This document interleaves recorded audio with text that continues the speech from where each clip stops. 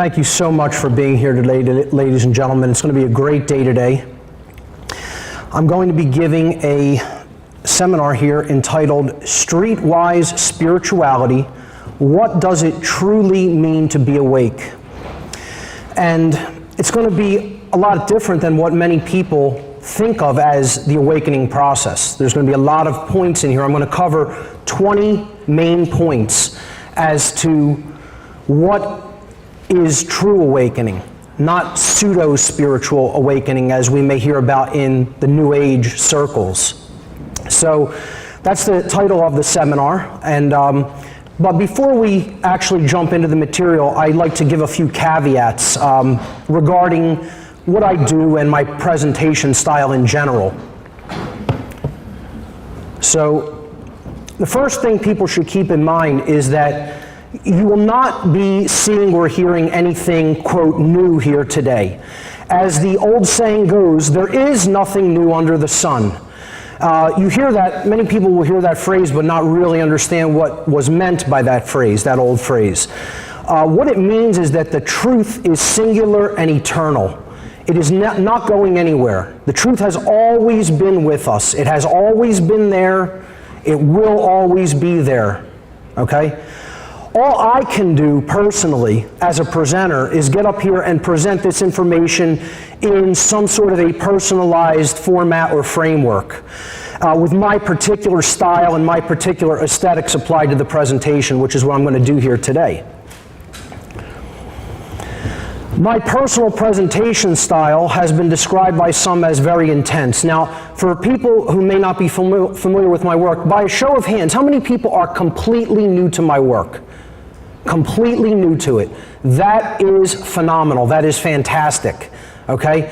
Now, with that having been said, you don't have any prerequisite information that I've put out there. So you have to understand this presentation is like an amalgamation. It's like a coming together of all my former material. Okay? So with that having been said, it would probably behoove you to go back to my older material and check that out. And you could do that at my website, whatonearthishappening.com. I always tell people, go to the podcast section of that website and listen to the podcasts in order. If you do that, that opens up a worldview, a tapestry will emerge from that information from doing it like that. It's a stepwise progression. But there are people who have described my presentation style, and rightly so, I don't disagree with them, as very, very intense and sometimes even combative. And I don't really make any bones about that. It's true. Some people here today may be very likely to get upset or angered by some of the things that you'll hear me say, and that's fine. So be it. Okay? The fact of the matter is that the truth itself, by its very nature, is belligerent, especially in the time of deceit that we're living in. Okay? Because truth wages war against mind control. And that's what I'm here to do. I'm waging a war against the forces of deceit, against the forces of darkness, against the forces of mind control in this world. Okay? I do not present the information that I present to be liked. I don't care who likes me or who hates me. I'm not interested in that. This isn't a popularity contest for me. All right? I don't do this to make money, because I certainly don't make a whole lot of that. Actually, I do this to make the real money, not the fake kind, if people know what I mean by that. Money, as a word, means one eye, mon eye. I do this to make real money, not the fake Federal Reserve note variant. Okay, but I also, I don't really want to do this with my time. This isn't what I would prefer doing. I have a whole lot of other personal interests I'd like to be pursuing. I do this because I recognize that in the time that we're living in a time of such overwhelming ignorance that exists in the world and such overwhelming deception that is going on all around us, the fact that I understand the information that I do understand places me in a position of moral obligation to communicate that information to other people in an attempt to help them to understand it as well. So that's why I do what I do.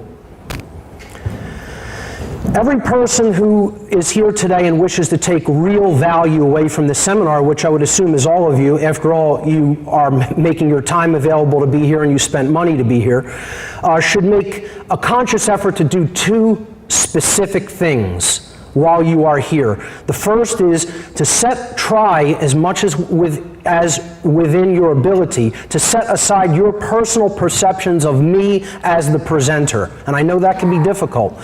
But this includes setting aside things like how you think I personally look, how I dress, how my voice sounds, okay? Paying attention to trivialities like that are only going to distract you and detract your mental focus away from the information that is being presented, which is the important thing here, not me. I'm not the important thing here. The information is what's important.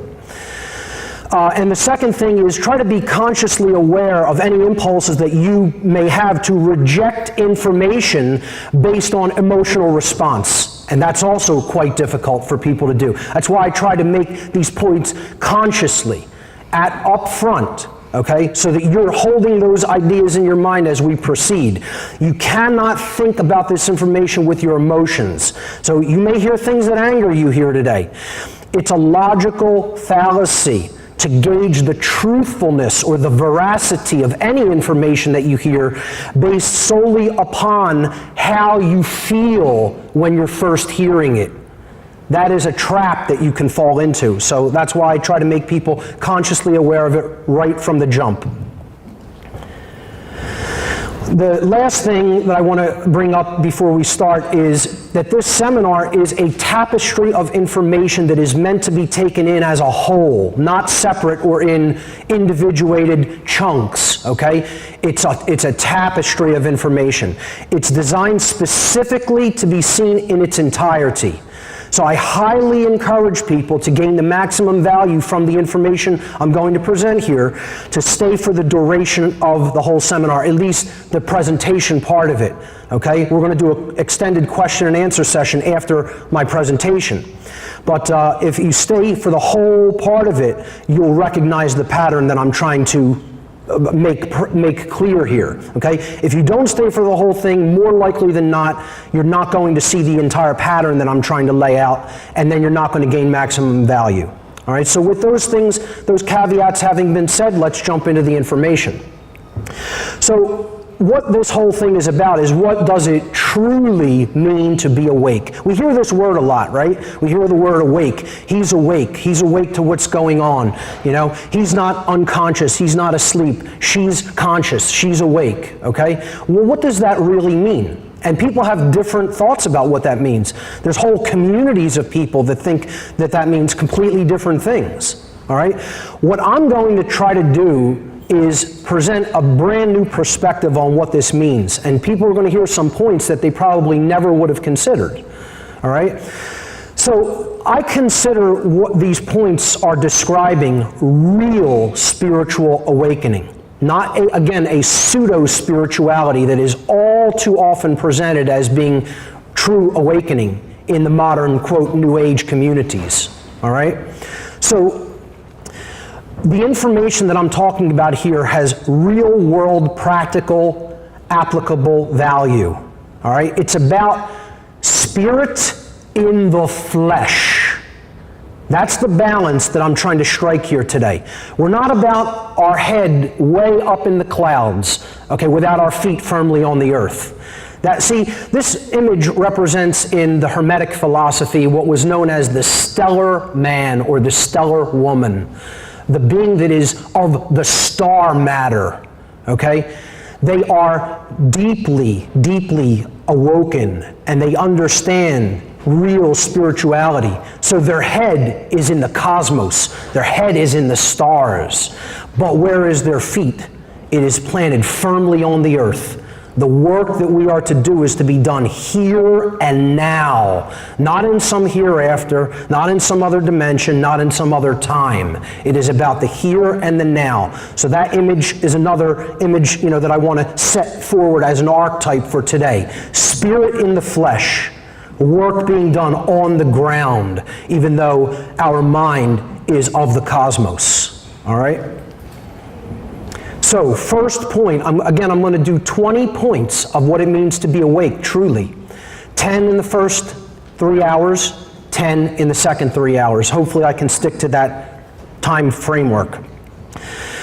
Point number 1, being awake means knowing about the occult and understanding that it has both light and dark aspects to it.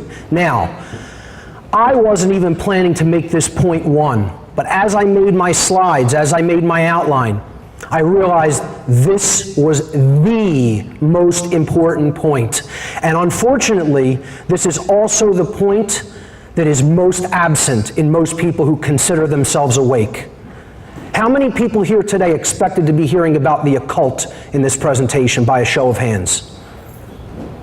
Now, it's amazing because whenever I ask how many people are totally new to my work, I get a big show of hands, and yet when I ask them how many people expected to hear about the occult, I guess I'm very well known as an occult researcher, so most people do expect to have been hearing about the occult today, which is good.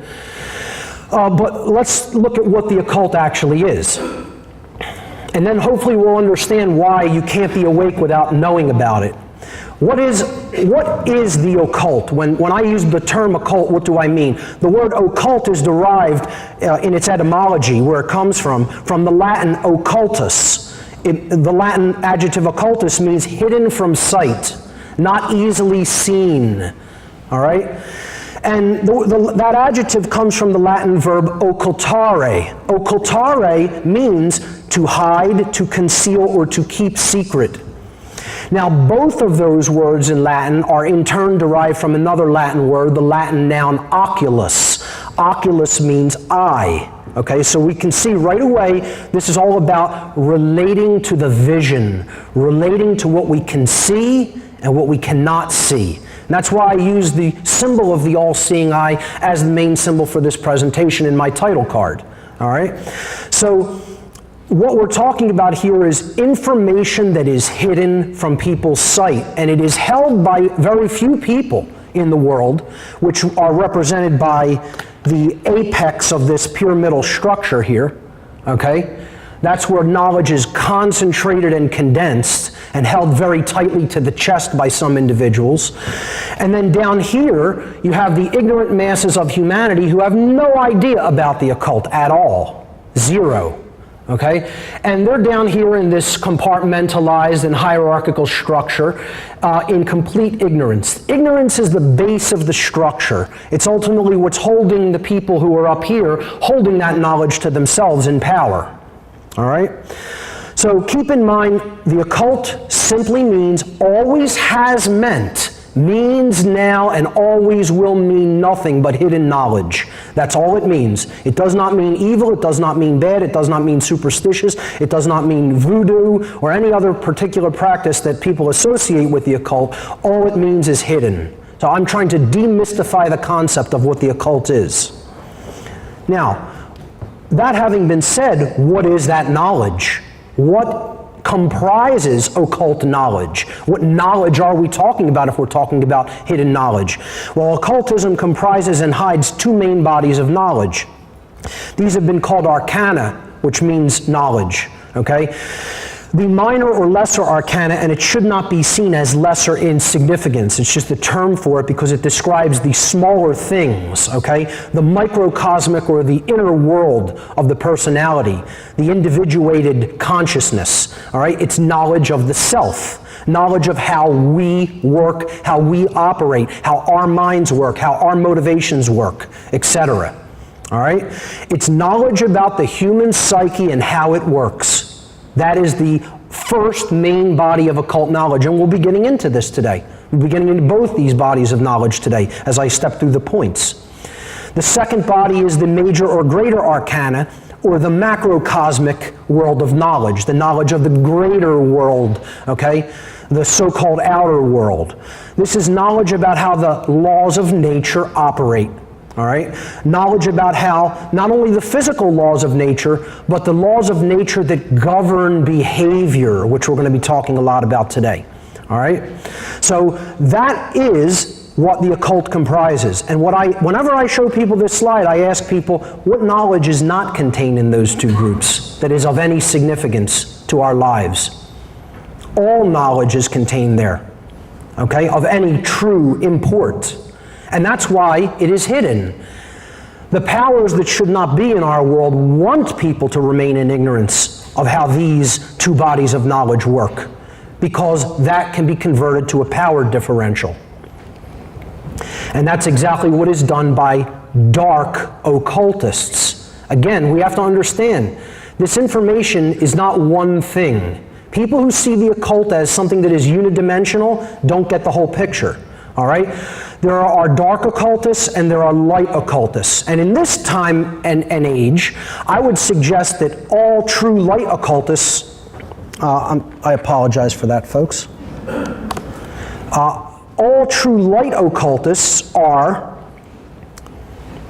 de-occultists. Okay? What I mean by that is anybody who has the knowledge of the occult today is trying to break it out onto the world if they are true light occultists. They are not hiding it anymore. They realize the importance of sharing it openly and widely at the time we're living in because we're out of time. Okay? So I consider myself not only a light occultist, but a de-occultist, as we'll get to. But dark occultists, the powers that should not be in our world, have deliberately hidden this knowledge. That's why they hide it. All right, they've deliberately hidden it in order to create and maintain a power differential over others. Okay, a power differential between themselves, those who hold that knowledge, and the ignorant masses of humanity who are lacking that knowledge. A differential in knowledge can be converted to a differential in power in our world. Now, conversely, light occultists have hidden occult knowledge at different times and places for different reasons. And there are some valid reasons for the occultation of such knowledge. I don't think that that's valid in today's time, but in the past it was important for them to do such things because they could have been absolutely eradicated, murdered in horrific ways. And not only just that, the information would have been lost in addition to them being destroyed physically. So they've hidden it in the past to prevent its complete eradication during exceedingly draconian times in the past. And at other times they've hidden it to prevent that knowledge from falling into the hands of dark occultists who would have used it for purely selfish motives. All right? I don't think that's the time that we're living in. We have the opportunity to bring this knowledge forward, and it is our responsibility to do so at this time.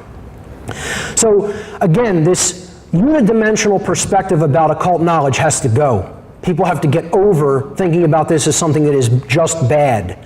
All right, there are two sides to it. It's a tool, like a knife is a tool. So that person in that image, they're slicing up some vegetables to make a salad. That knife is being used to promote human health. It's being used to uplift consciousness. Okay, that person, you know, if they were of the consciousness to do such a thing, could take that knife and stab the person next to them for no reason, you know? So it's just a tool. It can be used for good, it can be used for evil. It depends on the consciousness of the wielder of the tool that determines how it is being used. And we have to see occult knowledge in that more grown-up adult perspective instead of this one-dimensional perspective far too many people still see it from. So that's the first point of what it means to truly be awake. You understand what the occult is. You understand why it's important, and more importantly than that, you understand why it has been hidden and how it is being used in the world, how that knowledge is being used in the world today. Point number 2, being awake means knowing that the truth is singular, eternal, and objective, and that truth exists completely independently of our perception of it. And this is something that is completely different than many New Age takes on what it means to be in touch with truth, because they don't see it as something that is singular or objective. And it's extremely important to understand. So, what is truth? You know, whenever you bring up this topic to the average person, we'll say, well, what's truth anyway? And again, just like I tried to demystify the concept of the occult, I really want to try to demystify this concept of truth, because too many people have a completely mystified notion of what truth is. It's way over the top, it's way too complicated, and it doesn't really capture what truth means. All right? We have to simplify. First thing is, truth is simple. It's not complex. It's not overly mystified. It's very simple. It's something that is objective, meaning that it is not based on the perceptions of human beings. It's not based on thought. Truth is not based on how we think. It's not based on how we feel, period. It's not based on our perceptions. It exists independently of our perceptions. All right? Human perception is capable of wavering wildly off the course of truth. Truth does not waver. Truth stays right where it is, regardless of whether you recognize or perceive it or not. It is simply that which is. It's always been there. Like I said, it's always been there. It's always going to be there. It is there now. It is simply that which is. It is that which has occurred and is occurring. Truth is that which has occurred in the past and is occurring right now in the present moment. And that's it. That's all that it is. Very demystified conceptualization of truth, which is lacking in a lot of spiritual studies. All right? People want to make it the totality of the knowledge of the mind of God. You know? It's too mystified of a concept, and it's also too complexified. You'll never get to the essence of what it really means with that kind of a concept in your mind. Most people will say, well, if that's what it is, why bother? We'll never get to that, you know? And that's what stops people from moving forward in pursuit of truth in many cases. So keep this demystified concept in mind as we move forward. The second part of truth is that it is singular. There is no such thing as my truth, his truth, her truth, their truth. There is only the truth. There is only one way that things have been and actually are now. Okay? The past cannot be changed. It's what was. That's what led to the present, what is. That's not up for interpretation. That's what has occurred. Okay? There's only one way that happened, because it's already done. It is the past. All right?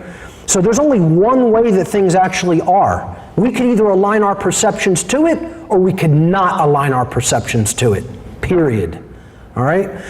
And that exists independently from perception. It's a very hard thing for the ego to hear. I recognize that. This is one of the main points of contention that many people will take up with my work as well.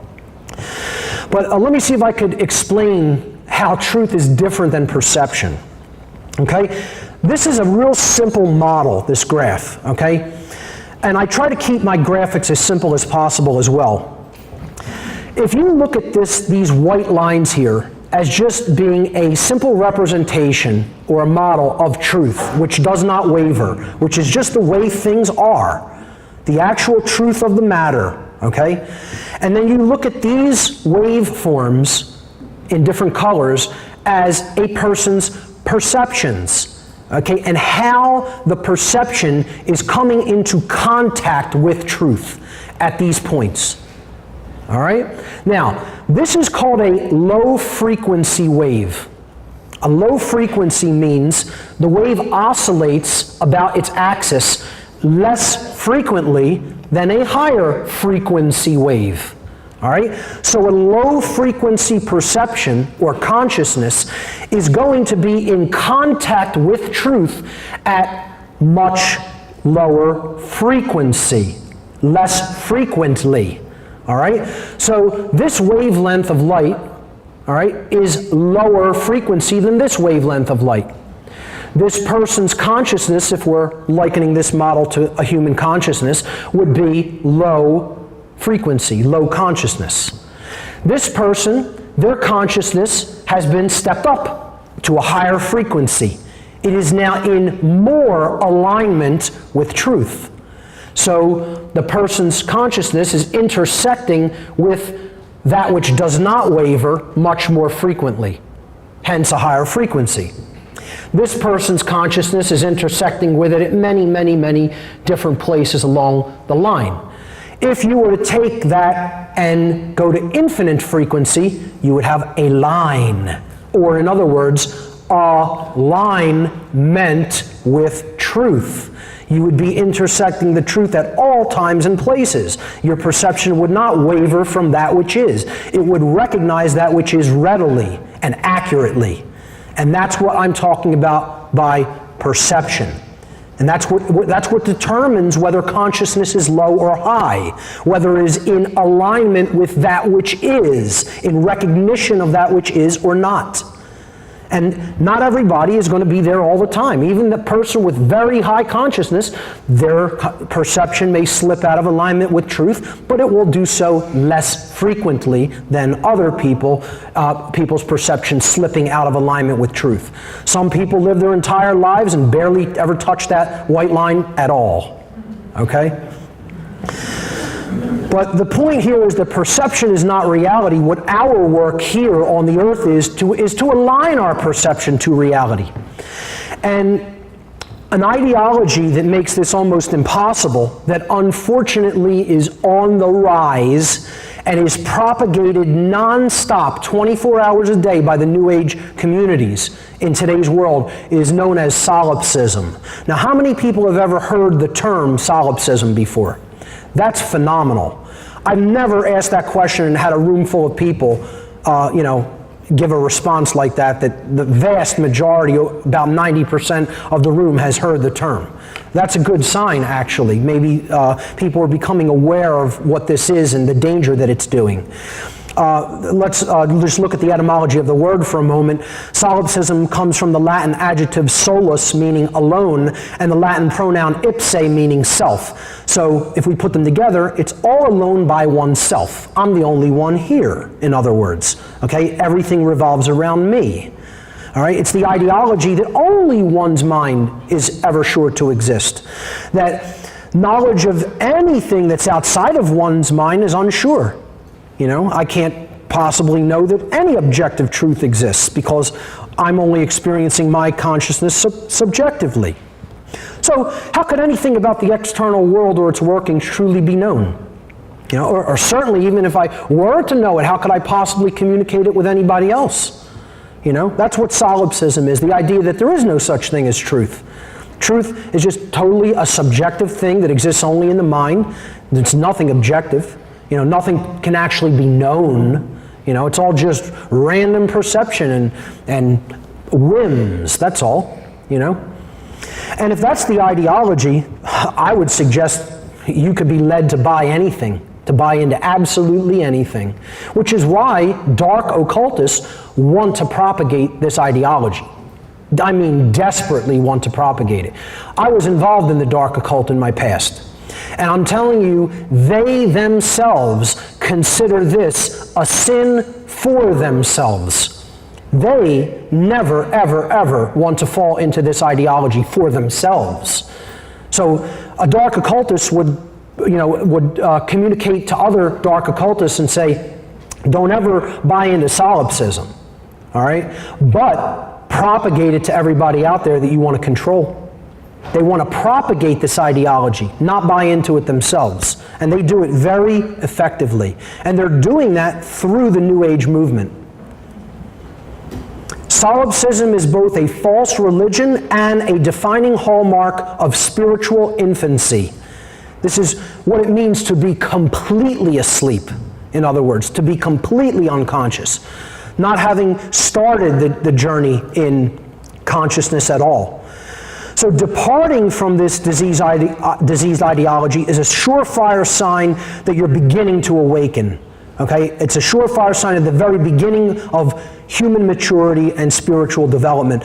Those who are truly awake fully understand that objective reality absolutely does exist and that the truth absolutely can be known. Truth is knowable. The universe was not put here to torment us endlessly such that we can never know anything and constantly be tormented by that fact. If that's your worldview, it's a diseased and poisoned worldview. Truth is here, it always has been here, and we are capable of discovering it and knowing it. Point number 3, being awake means knowing the true self and understanding its connectedness to everything.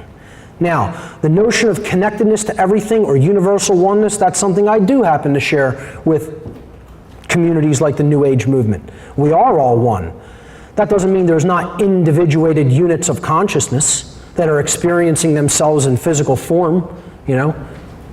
It doesn't mean I could do whatever I want to someone else's body, you know? My boundaries have to be respected, other people's boundaries have to be respected, but essentially, in our situation and in consciousness, we are one.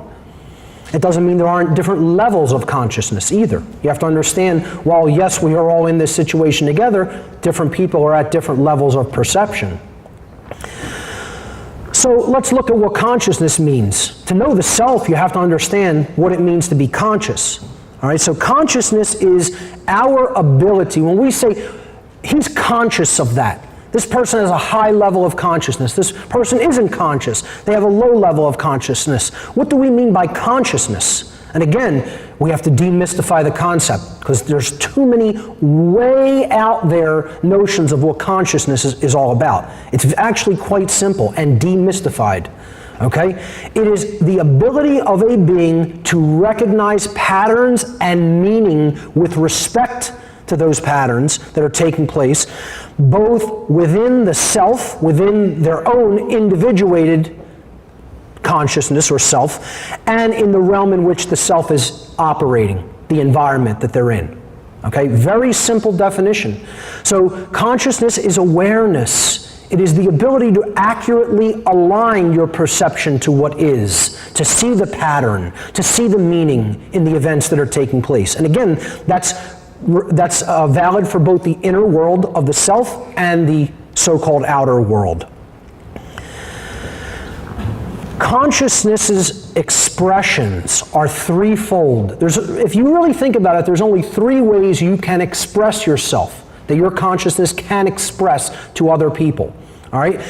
It's through our thoughts, our emotions, and our actions. And you could say words, but I would suggest that words are a form of action. You're doing something and you're communicating with other people, and that's an expression of your thoughts and emotions as an extension.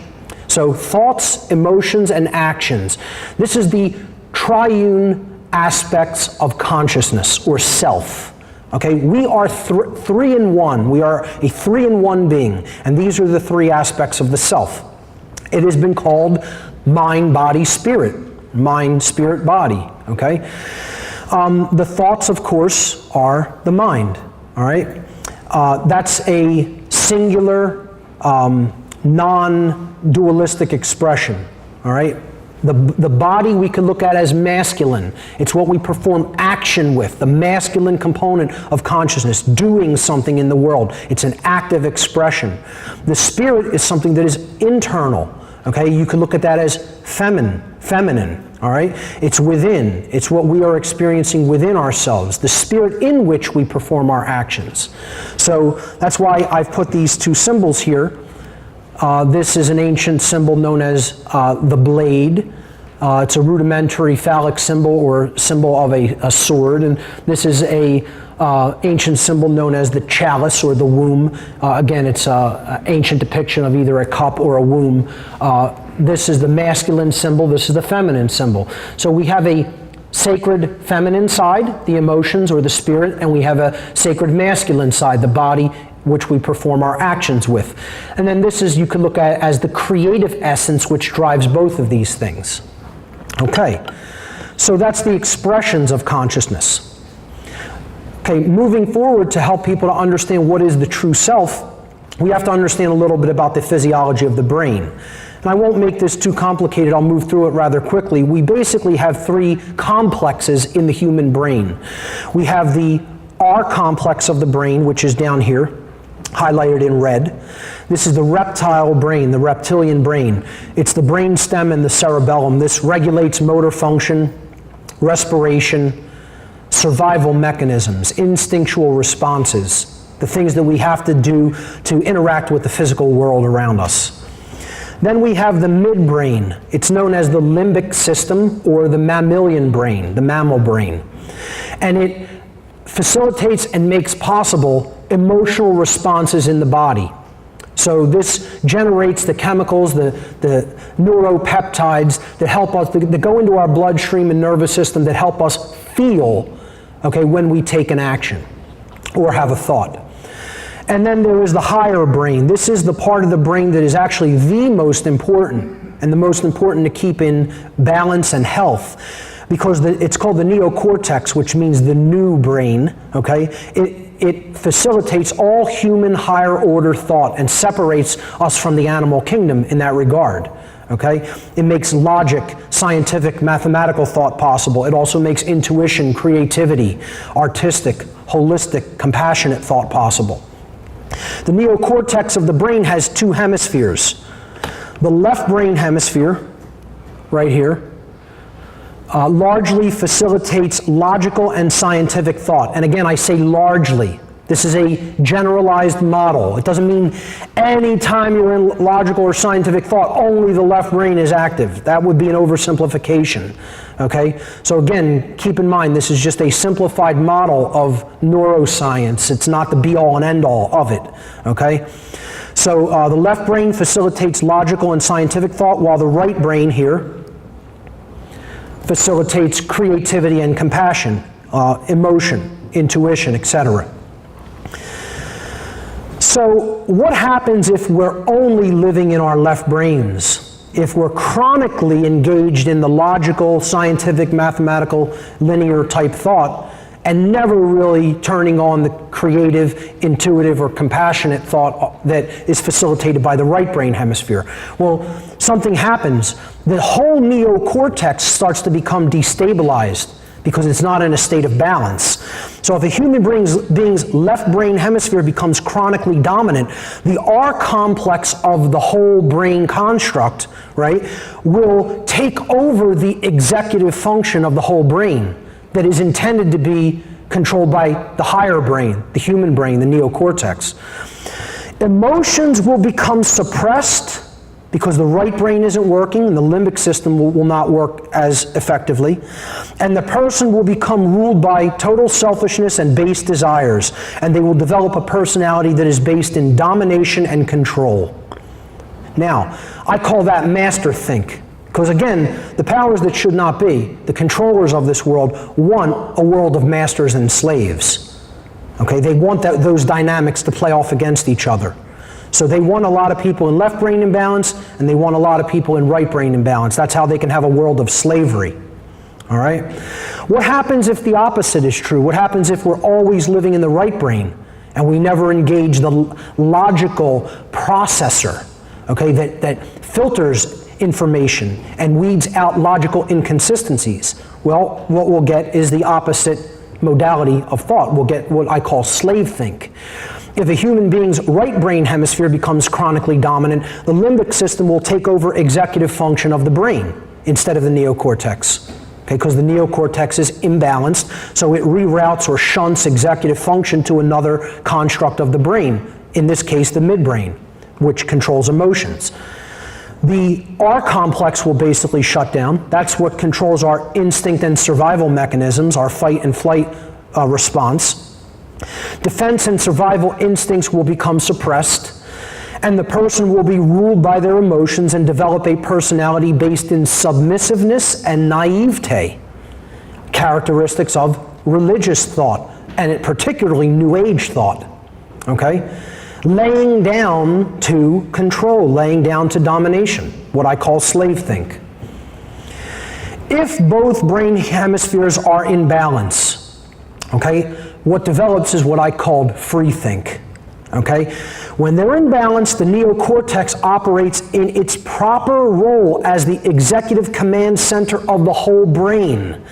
And that's where true intelligence is born. And when I say true intelligence, if you just break down the word intelligence, people in the Western world in particular think intelligence is equated with intellect.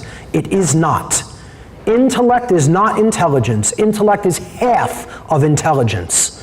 The other half is the generative capacity. That's why it's called intelligence. Intella is intellect.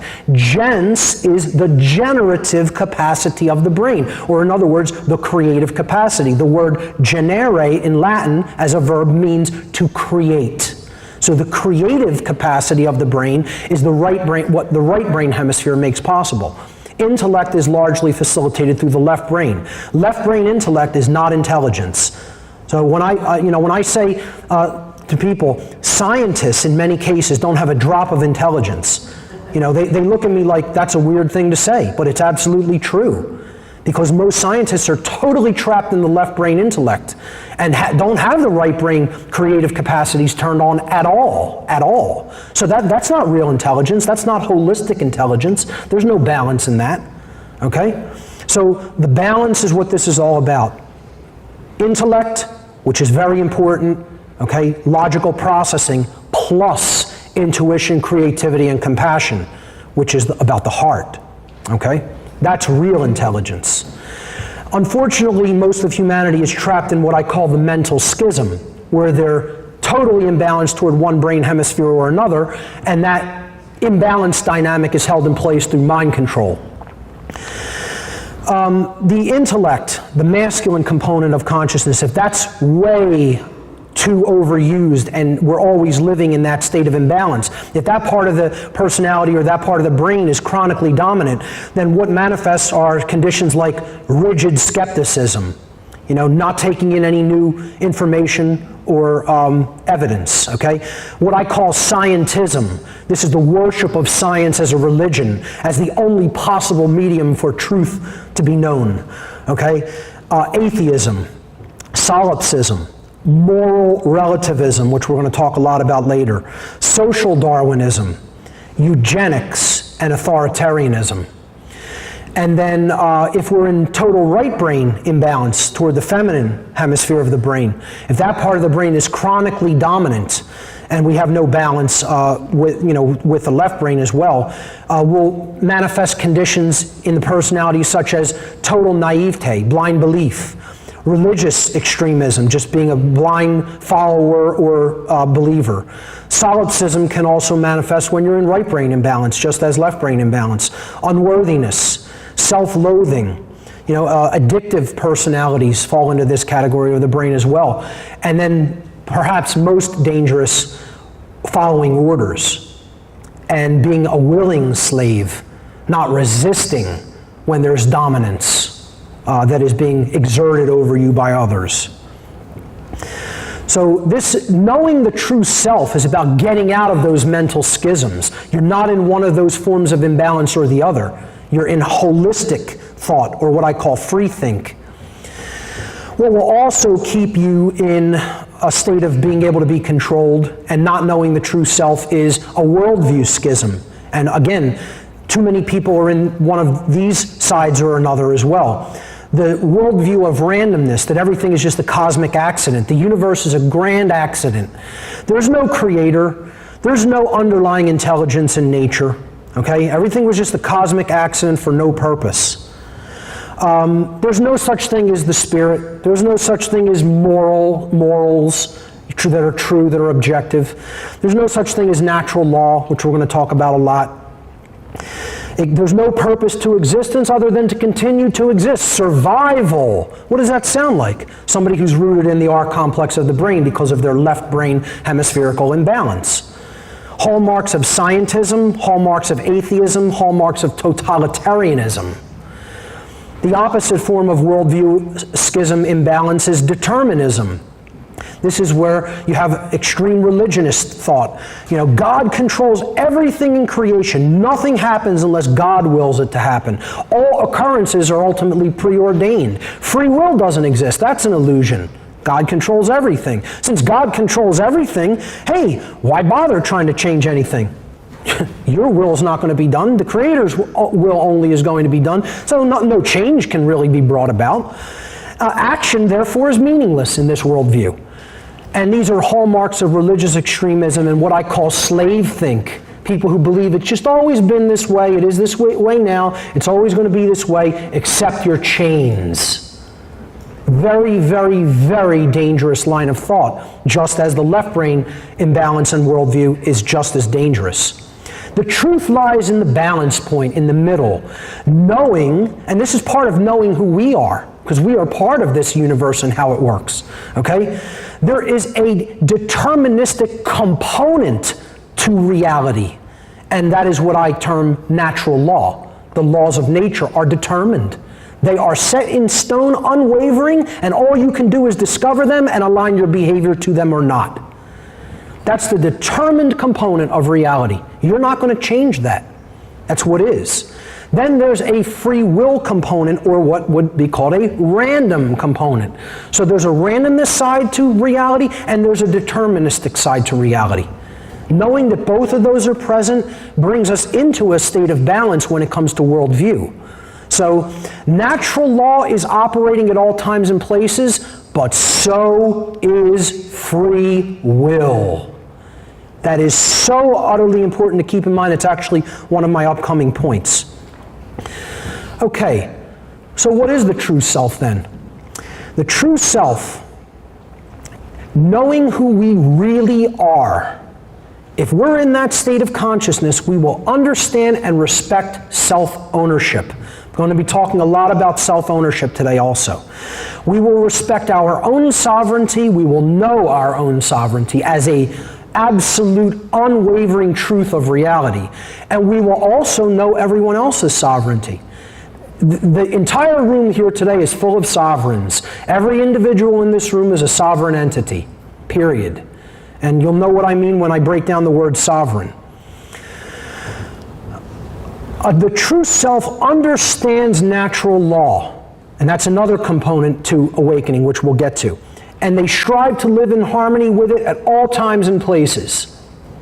The true self understands what real non-dualism is. Again, not this new agey variant of what they think of as duality or non-duality. Okay, real non-duality is about alignment with your thoughts, emotions, and actions. It means you're not in dualism. As you think, so you feel, so you act. The Trinity is one. The three are in one. Thought, emotion, and action, there's no contradiction between them. Again, that's what coming into the true self is about. As you think, so you feel, and then so you behave. Your behaviors are not in contradiction to what you say you know or how you say you feel. You actually do in alignment with how you know and how you say you feel. Okay? So, understanding true non-dualism is part of being in connection with the true self. Non-contradiction in thought, emotion, and action. The true self understands, espouses, and works toward true freedom. You understand, if you're connected with the true self, you understand that the goal of everything is freedom. That's the goal. The goal is not to be enslaved anymore, to end enslavement.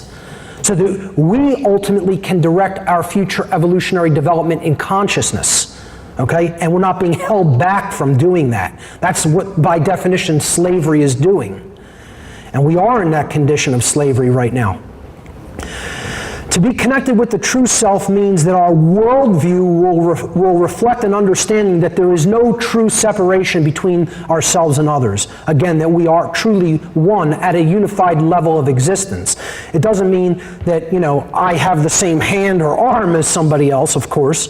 You're going to respect people's physical boundaries in the physical domain, but you understand ultimately that we are one consciousness that is having an experience here in the physical domain.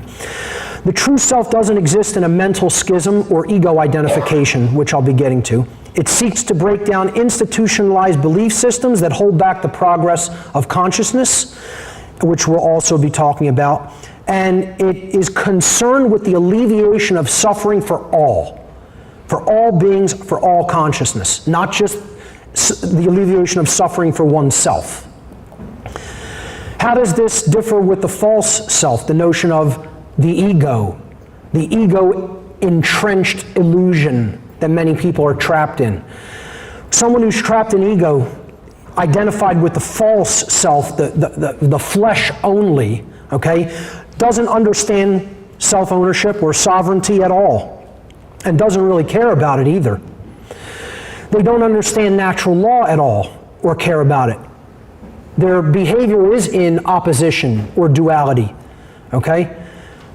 They live in perpetual dualism, perpetual contradiction between their thoughts, emotions, and actions. They will constantly do things that are in contradiction with what they say they know and how they say they feel. They can't even envision true freedom. Forget even asking them what freedom is or means. They have no conception of it whatsoever. They don't care about it. They don't care whether slavery is present. Okay? And in many cases, they're people who are just seeking more and more control because they're in super left brain dominance.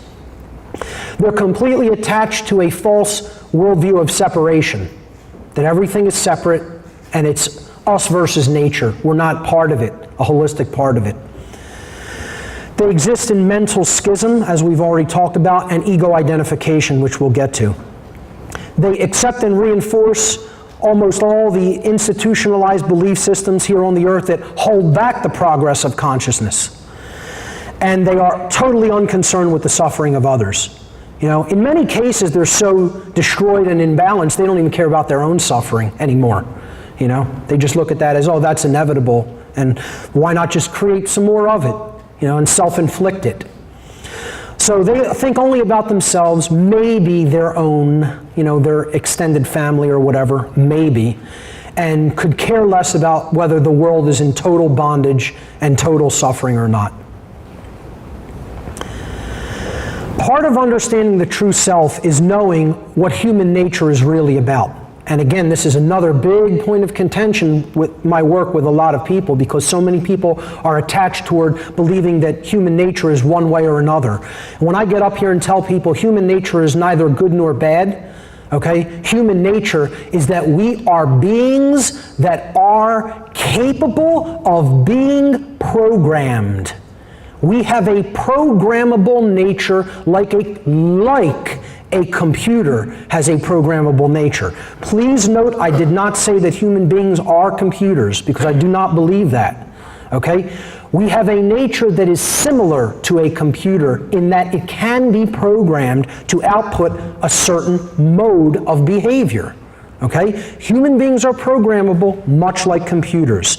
Like a computer, if a human being has a bad hard drive format, that's the first thing you do when you get a computer. You format the hard drive. You're laying the file system into the drive to prepare it to receive an operating system.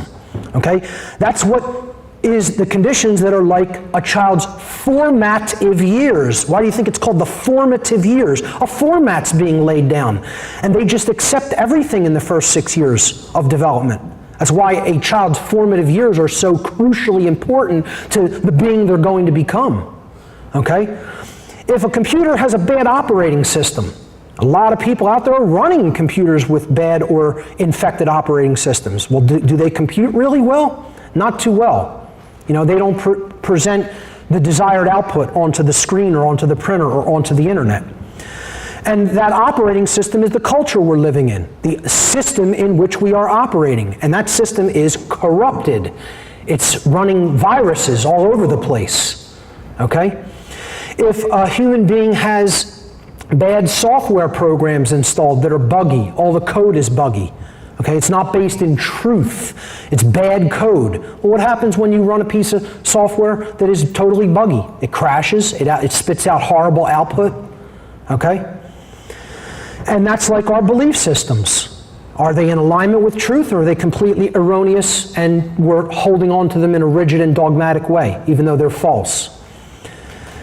Well, what's going to be output onto the screen? The output, which is human behavior, is also going to be bad if all those former things are bad.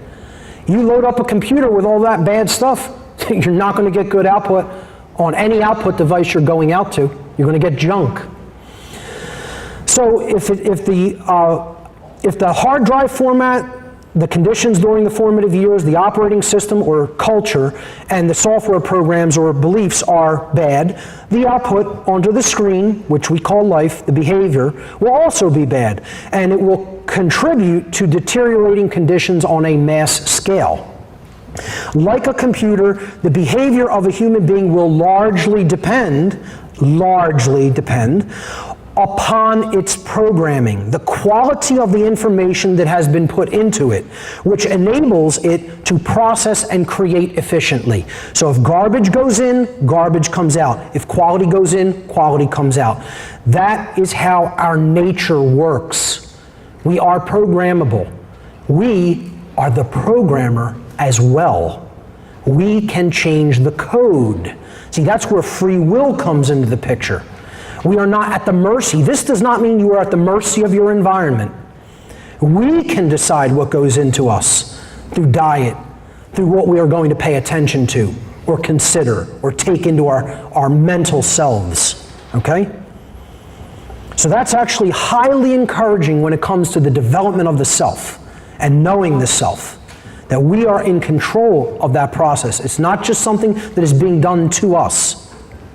Next point, being awake means knowing that there are both spiritual and physical realities, neither of which take precedence over the other.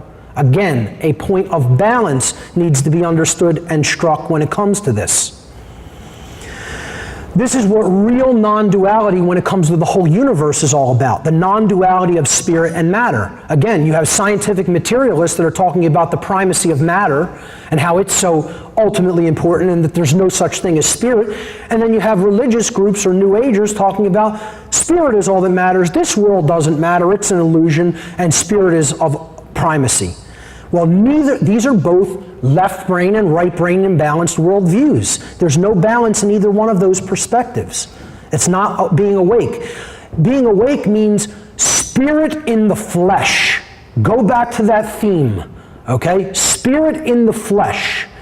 We are spiritual beings, but we are also material beings, having an experience in the material domain. So what is that right there? Is that the physical world or is that the spiritual world? Well, guess what? Newsflash, folks, it's both. It's both. It's one thing. Okay? So this dichotomy between spirit and matter needs to go. It needs to merge. It's just one thing. It's everything. Okay? Spirit isn't superior to matter. Matter isn't superior to spirit. They're both the same thing. Well, where do we even get into this notion that they're separate? How could they be separate? Okay? Well, yes, the physical matter, you look at this under high enough magnification, it would look like disorganized chaos and random motion of particles. Okay, I get it. I understand the whole quantum reality, you know. While at some level, at the ultimate level, the unified field level, yeah, this material world isn't solid at all, okay? We could look at matter as an illusion in that regard if you want. That's fine to look at it as an illusion in that regard. But that doesn't mean that you dismiss what happens here, okay? Because what happens here is of significance and importance. Why is that? Because the experience that is being gained and learned from so that the consciousness of the all can learn and grow is very real. So it doesn't mean because you understand that at the ultimate level things are an illusion, the physical material realm is illusory at some level. It doesn't mean you don't act. It doesn't mean that you dismiss the importance of what happens in the physical realm. No, because the experience that is being gained in the physical realm is real. And if that experience is ongoing suffering and slavery, that should be changed. That should be ended. You know, there is a difference between something that is good and something that is bad. It's not just an experience. It's an experience that we have a say in. Okay? What happens here does matter. It does matter. Spirit in the flesh, head in the stars, feet on the earth. Okay? Being awake means being out of ego identification and ego attachment. So, what are these things? What is the state of ego identification? This is the identifying with the role that we are playing in the world of the flesh, in the world of matter. So, these are the people who think, I am my blank, fill in the blank. I am my relationships. I am my social status. I am my job. I am my profession. I am my country. Okay? Well, is that how you identify? You know, if somebody asks you, what are you? Who are you? You know, do you say, I'm my job? I mean, I do the work of public presenting. I do the work of going on the radio and hosting a talk show. Am I that? I mean, for a short bio, I could describe I do these things. So I could say I'm a radio show host. But do I really think that's what I am? No. I'm consciousness, having an experience to learn and grow. That's what I am. You know? But when we identify with the roles, then we become attached to them. And that makes change very, very difficult for most people. And you know, you got endless ones. You go on and on. We can go on and on for days with these, you know. Are you just your job? You know, are you what you do on a day-to-day basis? Are you even your thoughts? You know, are you the roles that you play? Are you the things, the positions that you take up in our culture, in our operating system? You know? Many people think they are these things. They're very attached to that position. They would have no identity without those positions, in many cases. What's ego attachment about? It's really about one thing, the inability to admit that we are wrong. So we don't want to look at anything new. You know, the ego in the New Age community is often talked about as like, I can't see myself as a distinct individual. That's not what being in ego means. Okay? If I don't see myself as a distinct individual,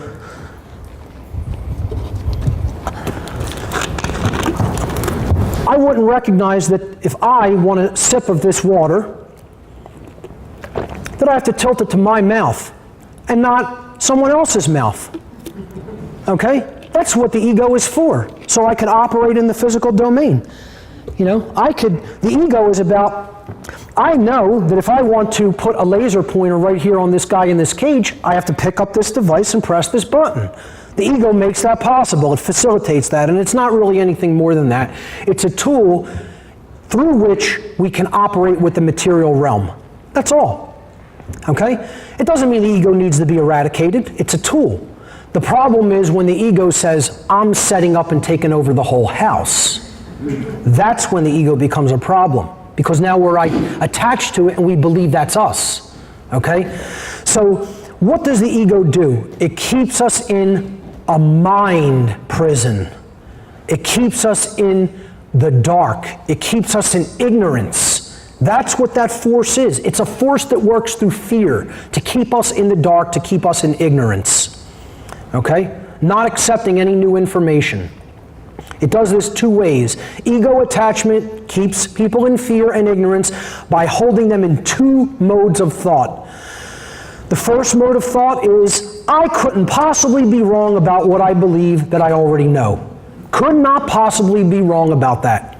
This is religious thought. It's also scientific dogmatic thought, rigid skepticism. See, it's both of those worldview imbalances, again. Left brain and right brain imbalance, all right?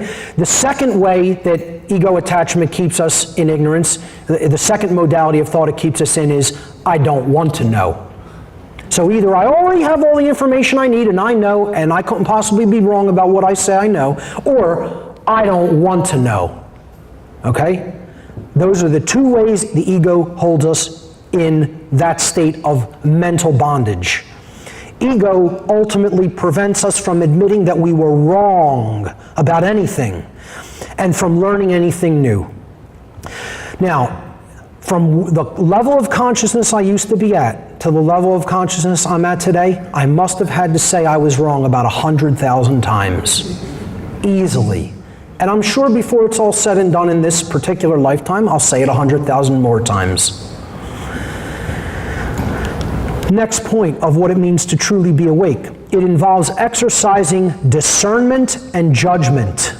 And these are things that the New Age community will tell you, no, that's not about what it means to be awake. Don't judge. Don't try to be discerning. Okay? Highly, highly important. So let's look at these modalities. What is discernment or judgment?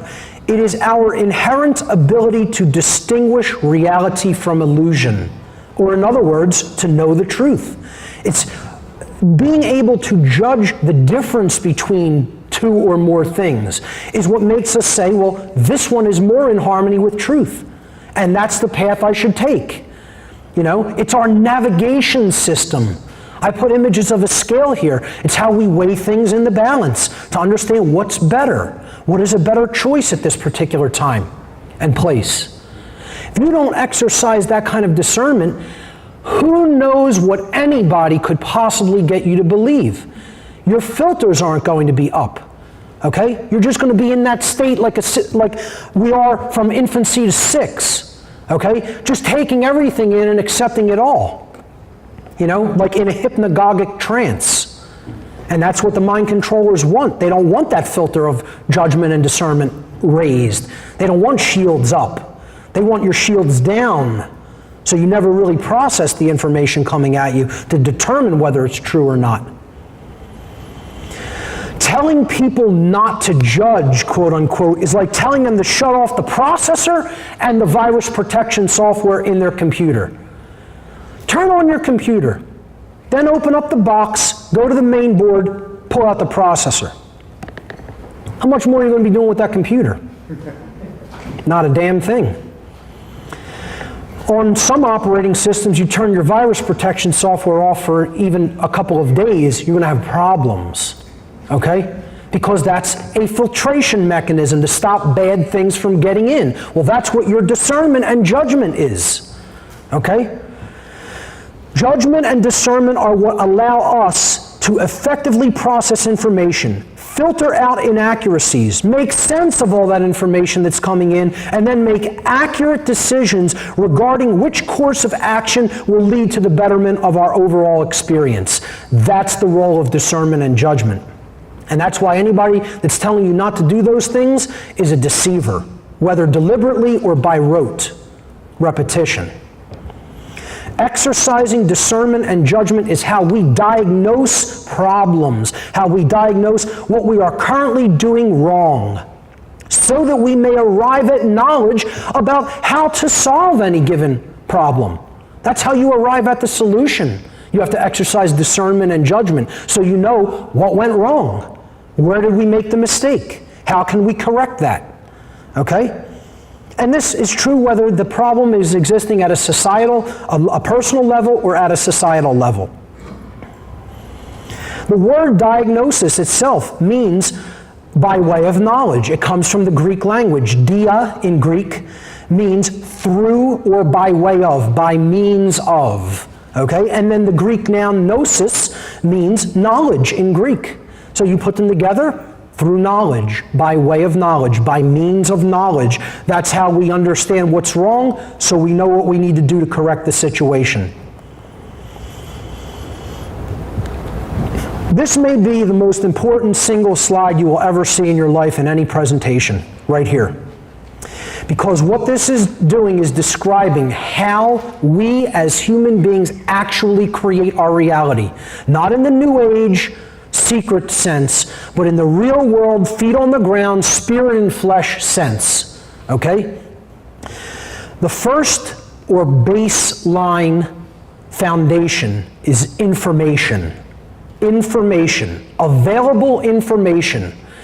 This information constitutes potential knowledge that we can gather, process, eventually understand, and eventually act upon. But at this level, all it is information, okay? In the trivium methodology, they call this the grammar step, okay? So it's all the components that you need to assemble to make sense of anything, all right? Now, we could arrive at knowledge or not. Again, underneath knowledge on that box, it says, or lack thereof. So the opposite of assembling that information, not doing that process, not arriving at knowledge, is ignorance, in which case we build a very different reality. On top of that knowledge, we're building something else. So if that's not firm, if that's not a firm base, if it's not based in truth, you're not going to be building a solid structure that is going to be capable of standing. All right? Is our decision-making processes regarding what we have just taken in. These processes take place in the mind. That's why mind control is so important to maintaining the slavery condition that this world is in, because it's an attack on the decision-making processes, okay? The processes that take place in the human mind, they're chosen by each individual, and they are based upon the available information. So this is the processing stage. We process the information.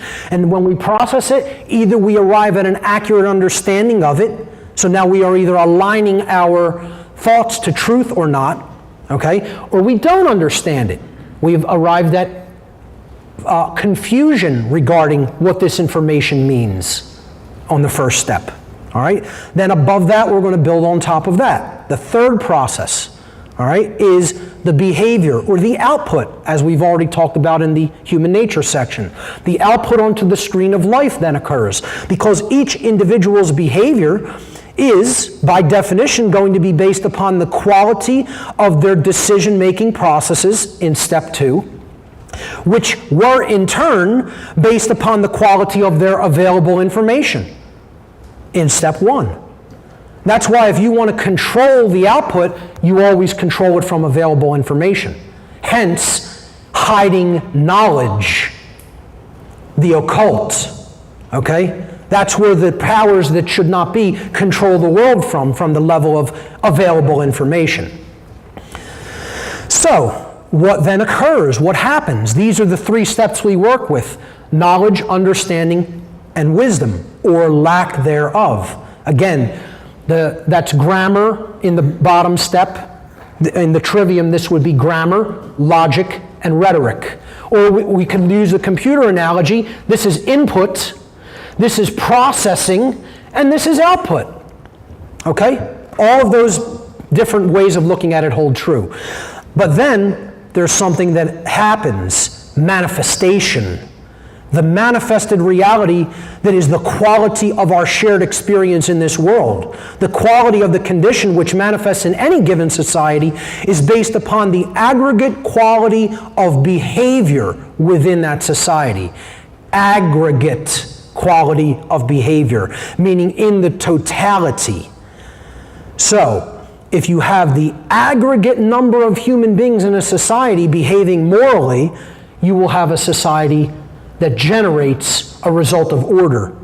If you have an aggregate amount of people in society that are behaving immorally, you will have a society that has generated chaos, slavery, tyranny, etc. And we're going to be talking about that process later.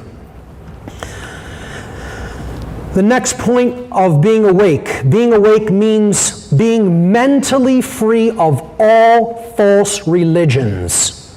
So, by definition, we have to define what is a religion then. What do I mean by the term religion? Religion as a word in English comes from the Latin language, from the verb religare, okay? And that means, the word religare in Latin means to tie back, to hold back, or to thwart from forward progress, to bind by tying up. And that's one connotation of the word religare in Latin. There is an alternative definition as well. It means to reunite with or tie back to something that has been separated. You're going and you're then taking it back in and putting it back together. That's a positive connotation of what true religion is about. First, I'm talking about false religion here. Okay? So these are the things that tie us back or hold us back from where we say we want to go. They hold us back from truth. They hold us back from forward progress in consciousness. All right? So a religion, a false religion, qualify it as such, is a system of control that is based in unchallenged dogmatic belief which holds back the progress of human consciousness. That's what a false religion is. And again, it's all about the brain, the mind in the cage, the head cage, okay? Not being able to make any progress because we're not changing our thoughts. And again, if thoughts, the processing of the information doesn't change, we can't change the output through behavior, and therefore we can't change the manifested result.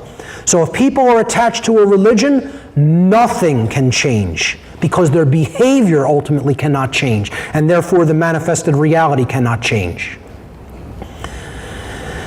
So I'm going to piss everybody off now by attacking all religions on the planet.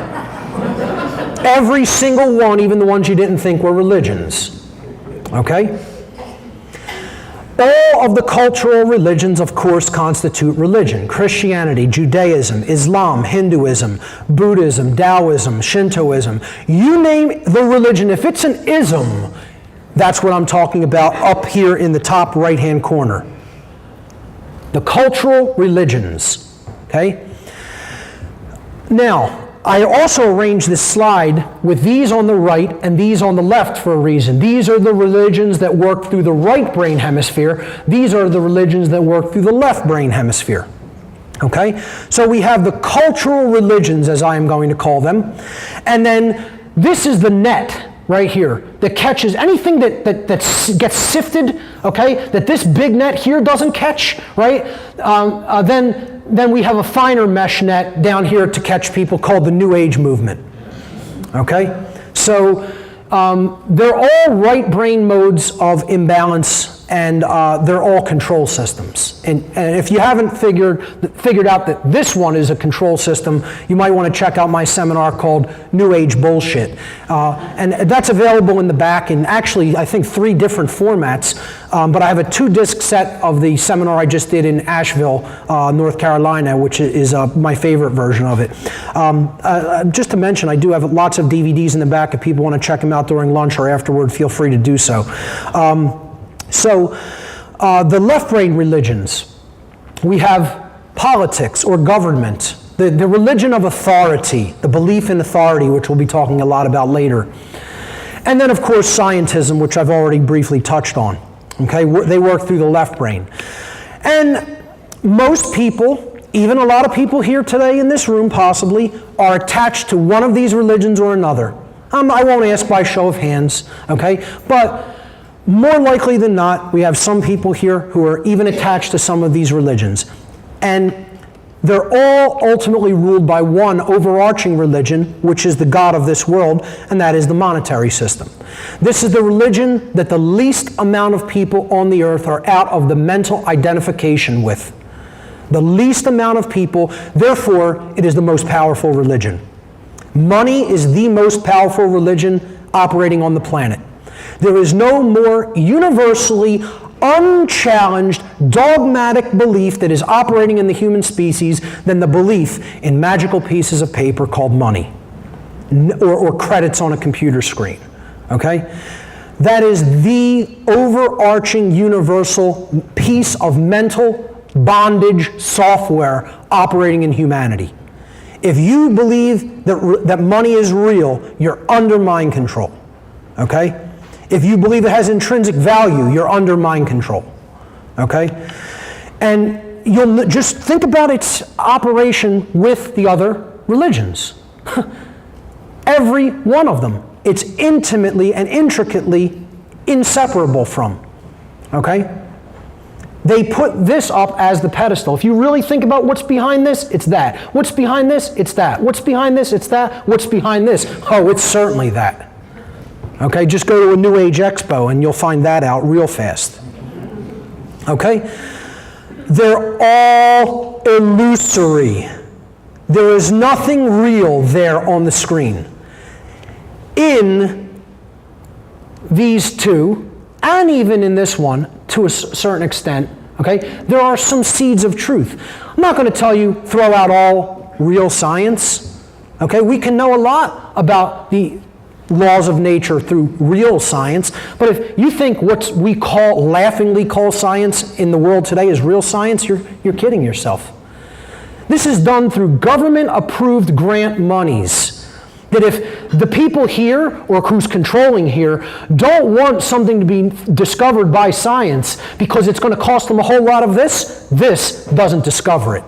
That's called scientism. And I worked in that community as well, and I'm telling you that's how it works. I heard a conversation, as a quick anecdote, I supported computer systems in a hematology-oncology department of the University of Pennsylvania, okay?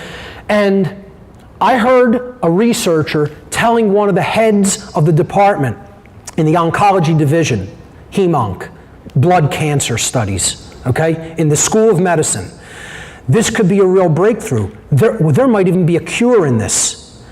And the person whipped their head around and said, don't you ever let me hear you use that word in here again, or you will be out of here on your ass. And the word was cure. Because the person said, this gets cured, we're out of business, that's all of the grant money that's been coming into this institution for the last 30 years, and all these jobs will disappear overnight. He said, don't ever let me hear you use that word ever again, or you will be out of here looking for a job. And thought I didn't hear it because I was sitting on the other side of the cubicle working on a laptop. That's what science is, folks, in the world today. And if you don't accept that, if you don't believe that, if you don't know that that's what's going on, I don't even want to use the word belief. If you don't know that's going on, you're very naive. Okay? This is all controlled by money, obviously, you know, the collection plate money and all the money that's coming in through donations to religions. And this is ultimately controlled by money. But what I want to say is there are seeds of truth in these movements as well. I'm not going to tell you no religion doesn't have any seeds of truth if you get deep enough into the absolute esoteric core of the tradition. There are seeds of truth there. They're just covered up by the exoteric aspects of the religion, which are all there as mechanisms of control. The same could be said of the New Age movement. There are certain seeds of truth, but then they get exploited, they get blown out of proportion, you know, deceptions, subtle deceptions creep into it. So that's where the filter, the discernment, the judgment mechanism is so important.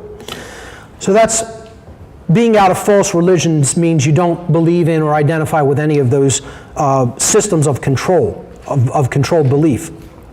How do these work? I'm going to look at two particular ones, the left and right brain aspects, which I'm simply going to call government and religion. Okay? And again, the left brain side, you could look at government and scientism, and the right brain side you could look at as religion and the New Age movement. So how do these dynamics work to control people's mind? Government works through the left brain and binds the right brain out of the way. So it works through just being in control, and it takes the right brain of intuition, creativity, and compassion out of the picture. It is based upon the erroneous and dogmatic belief that there is such a thing as, quote, authority that is vested in certain human beings, which gives them special, quote, unquote, rights which other people do not possess. When left brain imbalance is chronic, the person eventually develops psychopathic tendencies if left unchecked, leading some people to the belief that they have a right to rule over other people through violence. And this is the condition that we are in today. The right brain religions, the cultural religions and the New Age movement religion, works through the right brain and it binds the left brain out of the way. So it works on belief and just feeling, and it binds out the logical part of the brain. And this is the part that, you know, the tagline I use for all religion is, hey, if we just give up our free will and our personal responsibility, some deity, government, guru, extraterrestrial race, or mystical force will save us from our own ignorance. Don't you know that's how it works? Right brain imbalance eventually creates blind acceptance and collectivist groupthink, leading to a condition in which willing followers, order followers, will readily submit to authority. So that's what right brain imbalance does. That's why religion is such an important mind-control dialectic. Now, you put both of these dialectics together. Dialectics just means providing a choice to get you to the same place. That's all it is. It's a construct of the mind that says, give people a false choice. Okay? Well, you know, do you want to believe in materialistic, Darwinistic scientism, or do you want to believe in, you know, whatever is the religious flavor of the day? Okay? Because they're both just a choice that gets you to the same place. Control. Okay? It doesn't ever lead to freedom. That's not one of the choices in the dialectic. What happens when we have both of these things operating? When you have both of these things operating, and there's plenty of people out there that believe in both government and religion, you have a whole mind in chains. Now, when you put together a whole bunch of these, a whole bunch of minds in chains, and that leads to an aggregate society with a whole bunch of minds in chains and mental bondage, what kind of a society do you get? You get one that looks like this. You get a whole world in chains, which again is where we are at. And again, I hope people are at least conscious enough here to know this is where we are. If you don't know that this is where we are, really go back and start with my work from the very, very beginning. But that's where the earth is at right now, in a state of total bondage, total slavery. It's just been very effectively masked and put under the guise of true freedom. I like to say we're living on a free-range animal farm. It's just a free-range farm that we're on. And being awake means understanding that, and we'll get to that. Being awake means knowing that there is no such thing as knowledge which is negative or bad, and that only willful ignorance of reality is what creates negative consequences in our world. Knowledge is never bad. Knowledge is never negative. To have knowledge is to have empowerment. That's why the dark occultists want to constantly try to hide knowledge, or to get people to not pay attention to knowledge which is important by dissuading them. Don't look into that. Here, have this distraction instead. You don't want to look into that. That's bad. Or that's unnecessary. There's nothing to that. They don't even need, their mind control techniques are so effective in today's world, they don't even need to hide the knowledge anymore. The knowledge is already out there. It's exploded onto the earth already. But most people are just completely ignoring it because they're so wrapped up in distractions. I tell people we're living in post-apocalyptic times because the apocalypse only means the great revealing, from apo in Greek, which means away from or off of, and kalyptine, a verb in Greek, which means to cover or to conceal. So to go away from concealing, from concealment or hiding, is what apocalypse actually means in English. To take away the veil, to take away the cover, and to reveal something for what it truly is. To know the truth is the apocalypse. And that's already done. The knowledge is out there. The problem is we've rejected it as an entire people, as an entire species. And once the apocalypse has happened, then there is either transformation and upliftment or ascension, or there is judgment. And not the kind of filtering in the mind. I'm talking about negative judgment by creation, by nature. Because the truth is there, it's been revealed for you to see as it is. Did you accept it? Did you change as a result for the better, or didn't you? Then you have to lie down in that bed that you made. So being awake means knowing there's no such thing as knowledge which is bad. All knowledge is empowering, and then it's how it's used. Is it going to be used for control? Is it going to be used for spiritual uplift? But ignoring the negative is always going to get you the same thing. It's always going to get you bondage. Okay? You can never ignore reality and prosper. It is an impossibility. It is a law of nature. If you ignore reality, there are negative consequences for that ignorance. You can ignore reality. You have the free will to ignore reality.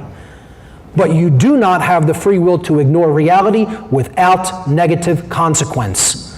That is a natural law. And this is what people in many communities will tell you we should be doing. See no evil, hear no evil, speak no evil. That's bad. Don't pay attention to that. I don't want to talk about the corruption. I don't want to talk about pedophilia, child sacrifice.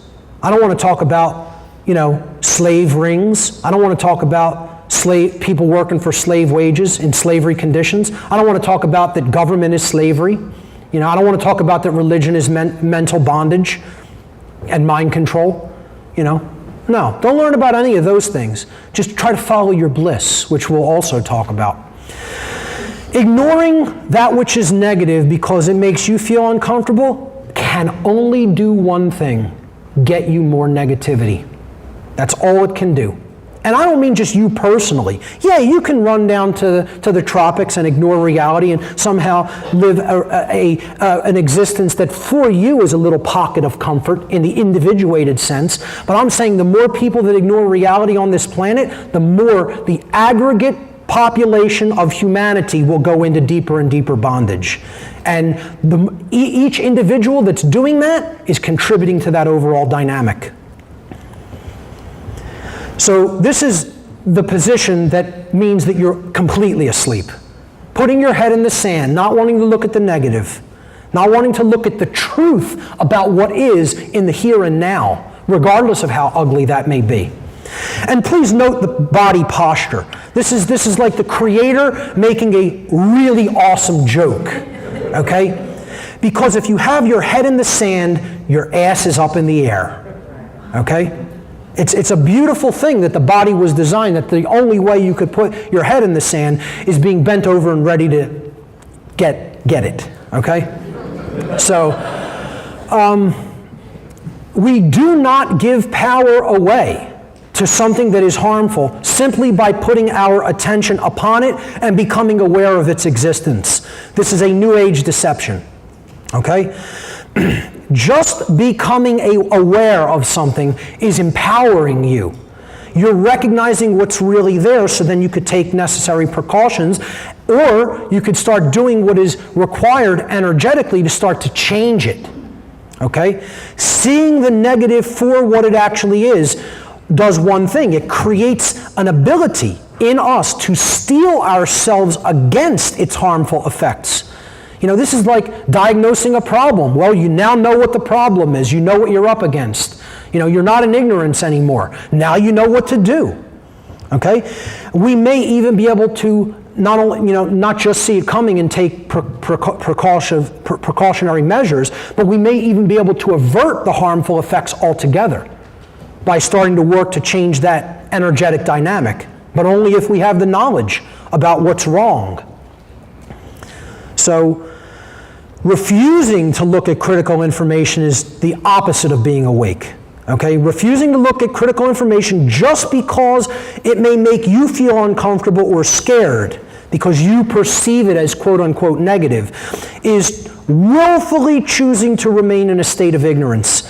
And willfully choosing to remain in a state of ignorance is called unconsciousness. Or in other words, you're completely asleep. The next part of this dynamic of waking up to the negative is stepping out of what I call emotional mind control. Okay? Seeing the negative for what it is means you can't be under emotional mind control. Too many people are in this. They think, well, hey, if he gets up there and he makes me feel bad by telling me all these things, somehow that can't be true because it doesn't make me feel good. Well, whoever told you the truth has to make you feel good? New Agers told people that. The New Age movement puts that out there, you know? You want to just resonate with it. Oh, that made me feel really disturbed. I'm not resonating with that. That has nothing to do whether it's true or not. Okay? All that matters is whether something is true, not how it makes you feel. See, that's where the ego comes in. The ego wants to feel good. The ego wants acceptance. The ego wants to be told it's right. The ego wants comfort. It doesn't want to look at something that it's uncomfortable with hearing and say, oh yeah, that's the way it is. You know, that for many people the ego has to be really broken down over time. All right? So this is why mind controllers always want to get up there and dress up the lie. See, what I do, this is how I dress every day. I'm not coming up here in a three-piece suit. I'm coming up in the way that I dress normally. Jeans and a t-shirt, okay? I'm coming up here, I'm going to speak to you in my normal, natural voice. I'm not going to put on some fake air about me that makes you, think of me as somebody I'm not, okay? But, news broadcasters, they want to put the most physically attractive person up there, the most sweet, pleasing, calm tones in the voice, okay? Because they're getting ready to sell you a bunch of bull.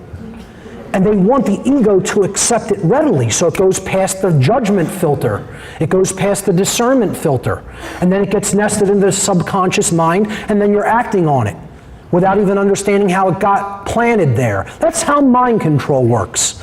So that newscaster can get up there and tell you all day long that 2 + 2 = 5. And she could say it in the most pleasant, sweet tones. It's still going to be a lie.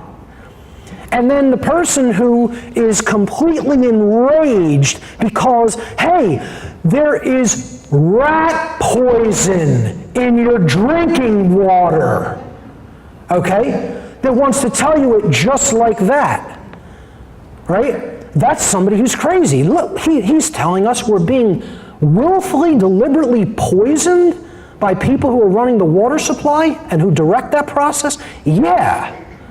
Okay? But you don't want to hear that because that made me feel bad. And then what can I do about that?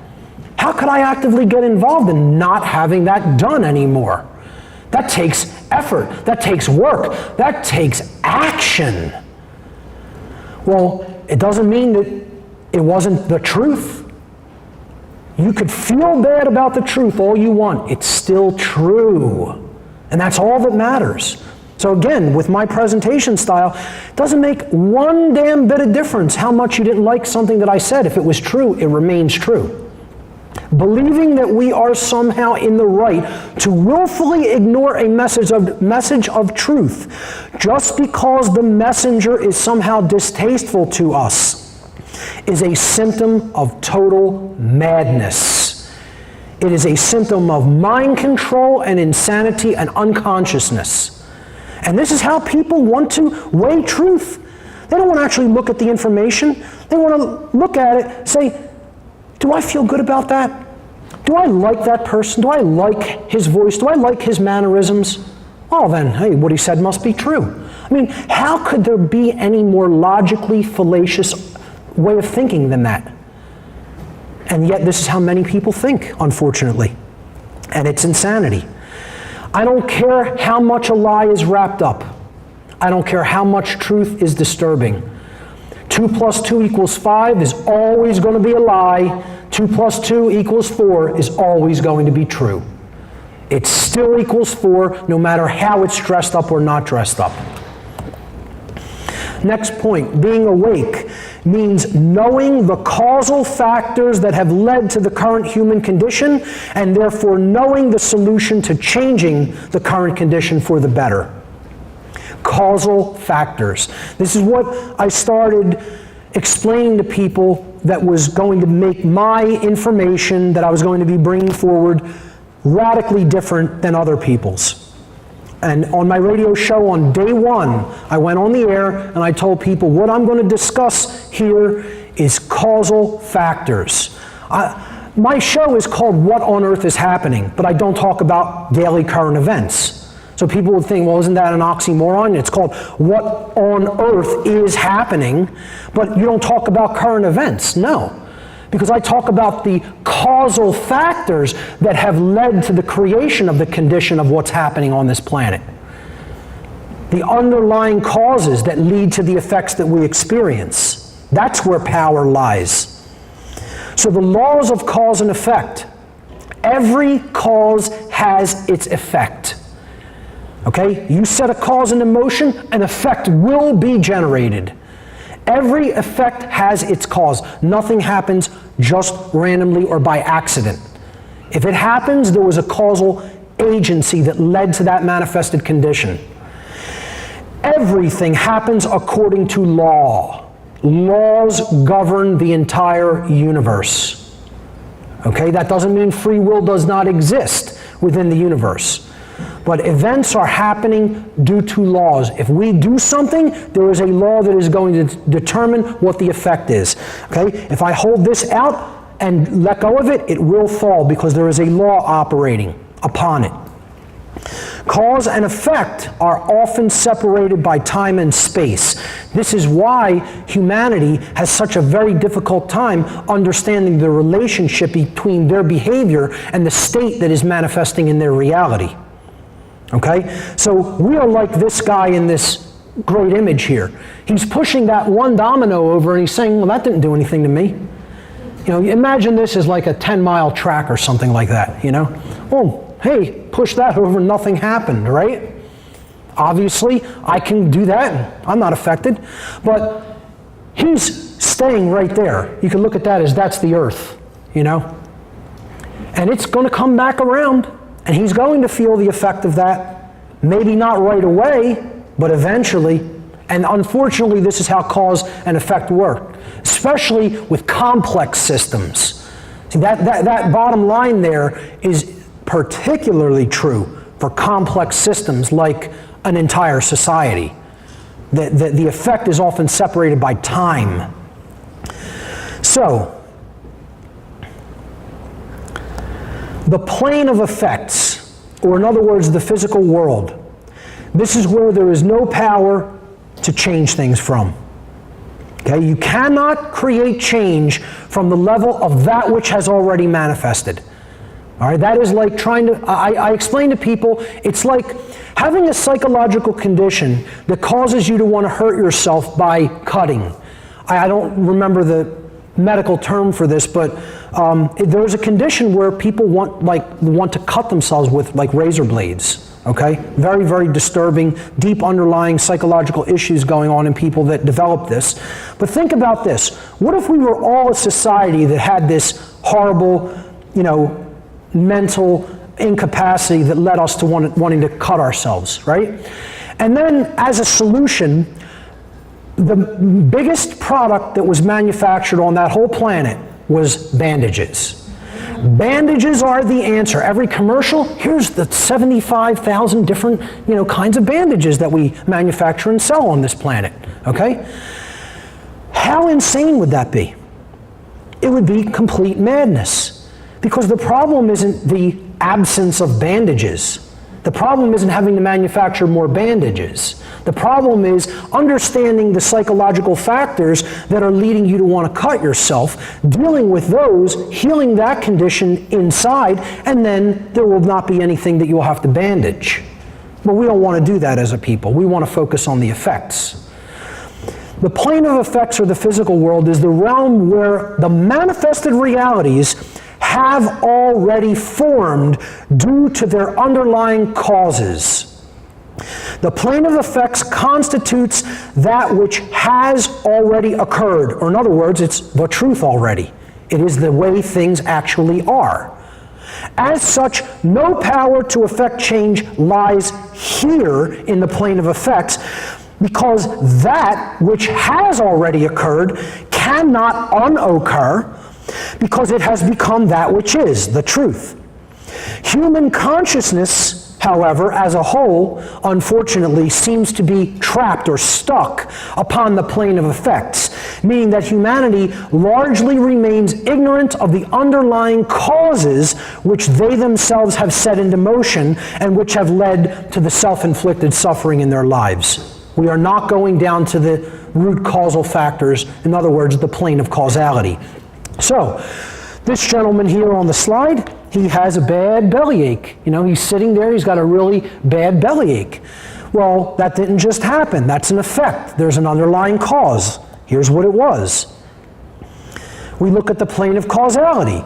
Well, 20 minutes earlier, he was eating a whole bunch of GMO, horrible, high sugar, high starch foods. A lot of sweets, a lot of snacks, etc. That, he just loaded in gluttonously.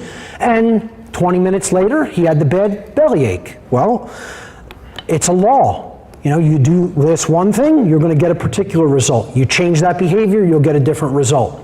The plane of causality is the mental world. It is the realm of mind. This is where causes are set into motion prior to manifesting as formed realities. This plane of causality constitutes the causal factors, or the why, the underlying why, where all power is at, which underlie and precede all manifested things and events. All power to change things lies in this realm, the plane of causality, the mental realm. Okay? Human consciousness must, quote, move away from the plane of the effects, okay, just thinking about things in just physical terms, to the plane of causality in order for human beings to understand the causal factors of the conditions which they are collectively manifesting in their lives. Only when our consciousness goes to the causal factors will humanity ever be able to co-create their reality on a conscious level, rather than an unconscious one. So I'll give you an example. People constantly say to me, I get emails all the time, Mark, name names. Tell me who some of the higher level Satanists are in the world, who are the mind controllers. Well, who cares? Does it matter? If I told you a list of 50 names, and just let's say, okay, not telling anybody to do this, but just let's say some extremists went out and assassinated those 50 people because they look at them as the people who are causing all the negative things that are going on in the world. Do you really actually believe that would change anything in the world? You actually believe that would do one damn thing? It wouldn't change one thing, because there's 500,000 people that are mentally in the condition where they will readily step right into the position that that person occupied and do the same damn things that they were previously doing. And the machine will roll on as if nothing ever occurred. Because nothing changed in the mind. Nothing changed in the mind. And just doing something like that, rearranging the deck furniture on the Titanic, as the old expression goes. You're not actually changing any of the causal factors. You're thinking that somehow you're going to just do something in the physical world and then the problem is going to be solved when everybody's still thinking the same way. And that thought is what has led to the manifestation of the conditions that you say you don't want. But no, you don't want to actually focus on changing the thought processes. You want to change the physical world events, the physical world things and people. Good luck with that approach. Let me know how it works out for you. That's what I tell the people who email nonsense like that to me. Here's again, whenever I make a graphic, I try to make it as simple as possible to convey the idea as easily as possible. You just look at these two realms, okay, the plane of causality and the plane of effects. You can look at this as the physical world at the bottom level, that at a much higher level of awareness we have the mental world, the why that underlies everything, the plane of causality, where all power to affect change is at. When we do things up here, when we make decisions up here, when we change mental thought processes, it has a trickle-down effect into the realm of the physical, the manifested realities. All right? So here's where consciousness has to go. We have to flip from being focused on this, which is all the problems in the world. I'm not saying don't be aware of those problems. Once you're aware, you have to ask this little question right there. That tiny little seemingly insignificant three-letter question, why, with a question mark at the end, the most powerful word that could ever be spoken by a human being, okay? And when you understand then the causal factors that are leading to these conditions, there's where power to change lies. And that lies in mind, ladies and gentlemen, and that is why they have to control the mind. The powers that should not be, the powers that want things to stay in the current state of slavery that they're at. That's why they have to control the mind. Okay? The plane of effects, no power to affect change lies in that realm, because that's where, unfortunately, that's where human consciousness seems trapped at. People are focused on the symptoms. I'm not telling you don't be aware of the symptoms. That's how you make a diagnosis. But then, once you're aware of the symptoms, you have to understand, why did those symptoms manifest? What are the causal factors that led to that condition? Then change those causal factors. And the causal factors that have led to the current human condition is thinking that is completely out of alignment with truth and natural law. That is what has led to our current condition. So when people ask the question, why are we going into a prison as a society? Why is the earth being more and more enslaved? Why are we losing freedom? Why is a totalitarian police state rising worldwide? It's not just here, it's everywhere. The causal factor for humanity's continuing loss of freedom is that humanity as a whole, in the aggregate, as a species, remains completely ignorant of natural law. That big realm of knowledge, that macrocosmic realm of occult knowledge that we talked about, we've largely been looking at the smaller realm, the individuated realm, the realm of mind, the realm of self in this first part. This part I'm going to start switching into what are these laws of nature that we have to be aware of, that are occulted, that are hidden from our sight. And that's the ultimate causal factor. Humanity's ignorance of those laws is what's putting us into a prison societally. And let me tell you something, you'll never hear about this in the New Age movement, because this is the most occulted knowledge on the face of the earth.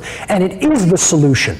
This is the solution to the current human condition of slavery, and there isn't another solution. Not because I'm presenting it, not because I say so, because it is the truth that is discoverable by any human being.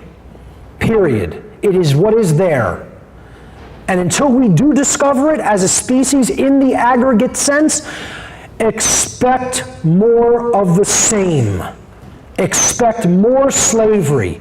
Expect more suffering. It will never change unless this causal factor, ignorance of natural law, changes. That's it. Now, let's talk about this point, and this is the last point until our lunch break. Being awake means understanding and living in harmony with natural law, the universal spiritual laws of morality. So, what are these laws? How do they operate? What is natural law? Now, I obviously cannot represent an 8-hour seminar today within this seminar, okay? This is a seminar I gave back in October of 2013 in Connecticut. It was called Natural Law, the Real Law of Attraction and How to Apply It in Your Life. It's probably a seminar I'll be giving probably more times in the future, but I got it filmed really well professionally by Richard Grove and the Tragedy and Hope team. And it hit the internet in December, right around Christmas time. I think it hit the internet on Christmas Eve, actually. And it has really exploded my work into the consciousness of many people, because a lot of other websites picked up this seminar and shared it, and I'm very happy that they did. But if you are not familiar with this seminar, if there is one thing in all of my work that I think you need to become familiar with, it is this seminar. I have them available in the back, but again, all of the videos are for free on my website. There is nothing that I sell on DVD in physical format that I don't make freely available on my site as well. There is nothing for sale on my website, by the way. I don't sell anything on the site. I only sell things at physical presentations to help, with travel costs and help with, doing the things that I need to do during, physically during the trips and things like that. So that's why there's some merchandising in the back. But if people say, what is the one thing that I should go to if I only have a certain limited amount of time to check out regarding your work, it is these 3 videos. The Natural Law Seminar that I gave in Connecticut. It is the most powerful and important information that I've ever put out in one unified format. Again, if you can spend the time and attention on it, I always recommend my podcast From the Very Beginning, which lays down critically important foundational prerequisite knowledge, even to understanding natural law. So that's my big recommendation, but if you only can dedicate a little bit of time to the understanding of my work, the Natural Law Seminar is it. So, what is natural law? In a nutshell, okay, in a condensed form, natural law is the body of universal, non-man-made, binding and immutable laws which act as the governing dynamics for the consequences of human behavior. And I wouldn't even just qualify it as just human behavior, but the behavior of beings anywhere throughout the entire cosmos that have the capacity for holistic intelligence. So once physical evolutionary progression has moved beings up the ladder, so to speak, where they have a mind that is capable of grasping the difference between right and wrong, natural law applies to those beings. People always ask me, well, why doesn't natural law apply to the lion who takes down the gazelle on in the plains of Africa? And I say, because a lion doesn't have a mind that's capable of understanding right from wrong the way your mind is capable of understanding right from wrong. That's why natural law applies to you and not the lion when it kills that gazelle. Okay? If you just indiscriminately go shoot an animal or a human being for no reason other than you want to and you want to take its life, natural law applies to you. Okay? But it doesn't apply to animals because they're living as just purely instinctual creatures. You are not just a purely instinctual creature. You have an instinctual component that is made possible by the R complex of the brain. And then you have the limbic brain, which makes emotions possible in the physiology, and you have the higher thought brain, the human brain, the neocortex, which makes us human and distinctive from the animal kingdom. Okay? And that's why natural law applies to human beings and all other beings with the capacity for holistic intelligence such as we have. That's not saying we are beings that are holistically intelligent. Okay? Because most people are not holistically intelligent. But all human beings, for the most part, have the capacity for holistic intelligence. I should say most human beings. Okay, what does it mean to understand natural law? So, natural law is the body of universal spiritual laws that govern the consequences of the behavior of beings with the capacity to know the difference between right and wrong. Understanding natural law means that you have developed conscience, and conscience is knowledge. People think of conscience as action. It is not action. Conscience is knowledge.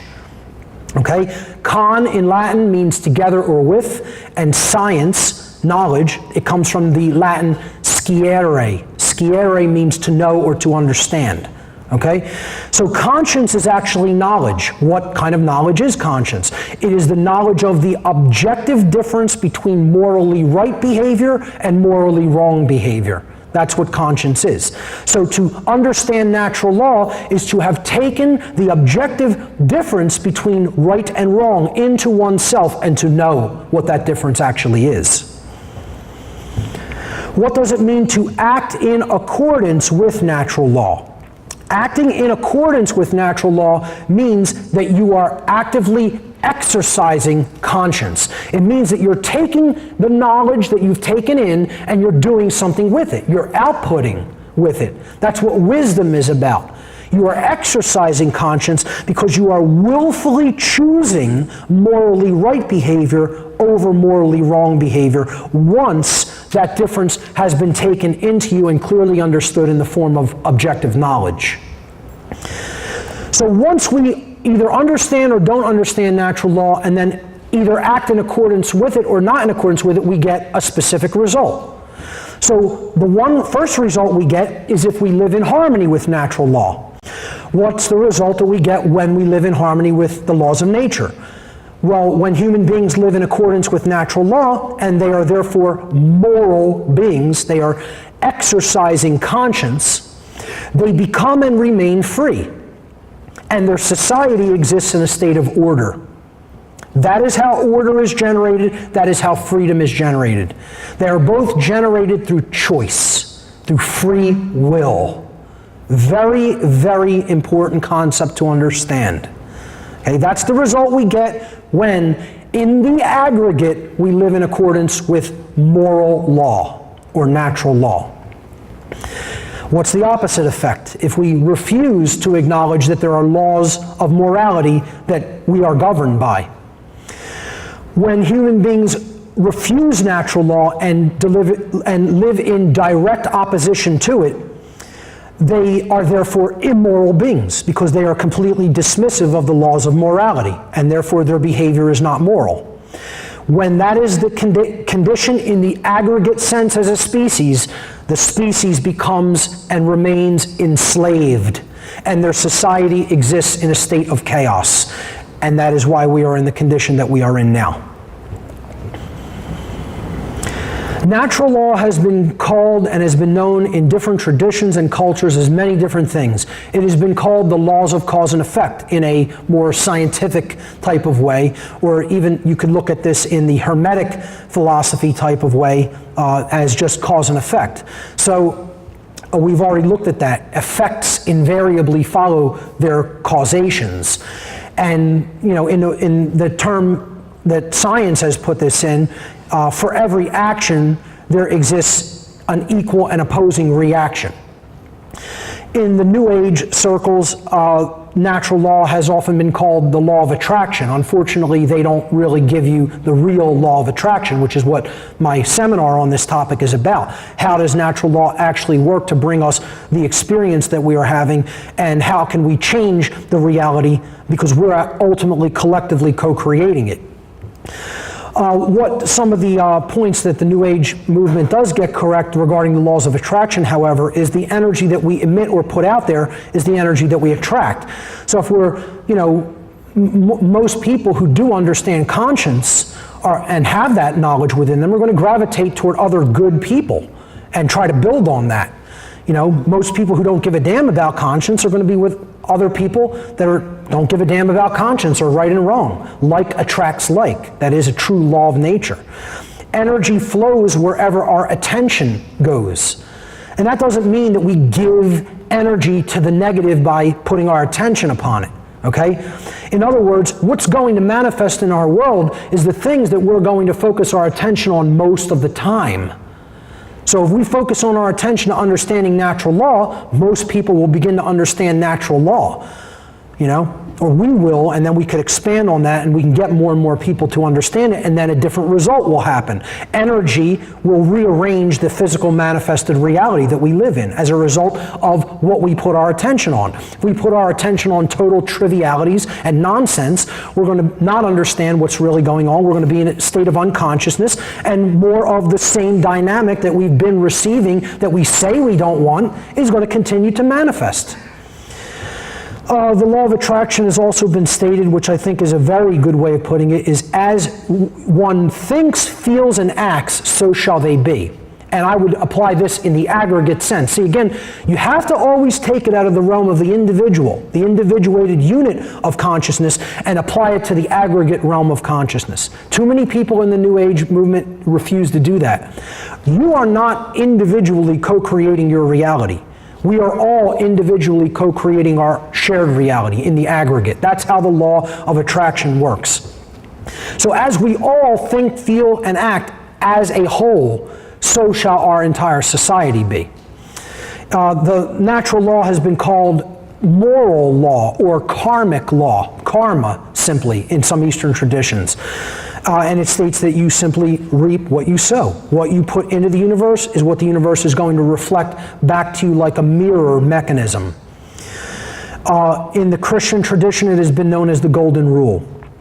Stated in the affirmative, in the biblical sense, it has been said, do unto others as you would have done unto yourself. I like to word it in what I call the apophatic sense, which is the negative expression. And we're going to talk about apophatic inquiry a little bit and apophasis. But I like to state the Golden Rule as, do not do to others that which you do not want done to yourself. Then it becomes exceedingly more powerful and much less ambiguous, because everybody knows how they do not want to be treated or negatively or harmed. So if you don't want to be treated like that, don't do those things to other people. I look at that as the more powerful expression of the Golden Rule. But this is what natural law is, very simply, and how it has been known in different traditions. So many people will be familiar with some of these. That's why I wanted to list them. The way that natural law actually functions in our lives, I give people this expression chart. There's an expression of natural law, how it works, and then there's a positive manifestation of those expressions and a negative manifestation of those expressions. Okay? So, there's only two starting materials, starting forms of consciousness that we ever really work with. Either love, which is openness to truth, okay? Love is what I would call openness to truth. It is the force that allows consciousness to expand, to flower, to open up, all right? And then fear is the negative, generative polarity, the thing that we're using to create our reality with. All right, we're either using love or fear. Again, love, don't think of it in the terms of the ways we can look at love, right? The Greeks had three words for love. They had eros, which was romantic love, and that is not what I'm talking about here. It's not the love between a man and a woman, okay, boyfriend and girlfriend. Then there was philos, which is mental or fraternal love. That's also not what I'm talking about here. That's not the love between family members, brothers and sisters, or just liking something, okay? Or even really liking something. I love that thing, you know? No. That's philos, so that's the mental realm. So you have romantic physical love, you have mental love, okay? So eros and then philos, not the kind of love we're talking about here. The third term that the Greeks and the Greek mystery traditions had for love was agape. Agape is what I'm talking about here in the sense of love. It is universal love. It is love for all. It is concern. It is true care, okay? It is opening yourself up to what is. It is opening yourself up to truth. It is expanding your own consciousness so that you can help others to expand theirs. That's what I mean by love, okay? The force that shuts that force down is fear. That's what generates unconsciousness. That's what closes consciousness down to learning and growing, all right?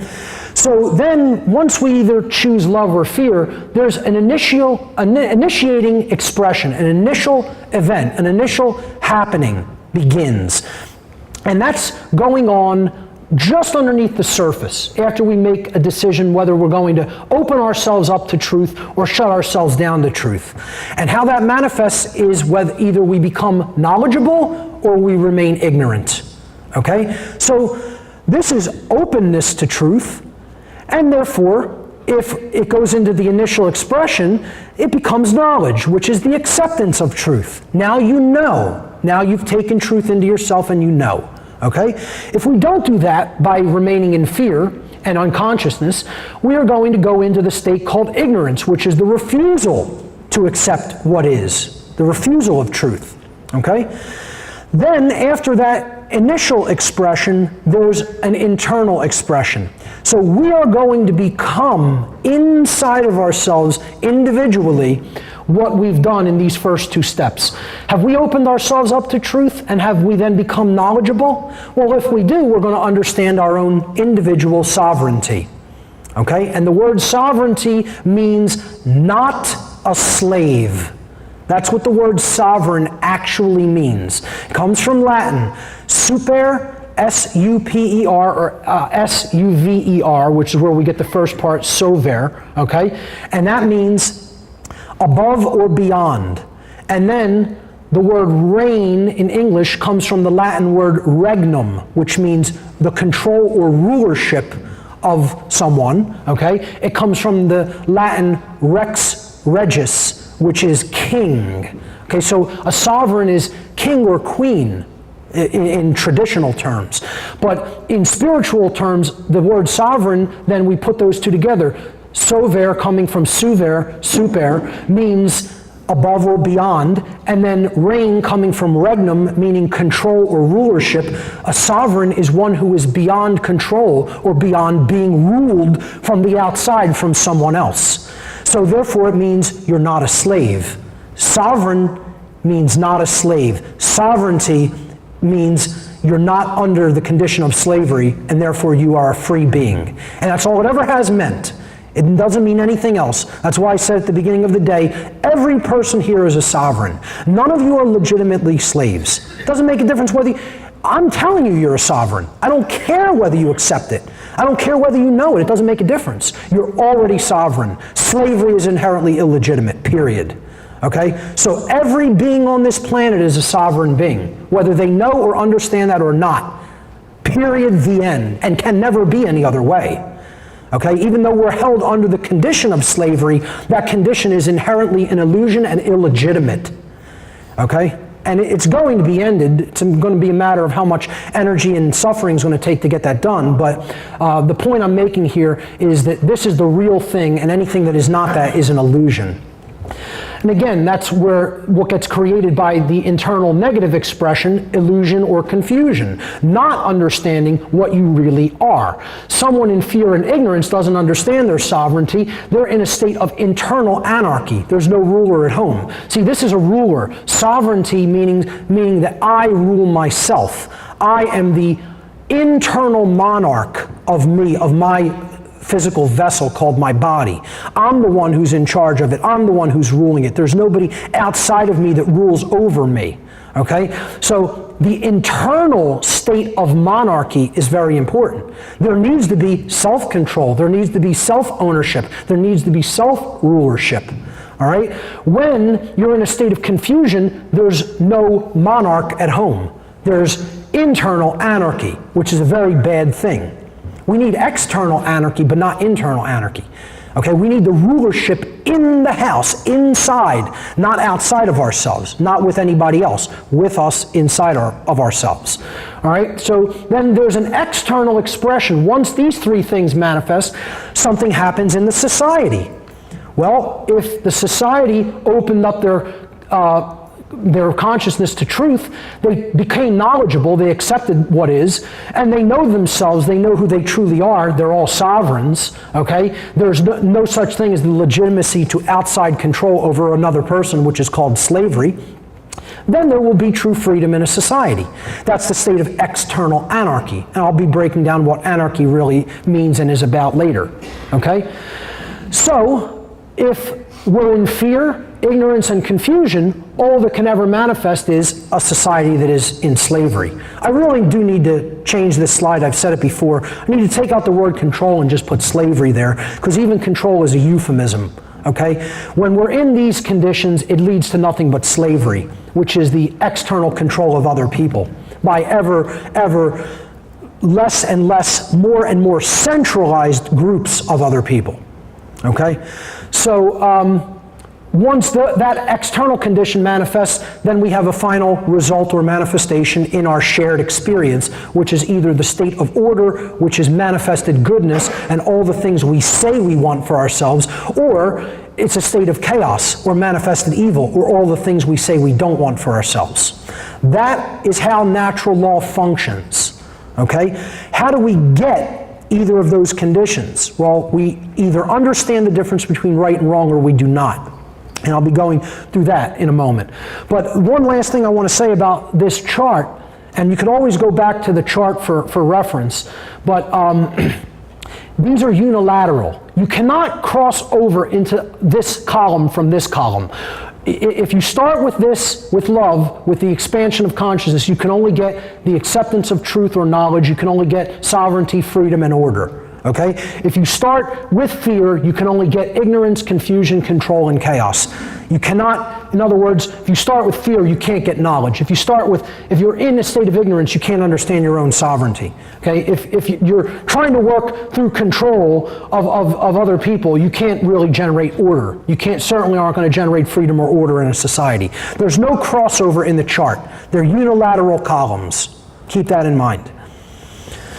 So, natural law is ultimately about knowing the difference between right and wrong, which determines what our whole society is going to be like. So the word conscience, again, is knowledge. It comes from the Latin, the prefix con, meaning together, and the Latin verb sciere, where we get the word science from, which means to know or to understand. Conscience literally then means to know together. In other words, common sense.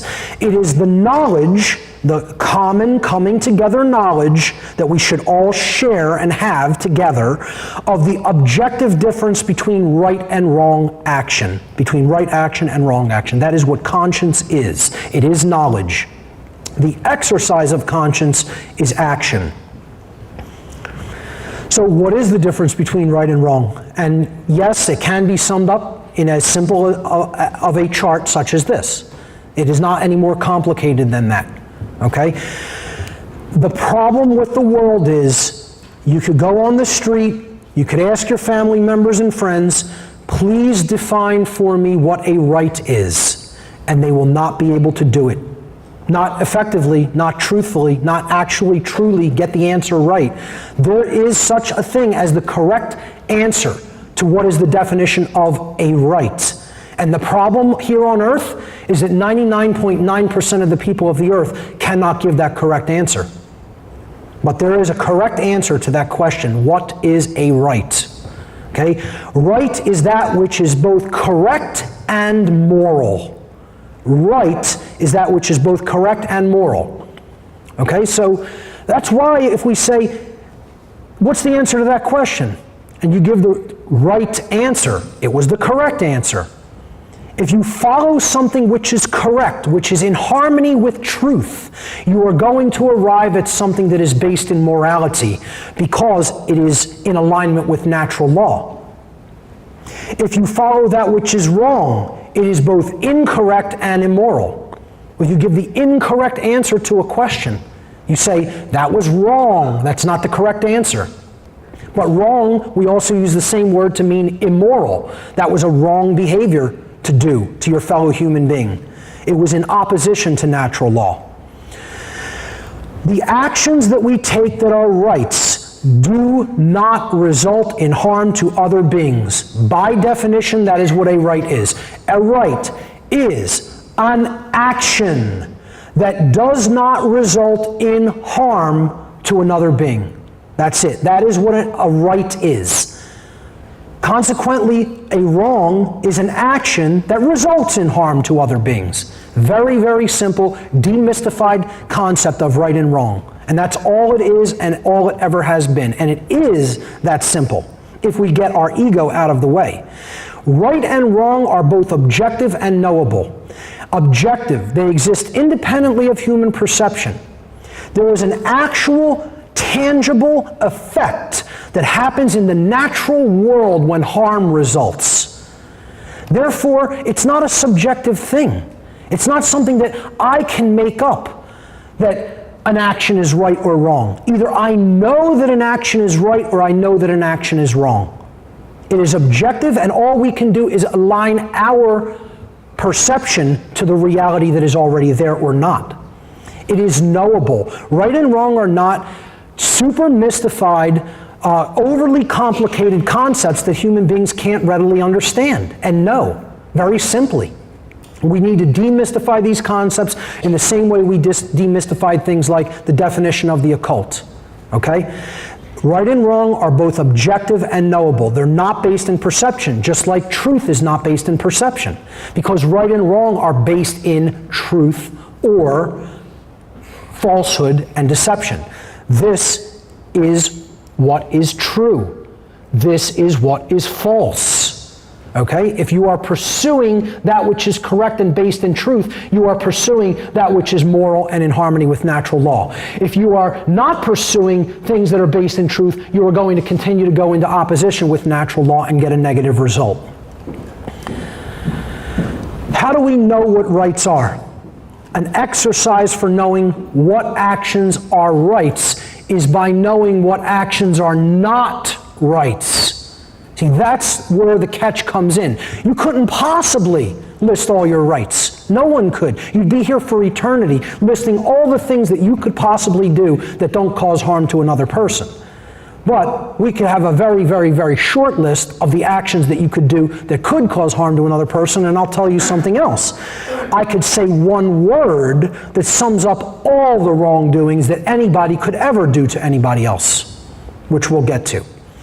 Rights are most easily understood when they are considered through what is known as apophatic inquiry, the process of apophatic inquiry, or apophasis. Okay, a word many people have never heard, but if you look it up, it's a very, very powerful concept. It means, apophasis comes from the Greek verb apopheni. Okay, apopheni in Greek means to say no, or to say what something is not.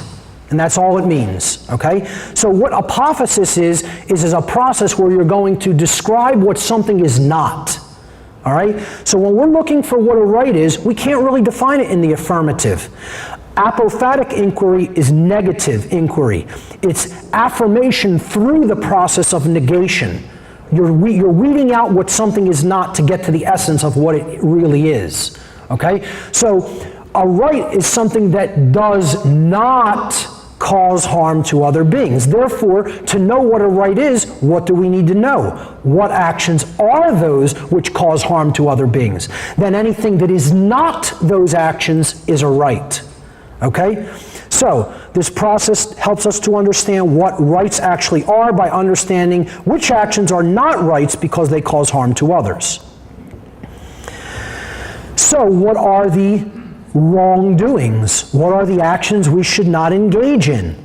Well, harmful actions, okay, are anything that harms or defrauds another living being. A living being or their property must have been harmed in order for a violation of natural law or a wrongdoing to have taken place. Any action which does not cause such harm is a right. In other words, if there is no victim, no crime has been committed. There's no such thing as a victimless crime. Okay? Harm has to have been committed, or harm or damage to someone's property. And again, we're going to talk about property and ownership in this section. It's very important to understand. The wrongful actions are a simple list: murder, assault, rape, theft, trespass, and coercion. And again, there are some people who will extend this a little and say willfully lying to another to deprive them of the understanding of truth could also be listed as a natural law transgression or a harmful action. I would agree with that. I'm sticking with the main 6 natural law transgressions that have been talked about traditionally or historically as wrong actions: murder, assault, rape, theft, trespass, and coercion. Okay? Every one of these shares something in common. Every harmful action that a human being is capable of taking is a form of theft. So when I said I could boil it all down to one word that describes all wrongdoing, the word is theft. Every person who is doing something that is harmful to another being is stealing something that is not theirs to take. And we could go through it. Just here's the list of harmful actions. You could think about this even through the lunch break and come back and see if you can find an action that falls into a harmful action that is not one of these things, okay? And in some form or fashion, it is a form of theft. No wrong action is not theft. All wrong actions are forms of theft, okay? Is murder theft? What are you taking when you murder? A life that did not belong to you. You're snuffing out incarnation and physical presence in a physical vehicle called a body that did not belong to you. That experience that being is having, they're in the physical domain, in the physical vehicle, that's their individuated experience called their life, that doesn't belong to you, that belongs to them. So you murder that being, okay, whether it's a human being or an animal being, you murder them, that's a wrongdoing. Assault, that's taking the physical well-being in the flesh, in the body, in the physical vehicle from another person. Well, my physical well-being is my property. It doesn't belong to somebody else. Someone wouldn't just have a right to come up here with a hammer and crush my fingers. Why? Because they're my property and I'm using them and I'm responsible for them and I'm not harming anybody with what I'm doing with them, and therefore that would be an assault. You wouldn't be killing me, but you'd be assaulting my physical body. Okay? Rape. Are you stealing something when you rape someone? Sure you are. Okay? You're stealing their free will to sexually associate with whom they choose to sexually associate. So that's a theft. Theft, the simple theft of physical property. If somebody just tried to steal my laser pointer from me, it's a wrongdoing. This is lawfully, rightfully my property. Why? Because I'm in rightful possession of it. I didn't harm or defraud someone else to acquire this, okay? And I'm using it. And we'll talk about possession, what constitutes possession, ownership in a little bit. But physical taking of objects from other people is also theft. Trespass. Are you stealing something if you trespass in someone's home? Sure you are. You're stealing their security in their own living space, which you don't have a right to take from someone else. Okay? You're making them feel threatened. Coercion, is that theft? That's direct taking of free will from somebody else, saying, you must comply with my will. I'm going to force you under duress, the physical threat of harm to your body. Okay? That's coercion, that's a form of theft. All wrongdoings are forms of theft. No action that is a right is a form of theft. You are not taking anything from someone else that does not belong to you when you are performing a right action. Every instance, 100% of the time that is a wrongdoing, a wrong action, you are stealing when you are doing it in some form or fashion. And let me just take that back one slide. I just wanted to mention, life, rights, and freedom all fall under the category of property. Okay? Someone's life is their own property, their rights are their own property, and their freedom is their property. Okay? And whenever any of these things are taken, life, rights, or freedom, that is a theft, it is a wrongdoing. There is no such thing as the delegation of a wrongdoing. I cannot tell anybody else, you have clearance and now have a right to go and commit a wrongdoing. There is no such thing. No such allowance exists in the universe under natural law. This means that if a specific action is not a right for any single individual anywhere in the universe, then that same action can never be delegated, granted, or licensed to any other individual or group and then magically deemed or called a quote-unquote right. That action would forever remain a wrong under natural law. Okay? So, if I cannot tax another individual's labor and say, you have to give me a certain percentage of what you have earned. Okay, if I can't do that individually, there's no such thing as a right for a group of people to do that to other individuals.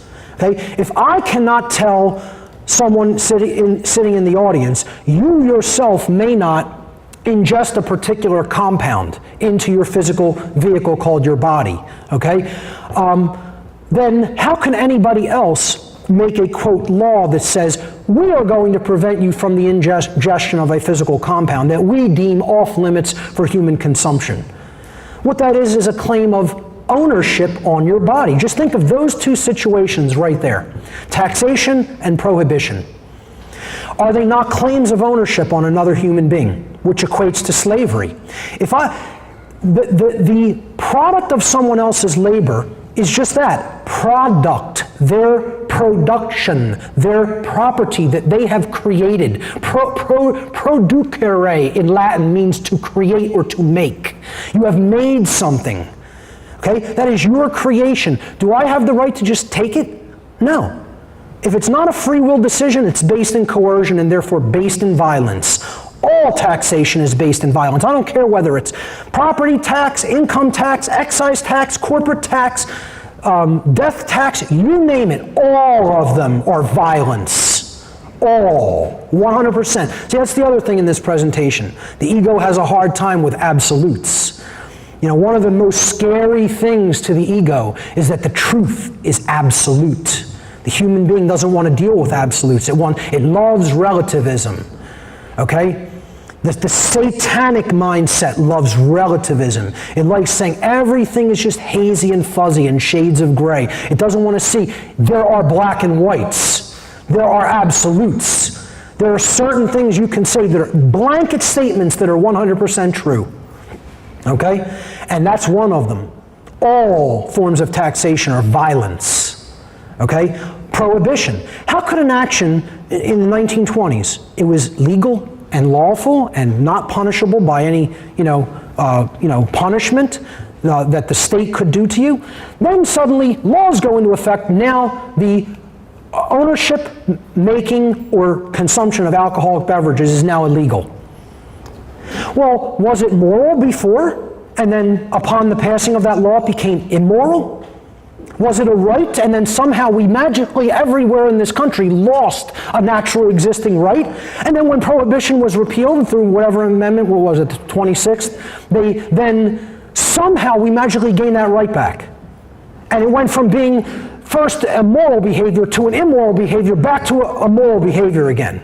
That makes a whole lot of sense, doesn't it? Well, that's moral relativism. And all man's law is built upon moral relativism. The idea that right and wrong are a whim, are just a choice that we get to make. It's not an objective truth that needs to be discovered by human beings and then acted in accordance with. No. Man can get to make that up. And you know what that's called? That's called man being God. Determining what right and wrong is because we say it's that way. That's what that's called. Okay? So you can never delegate a wrong, nor can you ever tell somebody they may not actually exercise an action that really is a right. There is no such thing as being able to delegate that to a group of people and then calling that their right to do that or enforce that. Another part of knowing what rights are is understanding that population, when it comes to rights, is completely meaningless and insignificant. It plays no bearing on it. Okay, what is right for an individual would be right for 100 trillion individuals. What is wrong for a single individual would be wrong no matter how many people agree that they can somehow magically turn it into a right. Natural law holds true regardless of a population's belief systems. No matter how many people agree that a wrong can be turned into a right or that a right can be turned into a wrong, such things can never be done in reality. People can only believe in their erroneous mindset that they can claim such illogical reversals and that this will somehow magically make it so. Unfortunately, most human beings erroneously believe that it is somehow morally possible for them to quote-unquote create and quote-unquote delegate quote-unquote rights which do not exist, or to take away rights that actually do exist. And these things can never actually be done. We can only believe that we can do those things. And you know what? Most people believe those things can be done. I tell people the best example or exercise that you could go through mentally to understand what is a right or what is not a right when you're in doubt is to just visualize a scenario of an entire planet where there are only two people living on it. Two individuals living on a planet in isolation. If the behavior in question that you are trying to determine whether it is a right or a wrong, in that instance, okay, is moral for that person to perform upon the other, then it is a universal right. If in that instance, that behavior would be violence or coercive, or some form of theft, then it doesn't make a difference how many people endorse or engage in it. It's still violence, it's still theft, and it's still wrong. Okay? And it doesn't matter how many people believe otherwise. I could be the only human being in the entire manifested universe that believed that taxation was violence, theft, and wrongdoing. And it would still be the truth. If every single other being in the entire cosmos thought that it was a right, it still wouldn't be a right. It would still be a wrongdoing because it's based in violence, it's based in theft, it's based in coercion, and it's a form of slavery. Just to go back to those two examples, perfect example, taxation. If I'm making a claim on someone else's labor, am I not making a claim on their body? You produce what you produce, you've done with your body. So if I say the production value of what you have brought forth or created as a result of what you've done with your body now belongs to me, by extension, am I not saying your body belongs to me? That is exactly what the claim of taxation is. It's the claim of the ownership on the body of another person. And what is the claim of an ownership on the body of another person called? Slavery. Okay? Prohibition. If I tell a gentleman or a woman in the audience, I've just decided in our situation here where we're only two people on the earth, okay? Me and one other person. I've decided all carrots on this planet are off limits for human consumption. I don't like them. I think they smell. I don't want you eating them. I don't like how they taste, period. Okay? Have I not just made a claim of ownership on your body? just because I find carrots deplorable or distasteful. Okay? Your body is your property. What goes into it is up to you. I can't tell you what to put in your house or your car because your house and car are your property. Why should I be able to tell you what you can and cannot put into your own body, which is intimately more your own property than any physical possession? Okay?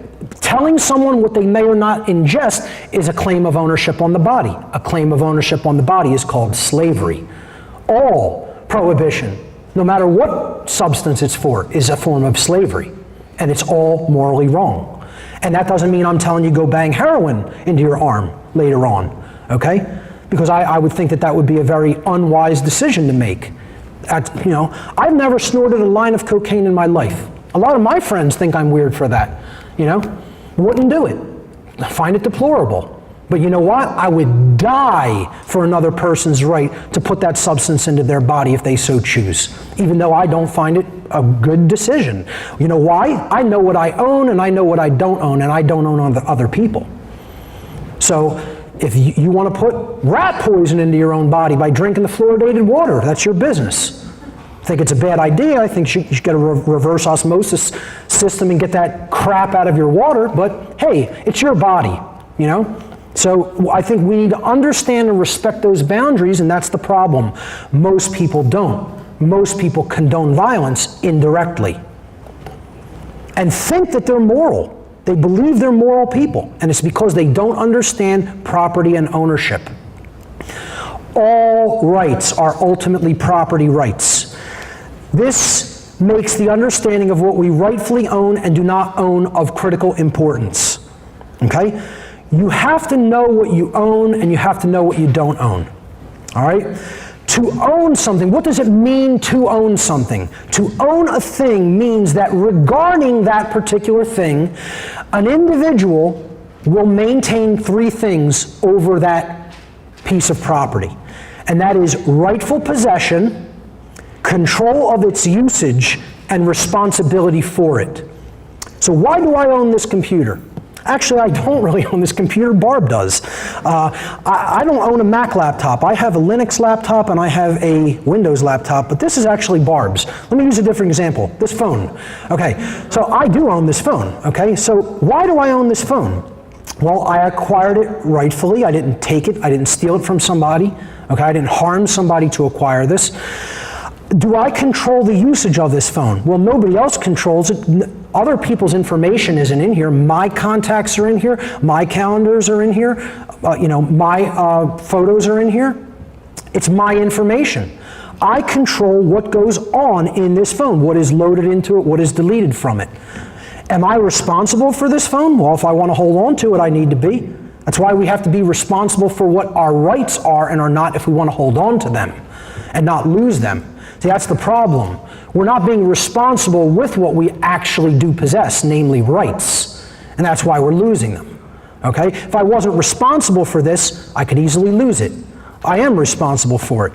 So I maintain rightful possession, control its usage, and I'm responsible for it. And this is what needs to be done with the body.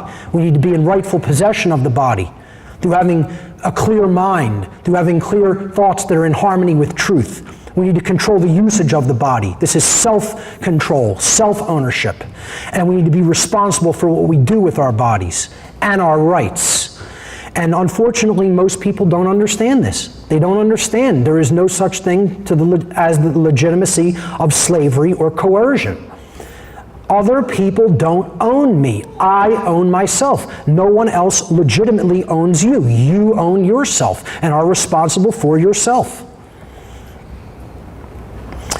All natural law actually can be reduced to a single spiritual law that I could state in two words. And this is the key to understanding everything that is going on here on the earth. And this is why the people of the earth are in the situation that they are in right now, because they do not understand this single spiritual law. And here is what it is. Don't steal. That's it. There's natural law. There's the 6 o'clock news edition soundbite, ladies and gentlemen. Don't steal. We're on the earth to learn what we own, what we don't own, and what actions we may perform that do not cause harm to others because they are a form of theft. Okay, that's what we are here to learn. And unfortunately, most people aren't getting the lesson. So again, I go back to that question, why is freedom dying? Remember we said the causal factor is that people don't understand natural law. And the reason for that, the main reason our species continues to experiencing a systemic and growing loss of freedom in our lives is because collectively, the human species do not deeply understand ownership, what we own and what we do not own, and we continue to commit and condone theft. Commit and condone it. Even if we're not committing it, we're still condoning it. You know? Everybody in the history of humanity who has ever believed in government is condoning theft, and therefore not really living in harmony with the laws of morality. Because if you believe some people are the authorities that get to make up what right and wrongs are, called man's law, okay, which can be in opposition to natural law. If the people in that particular place don't understand natural law, which most of them don't, they can make all kinds of laws that are in opposition to natural law. Oh, we have plenty of them now, you know? And yet, people will say, you gotta follow the law. Well, that's saying, well, I condone theft. I condone this person going and taking someone's freedom away because they're doing an action that isn't actually harming somebody else, but it's deplorable to me. I want to have it off limits for consumption. Okay? There is a law that governs freedom, and this is the last part of this section before we go to our break. And I'm pretty much right on time, which is odd, because I'm usually running way behind. There is a law that governs whether freedom manifests in a society or slavery manifests in a society. I call this simply the law of freedom. It sounds like an oxymoron, you know, law and freedom. But there is a law that governs freedom. Freedom, and here it is, this is it, stated right here. Freedom and morality are directly proportional. It is a mathematical law. A mathematical, spiritual law. Freedom and morality are directly proportional to each other. The aggregate amount of truth and morality that is present in the lives of the people of any given society as a whole is going to be directly proportional to the amount of freedom and order that is going to be found in that society. And it will be inversely proportional to the presence of chaos, tyranny, and slavery that is present in that society. So then the answer to, again, this is the key to understanding the human condition. If the human condition is chaos, if the human condition is tyranny, if the human condition is slavery, well, why has that manifested? Well, just write that law down. Freedom and morality are directly proportional. So then, if we have a state where we don't have freedom, what condition had to underlie that? What had to be the causal factor? Immorality. Immoral behavior had to lead to a condition of tyranny, slavery, and chaos. So the answer, can we as humanity in the aggregate be a moral people? And again, I'm not trying to say that's our nature. What I'm saying is that's the human condition that can be changed by an act of free will and by knowledge. By really deeply taking the knowledge of right and wrong into our minds and hearts and then exercising conscience, then we can change that condition. It's not that way permanently. We are not an immoral people permanently. But right now, humanity is an immoral species. Cannot be any other way. Cannot be any other way. Because the test for that, the actual observable conditions are the test for that, the proof of it. If you look at society and it's in a state of chaos, it's in a state of degradation, it's in a state of tyranny and slavery and continuing to go down like that, by definition, the people in the aggregate sense, it doesn't mean there can't be good people who do know morality within that society. It can't even mean there can't be a lot of them. But in the aggregate, the vast majority of those people, by definition, must be living in a moral life. By definition, by law, beyond just definition, by law, it must be that way. So if we want to change that condition, by law, the law of freedom, if you want more freedom, you have to understand the objective difference between right and wrong and then apply it in your life. And stop condoning the things that are in opposition to natural law, to the laws of morality. As morality increases, freedom increases. As morality declines, freedom declines. And we have to get out of this air of knowing that we are moral, the false illusion of thinking about what a moral human being constitutes, about what being a moral human being constitutes. That's altogether different than truly knowing the difference between right and wrong and actively choosing the right action over the wrong action in every moment of your life that you can do that. Okay? Those two things are completely different from each other. Believing someone is a moral human being is completely different than them actually being a moral human being. They're worlds of difference. True freedom, ladies and gentlemen, can never, underline it 25 times, can never, not just won't, okay? It is an impossibility under law for true freedom ever to manifest in a society that embraces moral relativism. Okay? And this is, again, this notion of moral relativism is what so many people have bought into.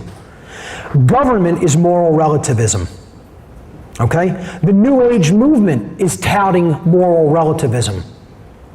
And what moral relativism is, and then I'll tell you really what it comes from and is a part of, okay? Moral relativism is the idea that there is no objective difference between right and wrong behavior. So humanity itself, human beings, can actually arbitrarily decide or create what right and wrong are for themselves. Okay? So when let's just look at marijuana prohibition as just a random thing. Okay? Is there such a thing as whether the ingestion, growth, sharing, selling of the marijuana leaf plant, the cannabis plant, okay, is a right or a wrong? Well, go back to the example. 2 people on the earth, cannabis plant. Could I ingest that? Or would somebody else have a right to stop me from ingesting that? Now, I'm saying, can I ingest it? If I did ingest the compound and then I went nuts on it and tried to attack somebody else, they have every defensive right to stop me from performing that action. Would somebody have a right to stop me from ingesting a compound that they don't find somehow agreeable? Okay, because I may ingest that compound and take a nap. I may ingest that compound and sit and meditate on and contemplate life for a half an hour or an hour or so. I may ingest that compound and go for a swim, okay? The point is that person would not have a right to stop me physically by some form of force from ingesting something into my body. So the ingestion of that compound is a universal right because I own my body, it's my property, and I get to decide what gets put in it or does not get to put in it, okay? So if you make a law that says I am allowed to prevent people from the ingestion of a particular compound, is that in harmony with natural law or is it in opposition to natural law? It's in opposition to natural law. So then could man's law possibly be based in moral objectivism? Absolutely, completely impossible. By embracing that it is okay to pass a law like that, you have embraced moral relativism. And the fact that society isn't in an outcry against that, and believe me, I think there are many other wars that we could wage other than just waging the war against the war on drugs, okay? I think the real war has to be the war in truly getting out of mind control and understanding the difference between right and wrong personally. But the fact that there is no moral outcry about all drug laws, about all tax laws, okay? is proof that people are entrapped in a state of moral relativism in their own minds. And this idea is satanic. Okay? And I'm not asking you to believe that. I'm telling you because, again, my background comes from dark occultism. I know what I know largely because I worked with the people who are in control of the world for 10 years of my life. And I'm telling you, moral relativism is one of the main foundational tenets of Satanism. It is one of the foundational tenets of the satanic religion, which is what's ultimately controlling this world. All right? If you embrace moral relativism, the idea that man gets to decide what's right or wrong for himself, you're going into a prison and you're staying there. That is the law of freedom. Get used to it and get over it. Understand that that's just how the universal laws of consciousness work. And as soon as we understand that, we'll start building a world that's going to be increasing in freedom because the people of that society will be increasing in true morality. Moral relativism is guaranteeing the slavery of the human species. It's a very dangerous trend, and it's not just being propagated by the powers that should not be in this world, or the dark occult. It is being propagated by the so-called New Age movement. The claim that the difference between right and wrong, it's dualistic. Mark, you're being so dualistic. No, I'm exercising discernment and judgment over what will move us forward as a species and what will not. Over what will lead to freedom and what cannot lead to freedom. Such thinking, moral relativism, is the very dynamic that is enslaving our species. And until we are out of it, we are not going to be out of the chains that bind us. Ladies and gentlemen, I'm going to take a break right there. That's the end of our first section. Please be, thank you.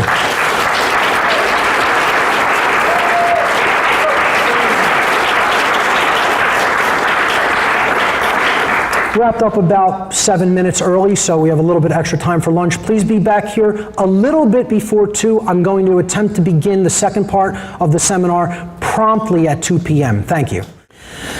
And we left off in the previous section talking about moral relativism and how that's really going to keep the dynamic on our planet the way it is. So with that having been said, I'm going to jump into some more of the topics regarding what it really means to be awake. This past section that we just completed here with an explanation of what moral relativism is and what it basically brings into manifestation has been all about natural law.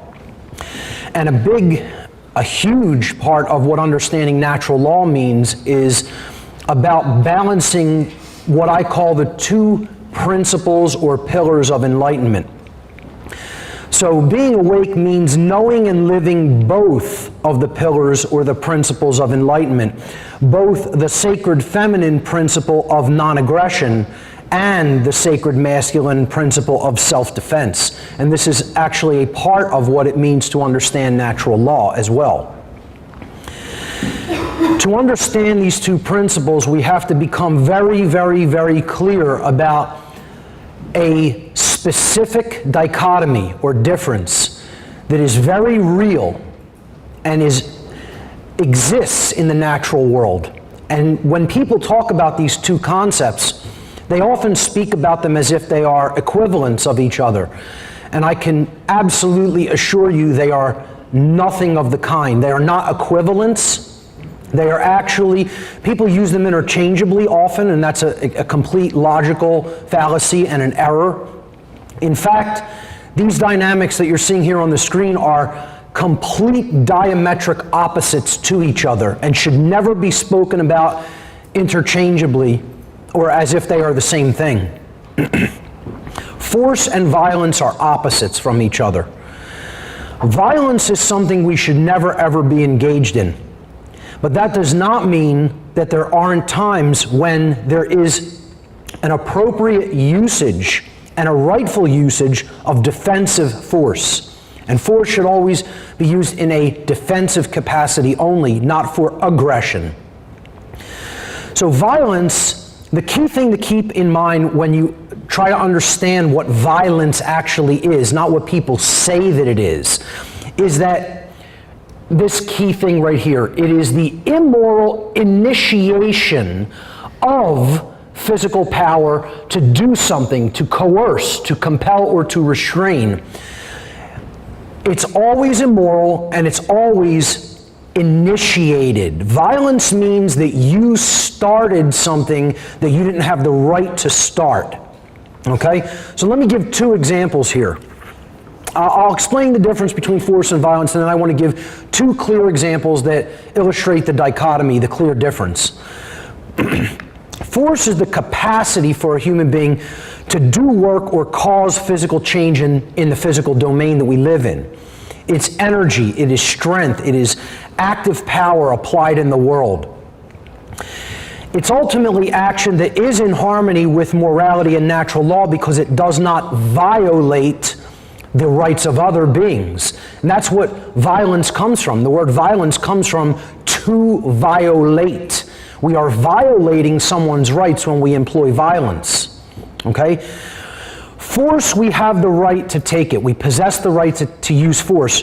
And this includes acting in a defensive capacity when we are accosted with violence.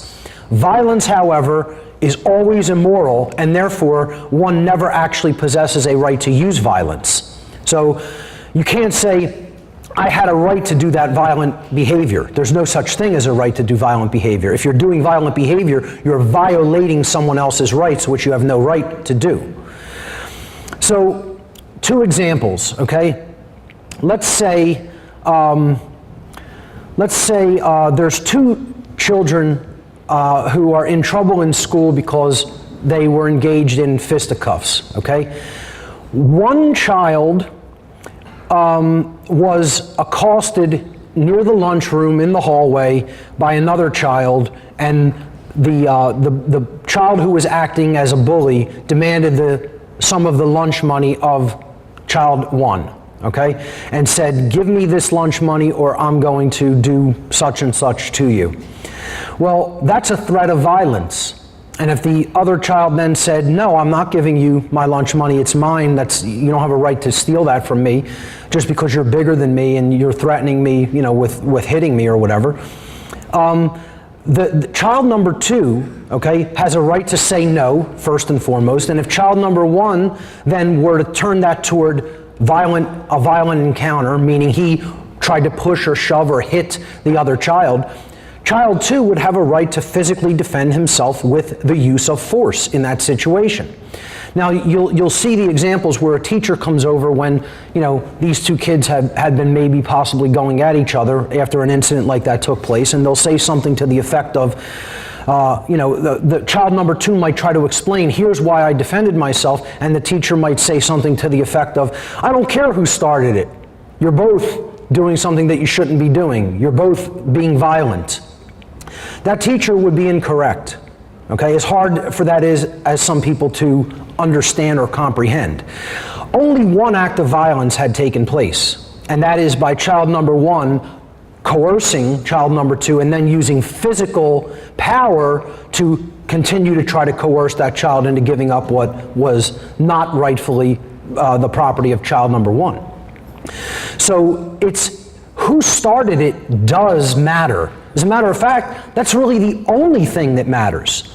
So when a child or a teacher or a parent says to a child, it doesn't make a difference who started it, they're completely wrong. All that matters in an encounter that involves physical force is who started it. Because the violent one is the person who immorally initiated that physical power. The person who responded with defensive capacity of force was in the right to respond that way, once that person didn't respond to the word no. Okay, I would say you can tell an attacker or a person who's being violent to you one time, stop, no, I don't agree to this. And then if you use defensive force after that, that is within your rights to do so. And it's another thing, people have been well domesticated to not understand.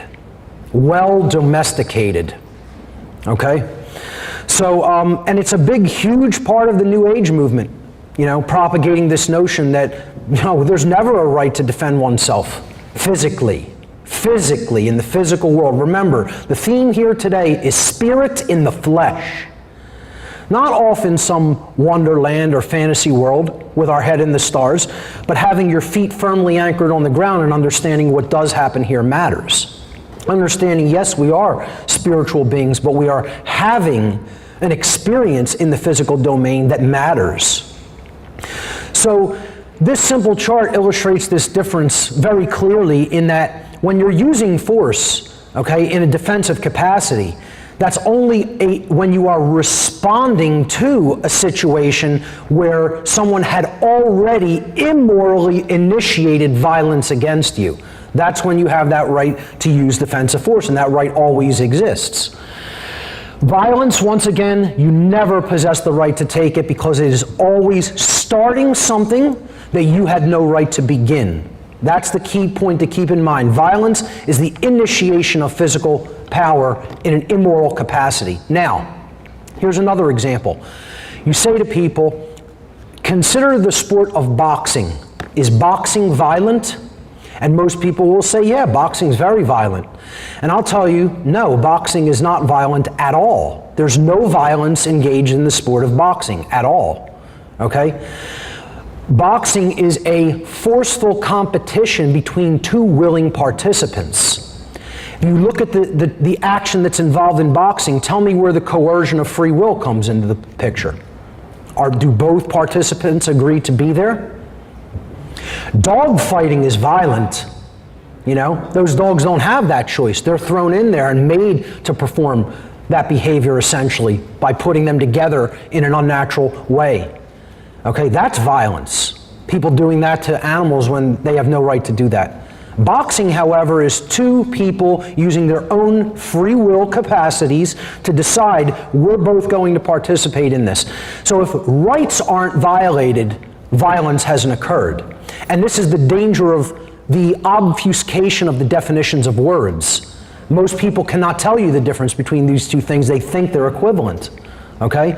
And hence, when somebody even uses that term, boxing is violent, this further obfuscates the difference in people's minds. So, it would be a very, very difficult thing to decondition people from saying boxing is violent, but to know it in your mind, it is not. It is a willful engagement in a participation of a competition that involves the usage of force by both sides.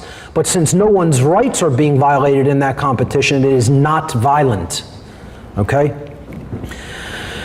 The two pillars of enlightenment are about understanding both the sacred feminine principle of non-aggression and the sacred masculine principle of self-defense. No enlightened or awakened human being, only has a halfway understanding of these. The understanding has to be total. It has to be complete on both sides, on both principles, for someone to consider themselves truly awake. The sacred feminine or non-aggression principle is the first pillar of enlightenment. It states, do not engage in violence. Very simply. Can't get any simpler than that, because violence is always immoral. You never have a right to engage in it. Okay? In other words, do not immorally initiate the non-rightful use of physical power to coerce, constrain, or compel the rightful physical behavior or free will choice of another sentient being. That is the non-aggression principle. Don't attack someone else. Don't stop someone else from engaging in their behavior if their behavior wasn't violent. Okay? Now, that has to be, most people who are of a more religious mindset or a New Age mindset grasp this one. They get it. And they usually teach that one to other people as well. So they don't have a problem with that one. But many people have a problem with the second part of this, which is the sacred masculine principle of self-defense. And there's a reason that this is so something that is so ingrained in the population, because dominators, controllers, the people who claim that there are authorities, want to claim that they have a 100% monopoly on the usage of physical force, that no one else may engage the usage of physical force in a defensive capacity as a right which they naturally possess, that you have to defer to someone else and beg them to do that for you if you're accosted by violence. The second pillar of enlightenment is the sacred masculine principle, also called the principle of self-defense. This principle states that sentient beings have the inherent right to use force to defend themselves from violence that is conducted upon them by another. Inherently, you possess that right already. Every person here possesses that right. If someone were to start treating you violently, attacking you, using aggression against you, coercing you, trying to put you under duress or threat of violence, if you did not comply with their will, you have a right to physically defend yourself. I would say you first have the right to say no to that attack, and then if the attack continues, then you have a right to put it down by whatever amount of force required to do that. So, halfway understanding about either of these principles will not result in freedom. Anybody who is only understanding of one half of this equation is still asleep. They're still unconscious. And I look at two large groups of people that don't understand half the equation. So you have what I call the My Freedom Movement crowd, okay? These are the people that advocate supposedly for freedom, but really it's all about their personal interests, okay? It's about my country, my political party, etc., okay? It's not about freedom for everybody. You know, it's not about freedom from suffering for all beings. It's not about freedom from ignorance. It's about, what are my interests? I support that, and if I am stopped from somehow doing that, then, now, I become an activist. Not because I'm here to do what's right and support natural law rights, because many of them don't even understand that. So they often leave out the non-aggression principle, the sacred feminine principle, because you'll see these people still advocating for imperialism and war and aggression in other places that serve American interests, So they're leaving out compassion toward others in many cases because those others happen not to be just like them. So I don't call them the freedom movement, I call them the My Freedom Movement. They're very different than the freedom movement, which we don't really have one. The opposite side, and that would be, of course, we're talking about left brain imbalance in those individuals, right? Now, you see the right brain imbalance manifested in, of course, the New Age movement. The New Age movement are other halfwayers, okay, that leave out the sacred masculine principle of standing up for your rights, standing up for your inherent right to defend yourself, saying no to violence, and using defensive force if necessary to defend yourself from it. These people want to leave that out of the equation and say, no, it's always about being passive. If you're defending yourself with force, you're no better than the person who engaged in violence. Really? I'm exercising a right, an inherent right, but I'm no better than the person that just immorally initiated coercive violence? How does that make any logical sense? So this halfway understanding needs to go. You have to get both of those principles or you're not all the way there. And it's a very difficult thing because so many people are trapped in different illusory mindsets that deliberately wall them off from the complete understanding. Both of these principles have to be in effect. That's what real enlightenment looks like. It means you're not engaged in violence at all. It means you're not going to conduct it and you're not going to take it either. It's called do no harm, but take no shit. That's what real enlightenment is about. Defensive force is not violence. It is a right. It is a natural, inherent right. So if this thug accosts me on the street with a handgun, and I happen to be carrying my own, all I would have to do is ask him one time, stop, you have no right to do what you're doing. And then if he refused to stop and I beat him to the draw, that's my right.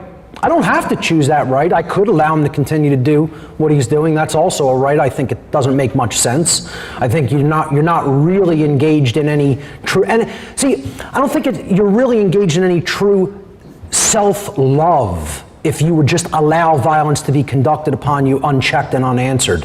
I don't think that involves real self-respect. People always give me the argument that, well, you're so attached to things that you would shoot somebody over trying to rob your things? No, I'm not attached to things at all. I'm not attached to material possessions at all. It's not about the material possession. It's about someone just threatened my life, which isn't theirs. It doesn't belong to them. You know? That they would care so much about things that they're going to put my life in the balance by pointing a weapon capable of killing somebody at my face or body, and that action's going to go unchecked. You know, that doesn't make much common sense to me. But would it be a right to just let it go? Yeah, it would be a right, because you're not harming someone you had no right to harm. But would also taking that person out if they refuse to stop be a right? Yes, it would. Because I'm not harming someone that is undeserving of harm. That person has abdicated their rights to remain unharmed once they've performed an action like that. Therefore, I have a right to respond defensively with whatever amount of force would be required to put that action down. Okay, and I know that is a right. I'm not asking you to believe my position. I'm telling you that's the way it actually is in reality. I know that truth. Okay? People who are awake know that is a truth, because they have integrated the sacred masculine in with the sacred feminine principle of non-aggression. They need to be wed.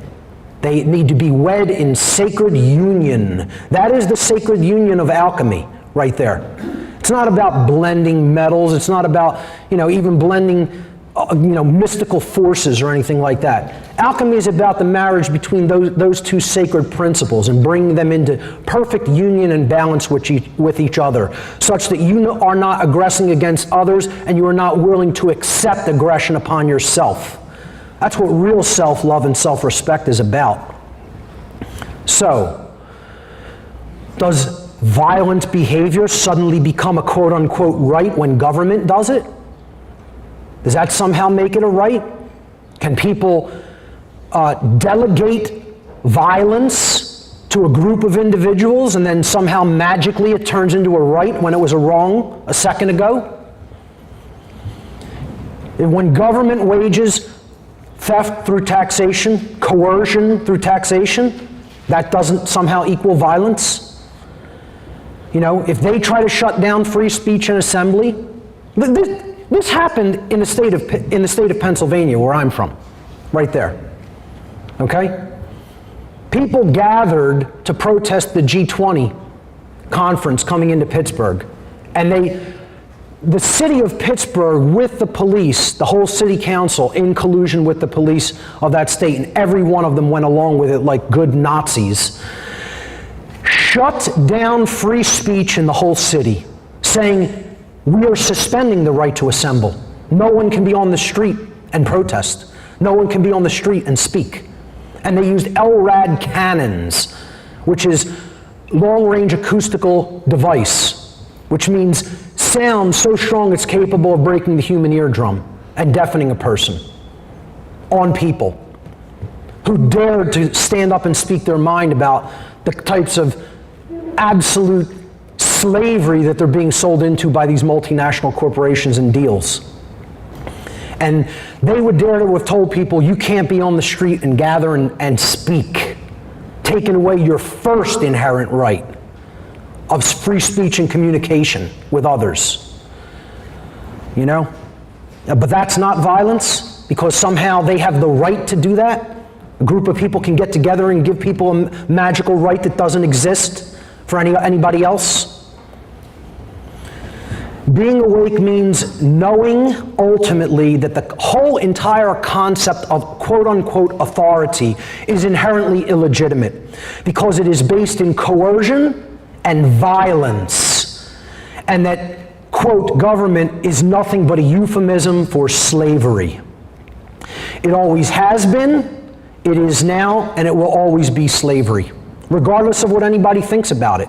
Once again, that's not my opinion. I'm not asking you to believe me. I'm telling you that's an eternal truth. It's not true because I say that it is. It's true because it's an eternal truth and it is capable of being discovered. But the problem is we're so mind-controlled, most people won't accept that. How does man's law differ from natural law? People will say, well, if there's nobody in charge, how would things work? Well, things are going to work the same way they've always been working, according to the laws of nature. We align ourselves to morality, we will have an orderly experience that is based in freedom. We refuse to align our behavior to the objective laws of morality operating in nature, and you're going to have chaos and enslavement. The end. Natural law is always based in principles and truth. First things, principles. Okay? We set our entire lives based upon those first and most important truths, and things will be orderly. We don't do that, and we base them in rigid and dogmatic belief systems, which may or may not happen to be in harmony with truth. More likely than not, they're not in any kind of harmony with truth, and you're going to have chaos. Natural law is harmonized with by people, okay? It's not complied with because you fear the retribution or punishment. It's harmonized with because you have arrived at an understanding of how it works. Are you complied to obey the laws of gravity? Has anybody forced you to obey gravity lately? We just, on passing through Chicago, we went up to the top of the Willis Tower. It was a great experience. They have a clear glass ledge that you stand on now. You could see 103 stories down like you're standing in the middle of the air. It was awesome. But if someone were to go up to the roof of that building and decide to step off, does it matter what they believe regarding gravity? They could believe in it, they could not believe in it, they're going to end up as a splat on the ground. Like a grape someone just stepped on. Okay, gravity doesn't care about whether you understand it or not. It's not complying you or forcing you to understand it, it's just there. Well, that's how natural law works. It's harmonized with because of our knowledge and understanding of it. So, it would probably be a really bad idea to go up to the top of the Willis Tower and step off the ledge of the roof, because you'd have a pretty bad day in a few seconds later, okay? But you don't not do that because anybody's threatening you. You don't do that behavior because you know what the consequence will be if you perform it, because you understand how a law of nature operates. Well, that's how natural law should work. That's how our understanding of natural law should work. We understand what behaviors lead to the betterment of our condition and order and freedom and peace and harmony. And then we understand what behaviors cannot lead to those conditions that we say we want. All right? Natural law is universal. It exists everywhere and applies the same way everywhere in the entire universe, regardless of location or time. Okay? Just like gravity does. It's a universal law. The laws of morality work the same way. They are applicable everywhere in the universe with beings that have the capacity for holistic intelligence. Man's law, however, differs with location based upon the whim of whoever are the legislators in that location. Again, in Pennsylvania, okay, for the rifles that I may possess, I am allowed to have high-capacity magazines according to man's law. So I could have a 30-round magazine for my semi-automatic rifle. I could have a 40-round magazine for my semi-automatic rifle. I could have a drum for my semi-automatic rifle that holds 75 or 100 rounds in it. Okay?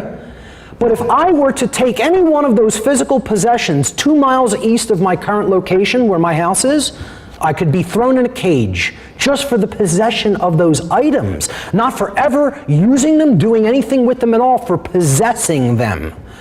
So that makes a whole lot of sense. It's moral in one location, it's immoral in another location according to man's law. Of course it's not. Possessing an item is either something that is moral or not moral. And I would say possession of any item except another person's life is essentially moral as long as it was yours and you lawfully acquired it. Okay? If you try to possess something that you don't lawfully own, that's called theft, and of course that's immoral. So the whim of legislators is what determines man's law, and that is called, as we talked about before the break, moral relativism. Moral relativism is the idea that there's no such thing as objective right and wrong. We get to make it up based on our preferences, our likes, our whims, and it could be, law can be different in any given location. I give people the example, you go into certain countries in the Middle East, and you could be jailed for listening to a particular kind of music that is outlawed by the government that is essentially bases its laws in Islamic religion. Think about that. Listening to a particular style of music could have your body caged. And people think there's something to be so revered about man's law and put up on some kind of a lofty pedestal, when that's the kind of differences in range that can result in this legislator over here likes things like this legislator over here likes things like this, and that's the kind of differences that we can encounter that have nothing to do whether anybody was harmed or not. And we think that we're somehow a moral people. Natural law is eternal and it is immutable. It cannot be changed by any single thing that any physical being is capable of doing in the universe. It is there, it is eternal, it works the same way at all times and places. Cannot be changed. That's what immutable means. Man's law, however, as we've already talked about, changes with time based upon the whims of legislators as well. So what does this ultimately mean for man's law in light of the knowledge of natural law, in light of the knowledge of the laws of morality that govern the consequences of human behavior? Well, if it will apply some simple if-then logical statements to it, okay? If a particular man-made law happens to be in harmony with the laws of nature and morality, then just think about it logically. That means that it's redundant. It's like writing down on a piece of paper, the sun, as observed from the earth, rises on the eastern horizon and sets on the western horizon. Well, that's true. You writing it down had no effect on its truth or not. Okay? This is what man's law does if it's in harmony with truth. It's just a redundancy. You're stating what is. You're just writing down, stating the truth about what is. So that's not changing it. That's not doing anything to change it. Okay? But think about the opposite. Okay? If it is saying that you must do something or must not do something, okay, and that's out of harmony with natural law, you must turn over the product of your labor. That's violence. That's not in harmony with natural law, yet that's stated in man's law, okay? And you must not put this particular substance into your body even though you're not harming anybody by doing it, and therefore it is a right, okay? You can never actually reverse the condition of morality or immorality that is inherent in those actions. The action still remains either inherently moral or inherently immoral. So if it's in harmony with natural law already, it's stating a truth that is already inherent, it's stating a truth that is pre-existent, and it is therefore self-evident. Therefore, that particular law would be irrelevant and unnecessary, just like writing down on a piece of paper, the sky refracts blue-colored light to the human eye when it is a, cloudless day. Well, that's a self-evident truth, okay? No, writing that down doesn't change the fact that that's what is. Same thing when it comes to man's law. If a particular man-made law is in opposition to natural law, as we've briefly talked about, then it follows logically that it is both false, meaning that it is incorrect, okay? And it is immoral, meaning it is actually doing something that is harmful or supporting something that is harmful, or in other words, wrong. Therefore, that law can never actually be legitimately binding upon anyone. Not legitimately. People think that it is, but it's not legitimate. See, what somebody believes versus what actually exists in nature are two different things. All right, so we've looked at the example, man's law is in harmony with natural law, it's a redundancy, and therefore it is irrelevant.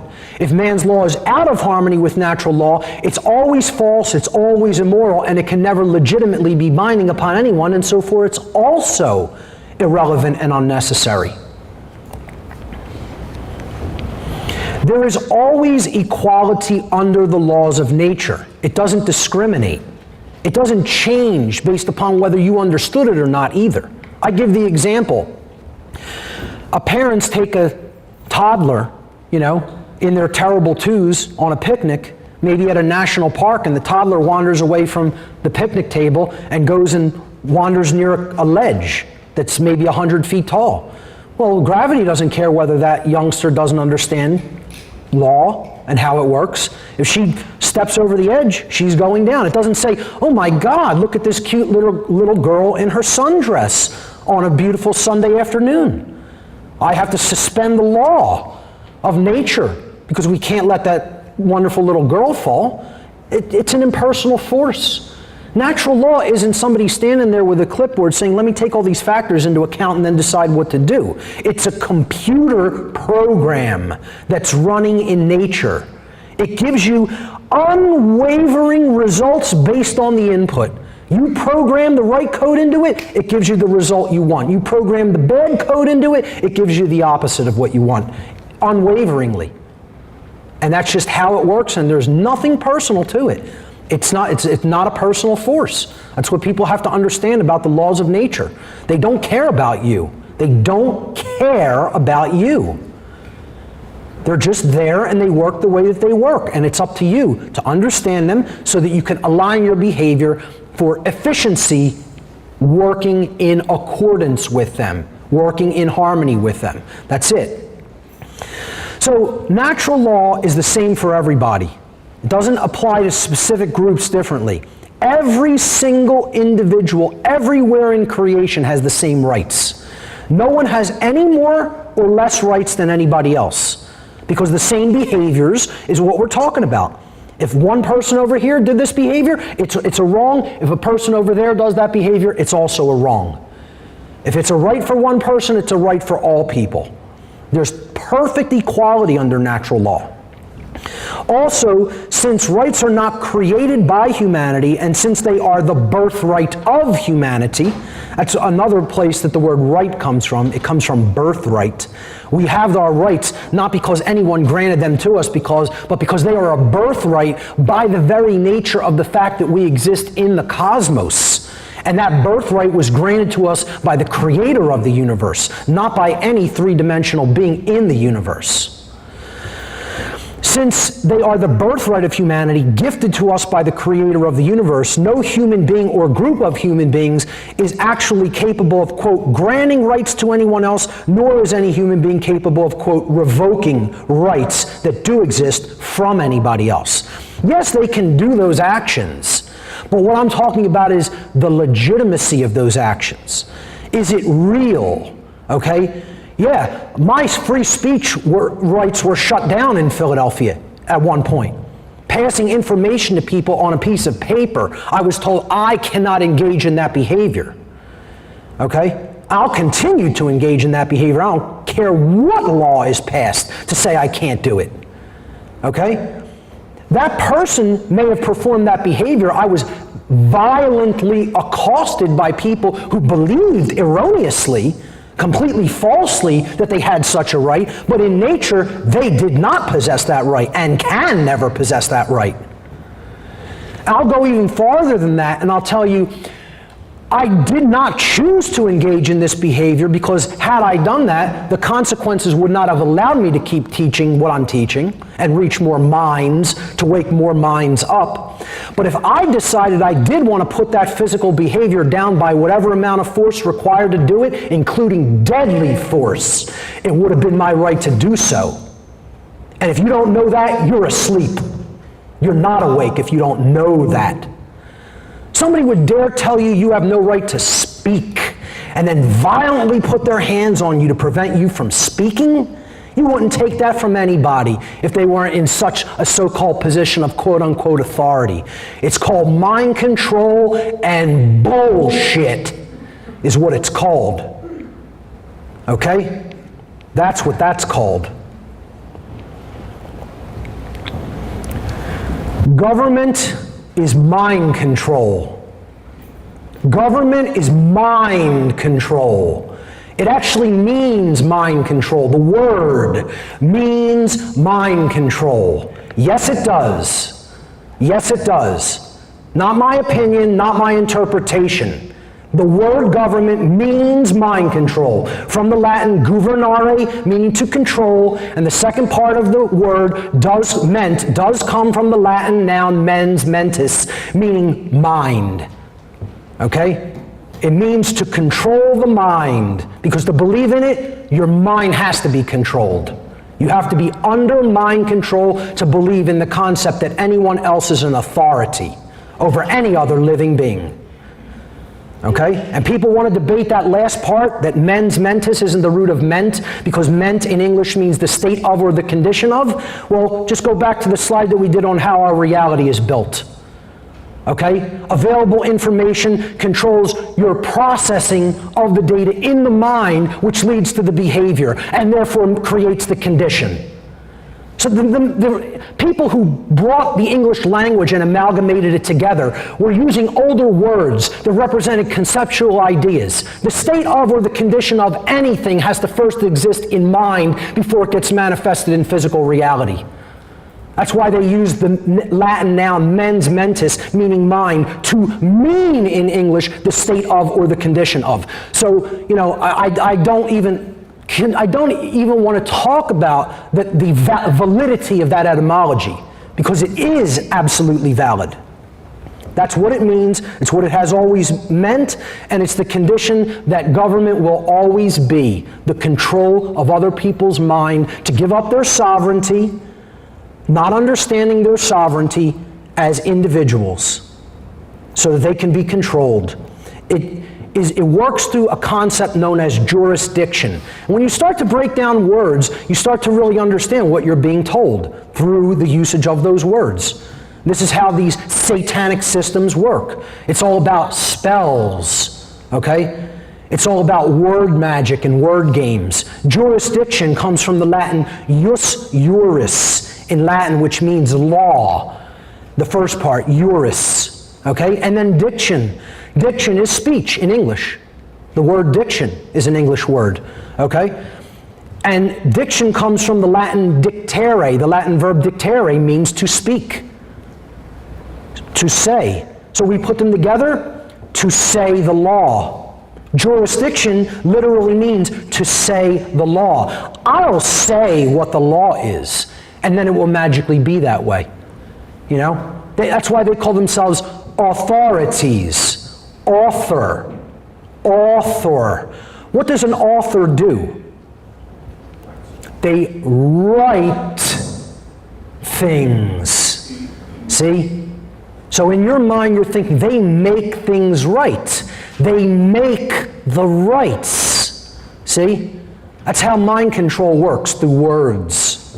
And people never see it because they never stop to even break down the word or consider where it came from. Whenever you're hearing or seeing the word authority, you're seeing the word author, which in your mind you equate with writing something. W-R-I-T-I-N-G, writing. But phonetically, that is the same as writing. R-I-G-H-T-I-N-G, writing something, making it right. And the mind doesn't separate those concepts at a subconscious level. Okay? Hence is why they call themselves authorities, writers. And that is what they do. They write down the law. They call themselves legislators. I write down what the law is, and then it magically becomes so, on my whim or preference. And you know what that's called? I've said it before, and I'll say it again. It's called claiming to be God, is what that's called.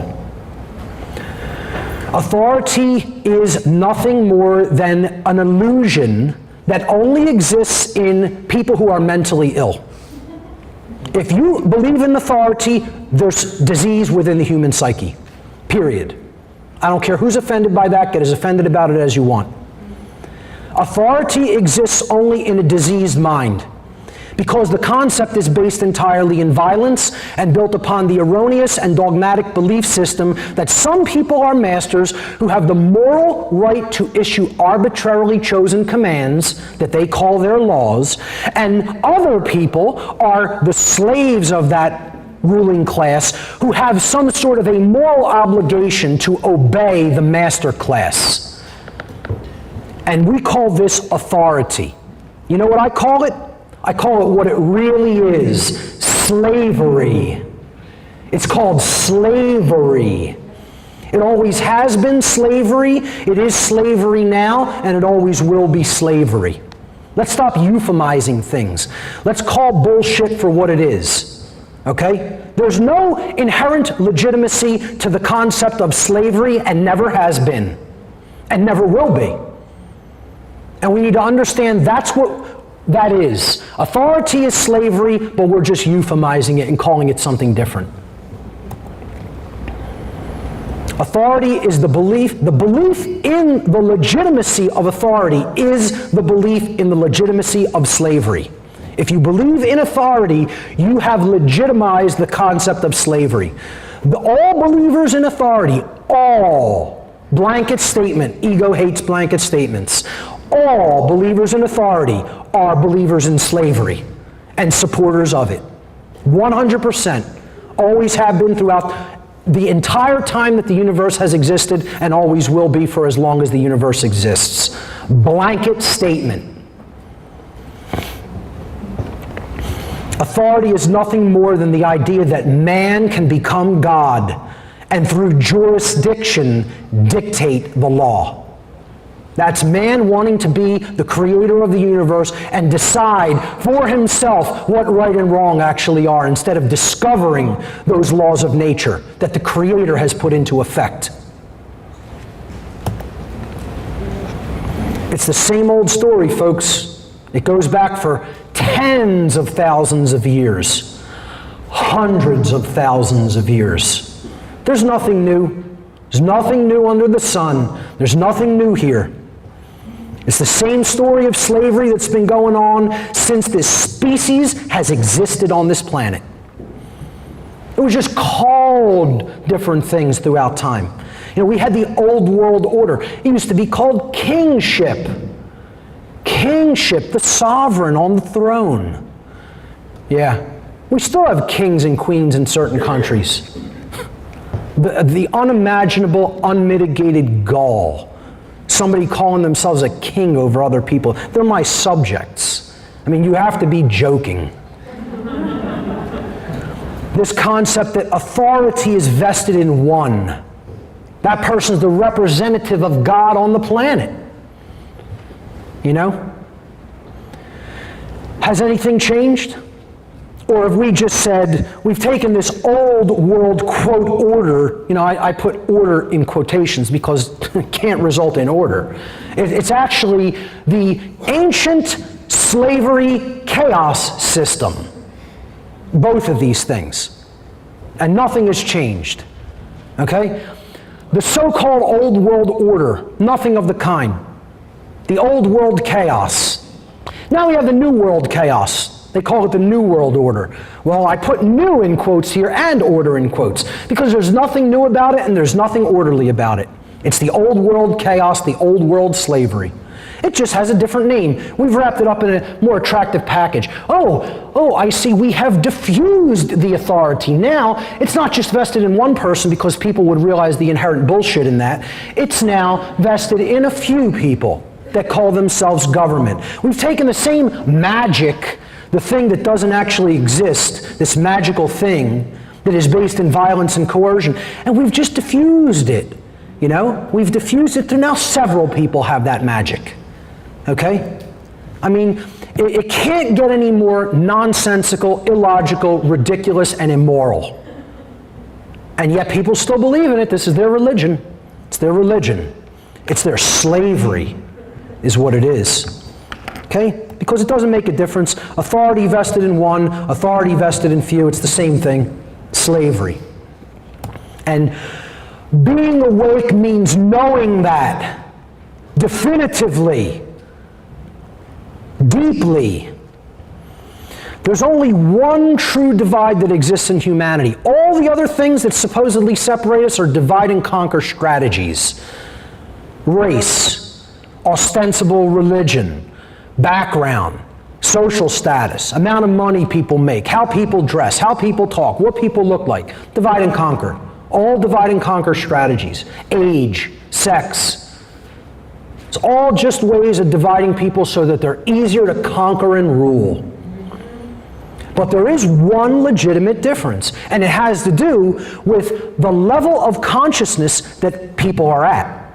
And again, consciousness meaning the demystified concept of consciousness that I talked about in the first section, the ability to recognize patterns and meaning with respect to what's taking place within you and around you in your environment. That's it. So how much are you aware of the pattern? How much of the truth are you actually taking in and processing accurately and understanding? That's what I'm talking about by a different level of consciousness. There's only one true division in humanity that separates us into two distinct types of individuals. And that the criterion for that divide, for that difference, is whether or not an individual believes in authority and therefore believes that there is legitimacy to slavery or not. That's it. That's the only real difference between human beings. And this is what it looks like, the one true divide. The statist or the anarchist. And I searched for some memes on social networking to find, a good image that represents the general concept of the statist and the anarchist. You could find 1 million of them for statists. You'll just look at any police brutality image, and there's billions of them online. But I took this kind of funny cartoon meme that says statism is the brilliant idea that we give a small group of people the right to kidnap, imprison, harass, steal from, and kill people so that we can be protected from the people who kidnap, harass, steal from, and kill people. It makes so much logical sense, don't you think? I love the statist argument that we need to be protected from ourselves because human nature is fundamentally bad.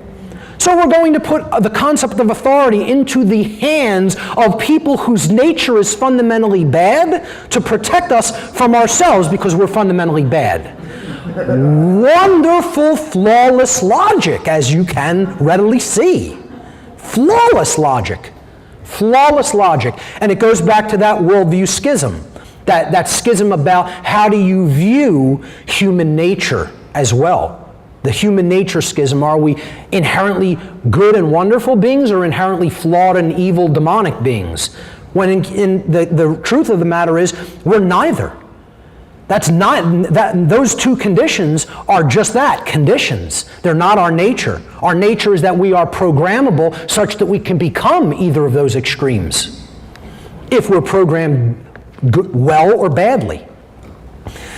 So when I was looking for an image to represent anarchy, and anarchists, I didn't see any good ones because they give you these utterly ridiculous concepts of anarchists are people that are all about creating chaos and damage in society. Okay? You look up anarchy on Google Images, anarchist on Google Images, you'll get the so-called black bloc, these children that are nothing but communists in disguise, okay? Who think that communism is anarchy. All right, because they've read the absolutely polluted writings of Karl Marx and Frederick Engels, etc. Okay, and advocate, let's take everything, give all resources into the hands of the state. We'll magically be free then. And then they think anybody who disagrees with them is a dyed-in-the-wool, crony capitalist that believes money is the solution to everything. And human greed should see no bounds. That's why people have a hard time with my work. I don't believe in any of it. I'm out of the mind control. Out. 100% out. All of those systems do nothing but lead to control and slavery. Okay? And that's what other people need to get out. Out is the answer. Out is the solution. Get to the outside of that so you can see it from the outside for what it is. Something that destroys human innovation, creativity, freedom, love, etc. That's all those systems do. That's all they ever have done. So when I was looking for an image to represent a real anarchist, I didn't want to be too egotistical and just put my face up there, or some of my other friends who are also real anarchists. I saw this meme on Facebook and I said, yeah, that's it. Christ, the ultimate spiritual warrior, the ultimate anarchist. And again, please don't fill up my inbox saying, don't you know all about astrotheology? I could write books on astrotheology. I probably may even do that in the future, okay? I get it's allegorical. I get there is doubts to the historicity of the actual historical figure, and I don't care because it's the message that matters. Who is Christ warring against? He was warring against the established religious institutions of his time, the Pharisees and Sadducees. Okay? When he put out works that went against their so-called law, okay, there was a big uprising against his word. Then the banks of the day became involved because when he went to the temples and they were charging ridiculous interest rates on temple coins, preventing people who actually wanted to go to the temple and worship, they couldn't. So then he freaked out in the temple and turned all the bankers against him. And then who ultimately did the crucifixion? The state, the Roman Empire, which was the police and military of his day. And people in the actual religion who say they're into the scriptures can't even read them and see the institutions that this being was warring against was religion, money, and government. They can't even see that when it's right out in the open in their face. And these are the things they put up on a pedestal. It's a joke and they're fake-ass Christians. Okay? It's called looking at the exoteric, the outside, and never getting into the deep, fundamental, core, spiritual, and moral truths that lie at the center. Because they're too concerned about all the trappings, you know? So the ultimate anarchist is right there. And what I'm here today to tell you is that there is no such thing as an awake being that has ever been a statist. Never one. Every truly awake being that has ever existed in the cosmos is an anarchist. And can never not be one who is an anarchist. One who believes that there is no such thing as the legitimacy of ruling and owning other people. Because that's what an anarchist is. Someone who believes there is no legitimacy to the external rulership or ownership of other people, or in other words, that there is no legitimacy to slavery. That's what anarchy really is. And I'm going to explain that right now. Okay, a statist is an individual who erroneously believes that there is such a thing as authority vested in certain human beings, magically giving them the right to rule over other people. Without euphemism, if we stop euphemizing things and we're honest with ourselves for a moment, a statist is a person who believes in the legitimacy of slavery. By definition, that's what a statist is. Conversely, an anarchist is one who knows that there could never be legitimacy to authority or government because those terms are simply euphemisms for violence and slavery, which are always immoral and always in opposition to natural law, the laws of morality. So once again, every single blanket statement, statist, every person in the history of the world who has ever advocated for the legitimacy of the state has always been asleep and always will be asleep. Only anarchists, true anarchists, are consciously awake.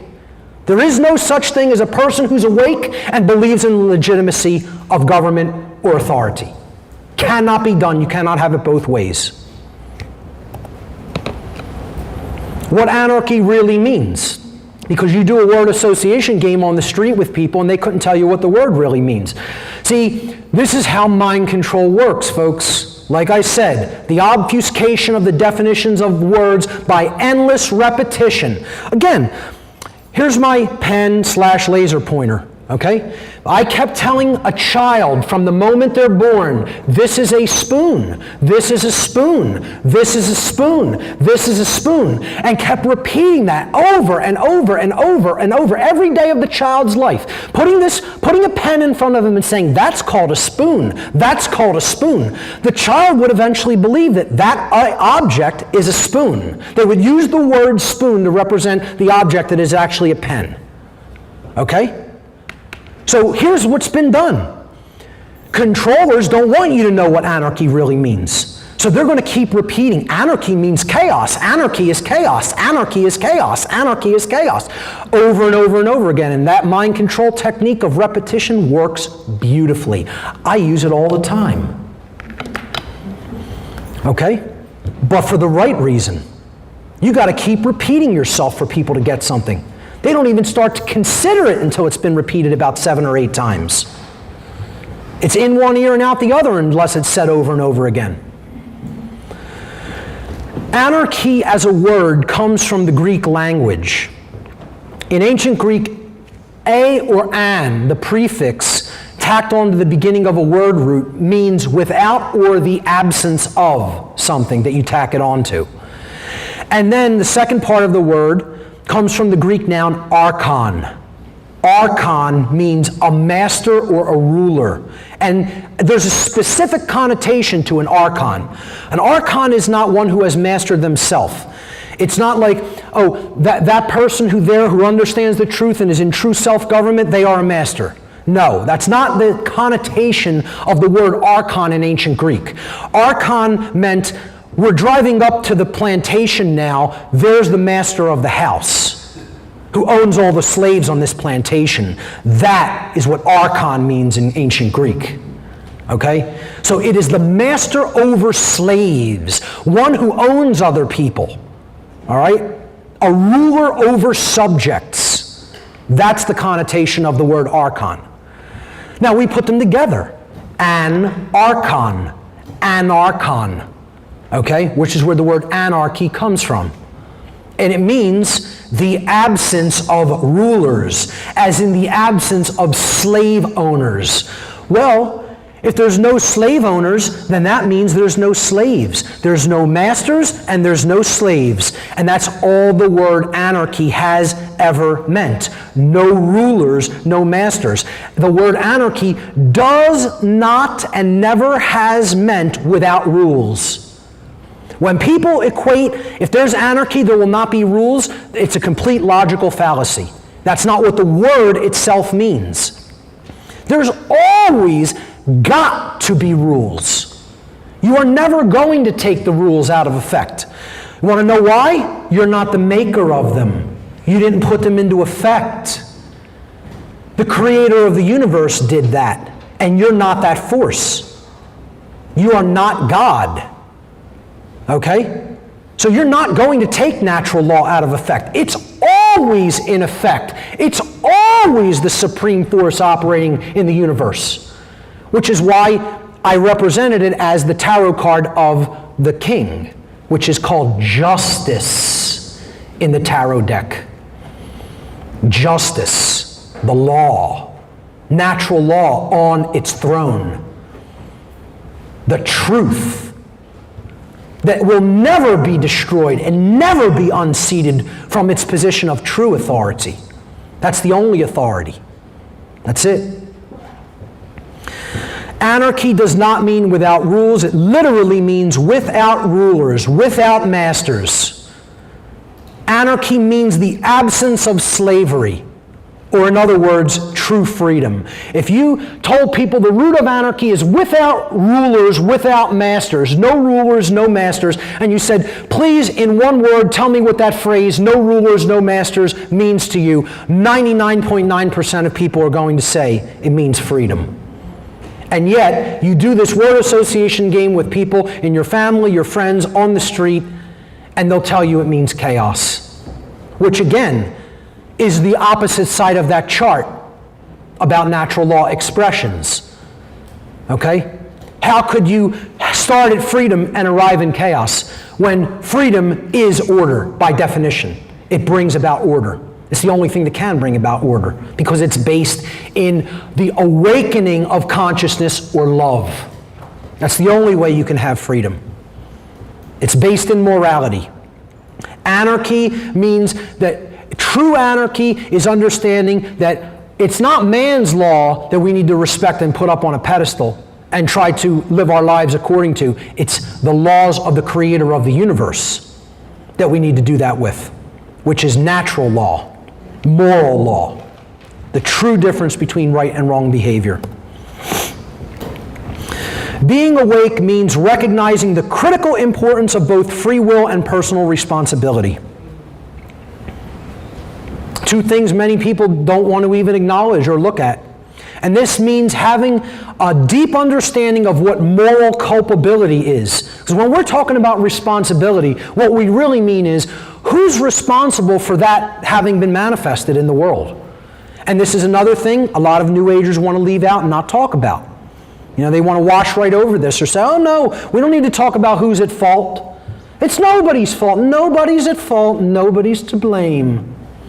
Well, there are people to blame. There are people at fault through erroneous, bad thinking, bad decision making, bad judgment. There are people who are to blame for our condition. And I would say everybody who continues to support and condone those bad modalities of thinking are to blame. That's why I say I'm not involved in that process. I'm out of those modes of thought. I don't lend my behavior to those modes of behavior. So I'm not causing those things. Me individually, personally. And there are many other people who are in that condition that through no fault of their own is the world keep going into a state of ever spiraling decay into immorality and slavery. The problem is most people are at fault for that condition because they will not change their thinking. They will not abandon their religions, their false religions. Moral culpability is the determination of who is ultimately at fault or deserving of blame, or in other words, who is responsible for the commission of actions which have resulted in harm or loss to other individuals. The word culpable literally means at fault or deserving of blame, from the Latin noun culpa, which means fault or blame. A dangerous New Age movement deception is that blame is invalid as a concept, and it should never exist. We should get rid of the whole concept of blame. Okay? When people buy into this notion, it quickly descends into the idea that no one is ever truly responsible for anything that manifests in this world. That's what they're really saying when they say, don't judge, don't blame. Nobody's at fault. Things just happen. It just magically got that way. No, things don't just happen. According to law, every effect is preceded by its cause. Things are caused to happen. They don't just magically occur. Okay? The condition we're in now did not just magically occur. God didn't just throw us on the earth and say, well, I'm going to enslave you now. No, we did that to ourselves. Or it possibly had a lot to do with being done to us, which I'm not going to get to in this presentation, but we are continuing that condition, let's put it that way. Okay? So, we have to understand, don't get trapped in the blame game. Don't keep blaming everybody else and pointing fingers outside. But don't think that blame is a total illusion either and doesn't exist. Because that's the idea that moral culpability doesn't exist. And then, hey, why don't we just allow everything because nobody's really responsible for what they're doing, right? You could see how a seemingly innocuous New Age so-called teaching can lead to a very imbalanced condition if it's left unchecked, which in many cases, with right-brained individuals, it is left unchecked. They're not applying that judgment and discernment filter. So, I'm going to show you a little meme I put up on Facebook one time and got hate mail as a result. Because people don't like this question. I say, here's a great party starter. Break this out at your next party, this question. Okay? And they'll love you for it. You'll be invited back, you know.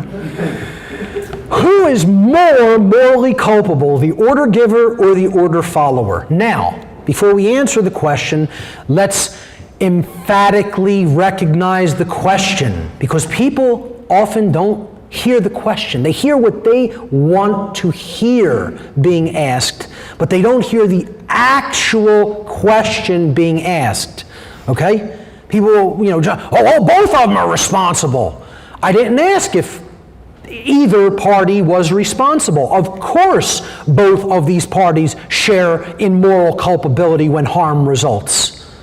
I didn't ask the question, do either one of these people or both of them have moral culpability when harm results for what they have, done, put into effect? I said, who is more morally culpable? Meaning that there is an imbalance in culpability here. One party is more culpable than the other party regarding a harmful action that takes place. Is it the order giver who has more moral culpability or responsibility when they order an action to be done and then harm results? Or does the order follower have more moral culpability when they perform the action that they were ordered to perform and then harm results? Okay? Well, how you answer this question is very simple. You just do a mental exercise. Okay? And you envision the harm that has been done. Okay, so here's what the harm that has been done in this instance looks like. Okay? And I think the problem in this country is that's not our children. That's the reason we continue to allow these behaviors. Because it's not bombs raining down upon our children. And there's that not really understanding the true self mentality, that schism. Okay, seeing everything in a state of separation. Well, that's somebody else. That's their problem. Okay? Now, when that happens to a 6-year-old girl in the countries we're bombing the hell out of because we want their resources, okay, who is more morally culpable for that death? Here's the question that needs to be asked. Well, the politicians who ordered the attack say, my actions didn't cause that. And then the soldiers who are actually responsible for the death through their behaviors say, my actions didn't cause that. You envision that scenario right there. Both people are saying, I'm not the one whose actions manifested that condition. And then the question that you need to ask yourself is, who is lying and who is telling the truth? You could start throwing things at me any time now. I'm telling you, I got so much hate mail when I put this slide on Facebook one time. I couldn't believe, I think people would have tried to murder me if they were in my presence. Okay? That's how much people don't want to deal with that truth. There will be a question and answer session after I'm complete. Okay? So, read the question, not what you want to hear. Read the actual statement. My action didn't cause that. Okay, well, you could say speech is an action and they spoke to that person, told them, but I would say it's decidedly different than pressing a trigger or flying a plane and dropping a bomb from it. Decidedly different. A little bit of speech from my mouth to someone else's ears is an altogether different action than actually blowing somebody up. But I could just be the weird one, I don't know.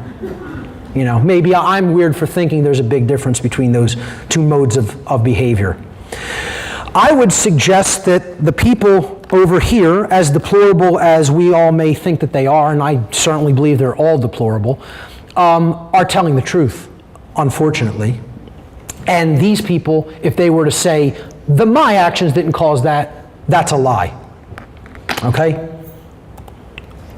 And that's how you know who's more morally culpable. The painful truth is that the order follower always, again, blanket statement. The ego hates blanket statements. Okay? always, in every instance, bears more moral culpability than the order giver. Notice I am not saying the order giver does not bear any moral culpability. Please do not put those words in my mouth. Of course the order giver bears much moral culpability as well. Not as much as the order follower, though. Okay? The reason the order follower bears more culpability is because the order follower is the one who actually performed the action. And in taking such action, actually brought about the resultant harm into physical manifestation in the world. Without their behavior, the event could not have manifested. Without their behavior, the harmful event could not have manifested. The politician could talk all they want, all day long, giving orders to as many people as are in their presence to go out and do this harmful behavior. It would never actually be accomplished without the order follower. Okay? That's how you know that they bear more moral culpability than the order giver themselves. And if somebody can't understand that, I can't help you. I'm sorry. If you don't agree with that from that explanation, there's nothing I can do. I'm not telling you that this is my opinion. I'm telling you that's an eternal, immutable truth about how something in the universe operates. It's not my opinion. That is something I had to continuously ask myself until I discovered what was real there. And that's the truth. That's why I call this slide the painful truth, because most people don't want to accept that. The ego wants to look for an out. It wants to say, no, it can't be, it can't be, it can't be. That's what the ego wants to do. Always run, always go in circles, always say, but. No, that's true. We have to accept what is true. And the problem is, it brings so much pain that most people shut down. They don't want to hear it. Order following is the problem on this planet. It is the pathway to every single form of evil and chaos in the world.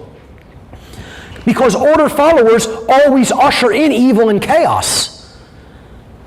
You think the dark occultists that I once worked with are going to actually dirty and soil their hands?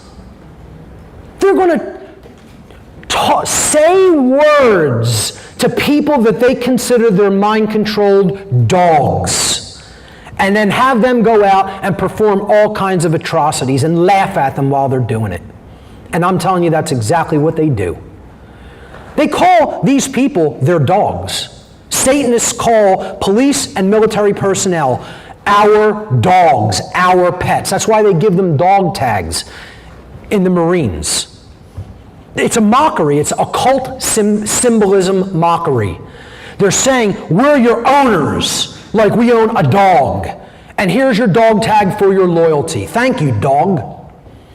I'm telling you, I saw Satanists at rituals laughing hilariously at off-duty police officers that were part of their grotto, that's what they call covens in Satanism, laughing uncontrollably at police, off-duty police that they had assigned to watch the ritual house for them on a high satanic holiday.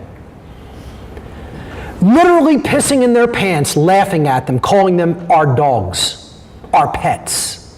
And you know what? It's true. They're correct. It's true.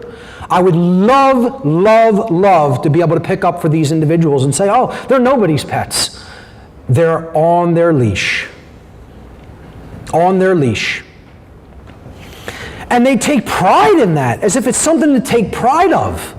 Pride in. I'm loyal like a dog is loyal no matter what my master does. I don't exercise any judgment or discernment. I don't actually think about whether the behavior I'm doing is right or wrong. I just do it when I'm ordered. There's absolutely nothing that is of anything that should be looked up to when it comes to that kind of a dynamic. That should never be put up on a pedestal. That should be frowned upon. Order following is the pathway to every form of evil and chaos in our world. It should never be seen as a virtue. Ever. by anyone who considers themselves a moral or awake human being. Order followers have ultimately been personally, morally culpable for every form of slavery and every single totalitarian regime that has ever existed upon the face of this planet. Every single one. And we think we're somehow exempt or different because it's us. Can't happen here. Can't happen here. Newsflash, it already happened here. Not future tense, past tense. Order followers, by definition, following orders means doing what you are told without judging for yourself whether or not that action that you are being ordered to carry out is right or wrong. That is the definition. By definition. Is that not what following someone else's order means?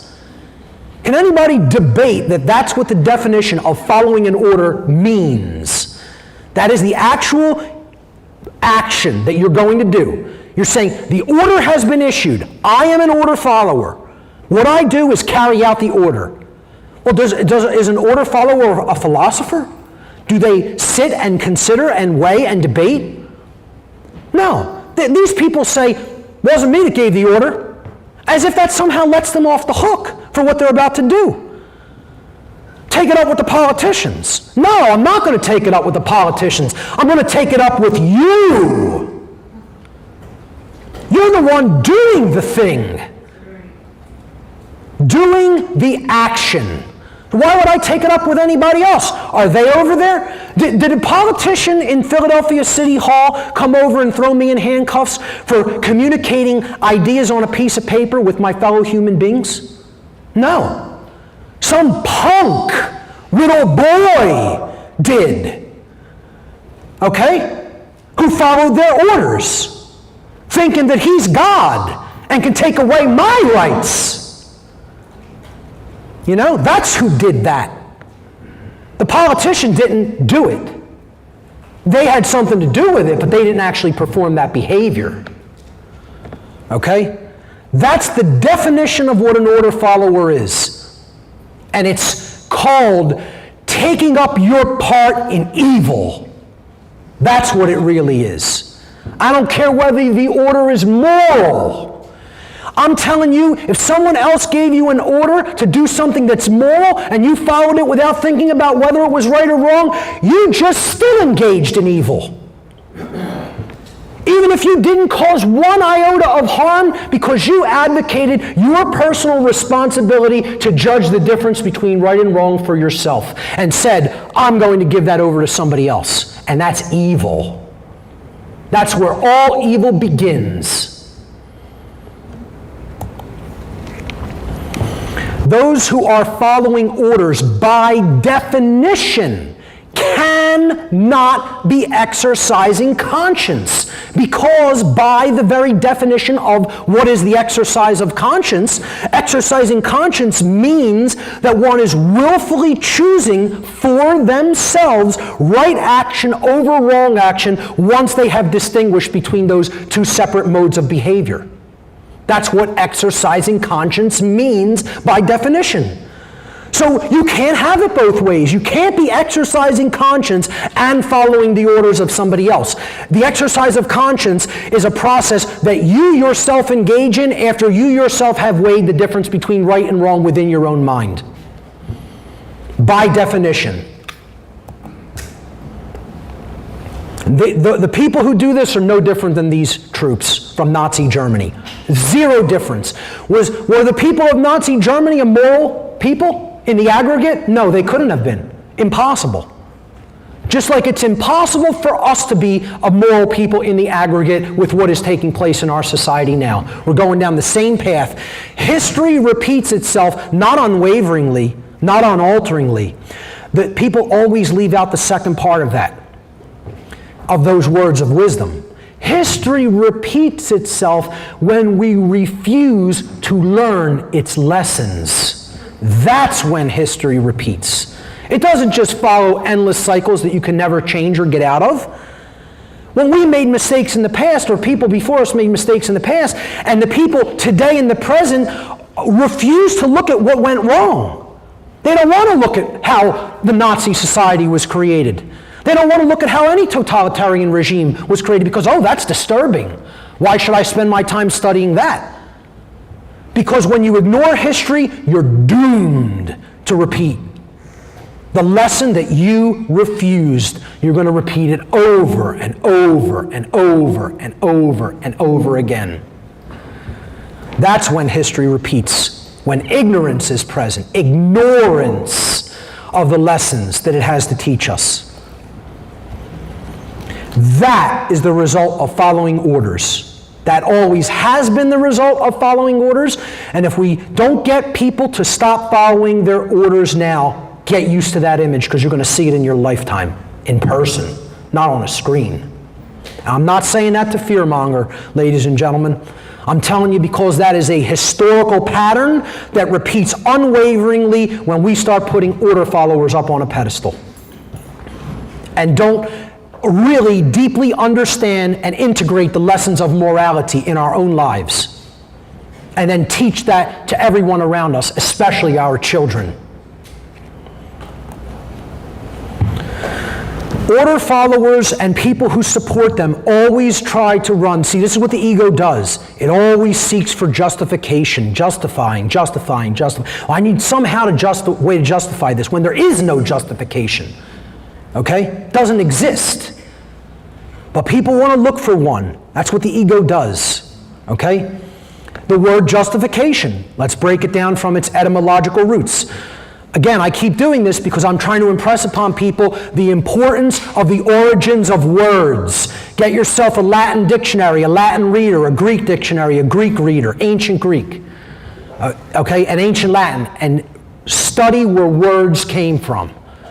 We don't even understand what we're saying half the time because we don't understand where these words that we're using on a day-to-day basis came from.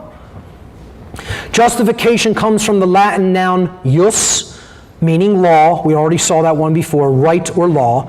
And the Latin verb facere, which means to make or to create. It's where we get the word fake from. It's where we get the word fashion from. It's where we get the word fasci from, which underlies the word fascism. Okay? It means to fake or to make something in the image and likeness of, to create something, but again, it's to fashion it, to make it look like something. That's why fashion is about dressing something up so it looks good, even though maybe underneath the surface it doesn't look that good. Okay? Well, when we're trying to fashion right or fashion the law, to try to create a right or create what the law is, that's offering a justification, literally to create the law or to create what is right. We're looking to make a wrong into a right. I was following orders is never a valid excuse or justification for immoral criminal behavior. And this lame attempt to abdicate personal responsibility should never be accepted as a valid excuse for such behavior. There is no justification when it comes to violence. You are responsible if you conduct violence. Passing the buck on to somebody else isn't going to work. It didn't work for these people, and nor should it have at Nuremberg, saying I was just following my orders. Well, that didn't fly, nor should it have, and nor should it fly for these people. Because engagement in violence is engagement in violence, and you had no right. Period. It's about personal responsibility to gauge right from wrong. An individual's personal responsibility to choose right action over wrong action for themselves always belongs to them. That is always their own possession. This goes back to ownership. I don't care whether you don't like that you're in control of that, you are in ownership and control of that, and can never not be. That can never be. I can in nature, never hand somebody else my personal responsibility and say, could you please be responsible for judging right and wrong for me? I could claim with my words, with my mouth, that I could do that, But in nature, it could never be done. I'm still responsible for my own behavior. So is everyone else. One can only claim that they are abdicating personal responsibility for such choice to someone else. It can never actually be done in reality. More simply put, an individual is always personally responsible for their own actions. Okay? Now, the only caveats I would give to that, okay, and say it's not a 100% blanket statement, it's largely a blanket statement, is you could look at people with certain genetic conditions, palsies that have a deteriorated brain condition. Okay, they're unwell, they're sick, unwell physically individuals. Okay, that I can understand. That person's not ultimately responsible for every behavior they're going to take. Also, the one other instance I would say is people under hard electronic forms of mind control, which do exist. Trauma-based mind control, which also exists as well. Okay? There is an ability through different techniques to actually remove free will to a very, very large extent from an individual if they are tortured enough. Okay? So there are people who this has been done to, and they literally become like a mind-controlled robot. That technique does exist. It has existed for thousands of years. What I'm saying is that is the infinitesimally tiny minority in the world, the amount of people who have actually undergone trauma-based mind control or direct electronic stimulus and control of the brain, of the central nervous system and the brain. Okay? Those are examples that I would say fall outside of that person is actually then not responsible for what they're doing. They're being deliberately, willfully, physically controlled by their handler. Okay? But it's the vast minority. Okay? An individual who is not under those particular conditions is always responsible for their own actions. Most people erroneously believe that they can hand over their, and this is the second part of personal responsibility. See, one involves what you're going to do, okay, when in regard to other people, especially if you're asked or ordered, quote, to do it. Then there's this other part. What if somebody accosts me with violence? Well, is it my responsibility to deal with that? And I'm going to tell you, yes, it is. It's not anybody else's responsibility to deal with that. Okay? Now, I'm not saying that means if you see violence being conducted upon somebody and you have the ability to do something, don't respond. That would be total passivity. Responsibility is your ability to respond. If you were in the capacity to be able to respond and help somebody, I feel you have an obligation to do that. You're not just going to sit there and let somebody be violently accosted unchallenged. And of course, you'd have to exercise common sense. Like, if that person has a semi-automatic rifle and you don't, you might not want to just go right into their path of fire either. Which is why I highly support and believe firmly in the right to arm oneself. Okay? And I am a gun owner, and anybody who is truly enlightened, I think, does not have any avulsion or revulsion to gun ownership. That doesn't mean I say everybody should go out and buy a gun. If you're comfortable with it, I think you should own one. But I definitely think everybody who considers themselves enlightened should support personal, individual gun ownership that is unfettered by the state. Okay? Because everybody has the ability to defend themselves under natural law right. So that's a big part of it.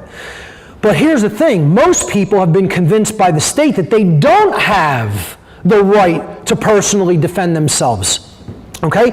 And they think they could just hand over their natural law right to defend themselves to another individual, another group, another entity, namely the state. And that somehow they're the monopoly on force, okay? I would say they've become largely the monopoly on violence, not force. But in making such a false claim that somehow they're responsible for defending or protecting me, okay? What that person's trying to do is they're trying to abdicate a responsibility which always belongs to them. No one else has the responsibility to defend me. That's my ownership. That's my responsibility. And I have that ability, okay? I'm not saying I'm any kind of a big or bad individual, But I'm telling you, what puts me in a position to truly have that responsibility has nothing to do with my physical prowess or even whatever personal defense weapons I own. It's the knowledge that I carry here. And the first way that you defend yourself is you live under the shield of protection of natural law. When you do that, the universe is going to open doors for you before you even know they exist. It's going to offer protection. It's going to put you in the right place at the right time. It's going to keep you from the wrong place at the wrong time. So when you walk that path, you're being defended by the universe, first and foremost. And then my AK does the rest.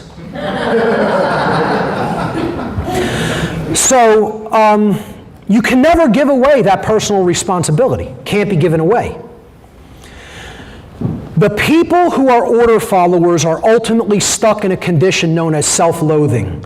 Self-loathing is the underlying psychological condition that causes people to attempt to abdicate their own personal responsibility, to exercise conscience, and to fall into patterns of order following and justification. In other words, nobody can go into a pattern of order following and trying to offer justifications for following orders and doing what is immoral because someone else told them to do it, unless they're in a deep underlying condition of hating themselves. Order followers hate themselves, and it cannot be any other way. You cannot have true self-love and be an order follower simultaneously. Sorry to burst anybody's bubble. That's the way that it is, okay? Nobody who truly loves themselves would follow anybody else's orders. Let me just say that emphatically once again. No one who truly loves themselves would ever follow anybody else's orders. That means you're telling them, I'm your slave, I'm your dog, walk all over me, tell me whatever you want to do. I don't care whether it's right or wrong, I'll do it. There's no self-love in that. There's no self-respect in that. There's no virtue in that at all, at all, at all. Following orders, just as it is not possible for an order follower to truly be exercising conscience, it is also not possible for an order follower to truly love themselves, by definition, because they have abdicated their personal responsibility to someone else who doesn't care about the karmic consequence or debt that's being brought down upon them for following their immoral order. They don't care. People have to look, especially police and military, they got to look at who's really calling the shots. Because if you look at who's really calling the shots, I'll tell you who it is. It's people in dark black robes that are murdering children and raping children before they murder them. That's who it is. That's who controls the police. That's who controls the military. My friend Jay Parker, who you should all check him out. He's been interviewed on my radio show 3 times. He has his own radio show now. The things he's been through, unbelievable. They'd make you cringe. They'd keep you up at night. The things he's told me. One of his best friends, being at the age of I think he was 13 or maybe even younger at the time. No, he was probably younger. I think he was 7 years old or 8 years old, something like that. He was anally raped so viciously by the Satanists in the cult that my friend Jay grew up in, that they actually perforated his rectum, and he bled out over time. Okay?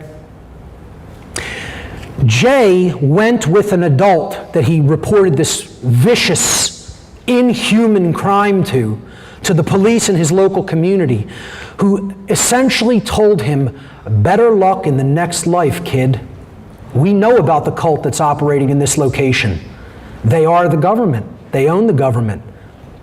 They are all the banks here. They are all the businesses in this community. They are all the important people in this community. That's their religion. We follow their orders. In the past, some police who did want to do something moral had tried to take them out, and this coven in this location in Delaware started executing police and going to their homes and having them executed. And then asked, you want to be next? And so they said, no, we're done. And just continued to follow the orders of this sick satanic cult. And I'm telling you, this is going on in so many more communities than you could possibly even understand. That it's omnipresent It's omnipresent. Okay? And this is who these people who are self-loathing order followers are taking their orders from. And again, if you don't understand that, you're not awake. You only believe you're awake. You believe you have some understanding of what's going on this planet. I'm telling you, you don't know near the bottom of it. Not even close. Now, this condition of self-loathing is what puts people into a prison. That's what's putting them in a self-imposed cage, taking this attitude that, hey, since I hate myself because of all the suffering I've endured, okay, I'm going to go out and just cause suffering to other people. Well, that's the surest fire way into a cage that you've locked yourself into and thrown away the key, right there. I call that being the golem. They're the perfect mind-controlled robot slave of the person who's completely manipulating them emotionally and mentally.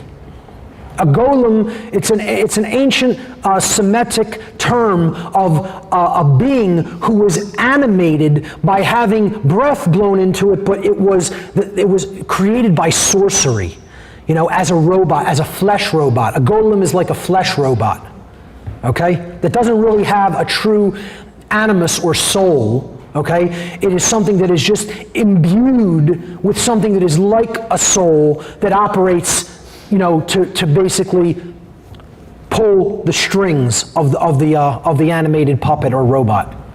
And that's what an order follower is, a golem. And it's by their own choice. It doesn't have to be that way, you know? They love it. They love it. They can't get enough of it. Because how they look at it is, if I did anything else, my God, I would have to think for myself then. I would have to study. I would have to read. Reading? Are you crazy? Reading? I would have to learn the difference between right and wrong. Not for me. No thanks. I'll have none of that, thank you. Let me go back to following my orders. As a golem who is just, you know, laughed at by their owners. There's no self-respect there at all. And I'm telling you, the only thing that can ever reverse that condition and bring somebody out of that state of self-loathing is true self-respect. True self-respect. Not just doing this because, oh, hey, that pays the bills, that puts food on the table, that keeps my wife with me. That's not what self-respect is about. That's not what responsibility is about. I don't care how many children you have or whether they would go hungry if you quit your job. I'm telling you, if you're doing a job where your job is to follow orders, quit your job and it doesn't make a difference what happens to your family. That's the sacrifice you may have to make to do the right thing. Okay? That's what I'm telling you. I'm telling people to do that. That's what it means to be in real personal responsibility. Responsibility isn't keeping your home. Responsibility isn't keeping the food on the table in your home. I don't care how many kids you have. Responsibility is about knowing the difference between right and wrong. And not saying, like a Nazi said, the party is going to pay for the food on my table. Well, did that make the Nazi any less evil in the actions they were carrying out? See, it's justification. And it doesn't work under natural law. Natural law doesn't say, like gravity doesn't say, was that the child in her Sunday dress who went off the edge of the cliff? Oh my God, then the law of gravity must be suspended. We can't have that. No, natural law doesn't say that. It doesn't care. It says, what was the action that was taken? There's the result, period. It's a computer program.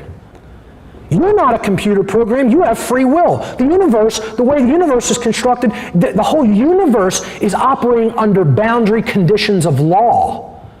That makes us even more unique than the entire universe, because we're gifted with free will to choose what actions we will perform. The entire construct of the universe doesn't even have that gift.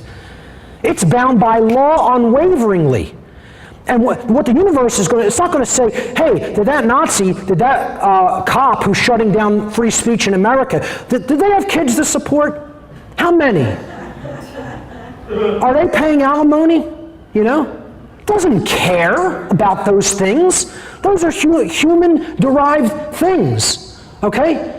The human justification searches for reasons for continuing evil.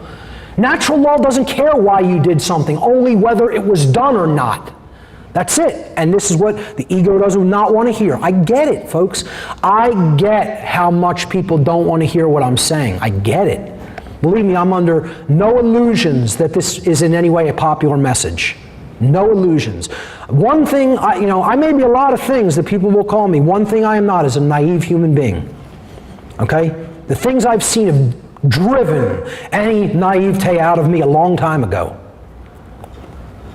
So respect, I'm sorry, let me go back a slide. Respect comes from the Latin again. I've broken down probably 80 words in Latin and Greek already. It comes from the Latin prefix re, which means again, and then the Latin spectare, which means to look at or to consider. Okay? So when we're developing true self-respect, it means we have to look at ourselves in the mirror again and again and again, to look at ourselves again. And how many people, that's the most horrific thing. Hell would be that for some people on this planet. That would be hell. Okay? Personally, I can do that not because I am in any kind of love with my own reflection, but I could look at myself at what I'm made of all day long because I know I'm standing within righteousness.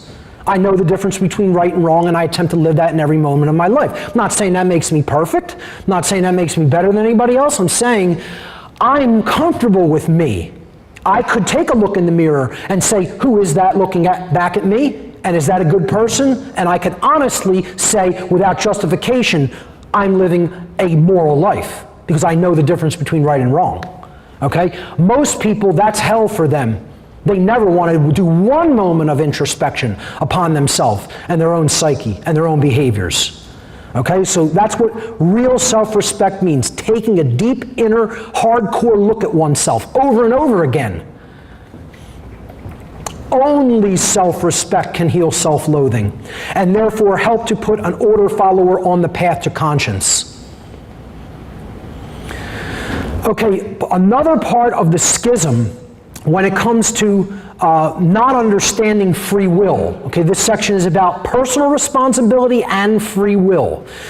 The schism that makes people stay in a state where they don't understand that free will exists and how important it is to changing the human condition is the origins schism, about where we come from as human beings. And there's two hotly contested, deeply entrenched, imbalanced paradigms about where human beings have come from. The first is Darwinian scientism, which postulates the notion that we simply came from matter that is evolving over eons of time, but that ultimately matter is supreme above everything, and so survival is the ultimate point of everything. Okay, that's the whole primary foundation and purpose for everything, is the survival and continuance of physical material, genetic material in this case.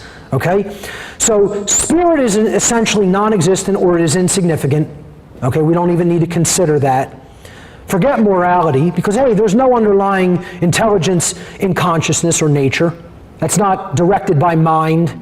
Okay, there's no creator. All right? Nature is essentially a dead and mechanized clockwork with absolutely no purpose, except to continue to survive, of course.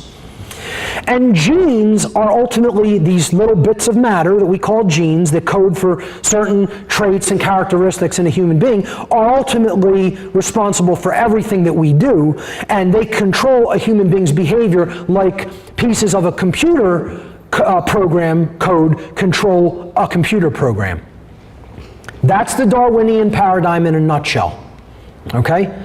And what it's essentially saying is we're at the mercy of genes. Now, what's the conflicting paradigm to this that, these two dialectics war against each other constantly? Well, creationism. That spirit is ultimately supreme, matter is inferior, it should be looked down upon. The creator and the creation are two separate things. Okay? Nature is something that is actually separate from us, and we shouldn't see ourselves as an integral or holistic part of it. Okay, a part of that holistic system. And God controls every single event within the creation, as we were talking about before with determinism. So no change can be created unless God wills it to be so. So in this instance, we're at the mercy of God's will. What do both of these entrenched paradigms share in common in that they both completely dismiss and leave at the door? Free will. They both look at us as puppets on strings. Darwinism says, since matter is supreme and controls everything in the universe, well, we're controlled by matter. We're controlled by our genes. And if you were dealt a bad hand with genes, tough. Tough luck. It's the way things are. And creationism says, well, God did everything. Man's will, doesn't trump God's will in any instance. And, we just are at the mercy of God's will, period. We don't really have free will. Both of these paradigms look at human beings as puppets on strings with no free will of our own. What they share in common is a complete dismissal of human free will. And once again, like I say, I piss everybody off. I'm not going to leave anybody out. Don't worry about it. Because most people fall into one of these camps or another. And that's the imbalance. One is a left brain form of imbalance, one is a right brain form of imbalance. And that's why the world is in the condition that we're in. People have bought into either one of these erroneous notions, and therefore they end up dismissing human free will to change things. Because what is going to change things doesn't lie in the epigenetic domain, and it's not just God's will that's going to change things.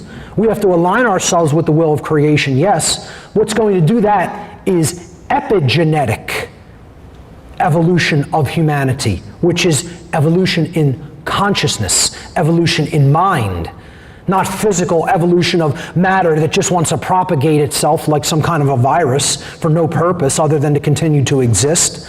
Consciousness is ever seeking to learn and to grow and improve upon itself and to become more complexified and more moral, to understand wider patterns that are inherent in the universe, like the difference between right and wrong. The other dangerous belief, that is so propagated out there, especially by the New Age communities, is this notion that evil is necessary. Because, good exists, so evil has to exist. Nonsense. This is a false notion of inherent dualism. Yeah, there is inherent dualism. Love and fear. Freedom and slavery, knowledge and ignorance. They're real dualisms that exist. They're not illusions, But to say for good to exist, evil has to exist, that's ridiculous, That's going to such an extremity. For good things to exist, there has to be things that are in such a complete state of disarray and imbalance, living totally out of harmony with nature. I don't think that's true. As a matter of fact, I know it's not true. Evil is not necessary because evil is born out of free will choice.